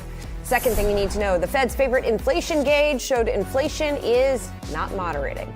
Core PCE, excluding food and energy, rose 0.3% in March from February. That's in line with estimates and unchanged from the prior month. The increase on a year-over-year basis, 4.6% compared with March of 2022. And that, of course, is well above the Fed's 2% inflation target. Third thing you need to know, Intel's revenue collapsed in the first quarter as a drop in PC sales hammered its business. Both PC and data center revenues fell nearly 40% due to a pullback in consumer and business spending. CEO Pat Gelsinger warned of a cautious macroeconomic outlook ahead as the company looks to regain market share from rivals like AMD and NVIDIA. We should mention Intel shares are gaining, as Gelsinger also said margins should begin to widen again in the second half of the year. And Amazon earnings out yesterday flexed a $3.2 billion profit for the first quarter. But the stock fell after a bleak outlook on cloud. Amazon CEO and CFO warned AWS growth could cool in the months ahead. Take a listen. In AWS, what we're seeing is enterprises continuing to be cautious in their spending in this uncertain time. Customers are looking for ways to save money however they can right now. As expected, customers continue to evaluate ways to optimize their cloud spending in response to these tough economic conditions in the first quarter. And we are seeing these optimizations continue into the second quarter, with April revenue growth rates about 500 basis points lower than what we saw in Q1.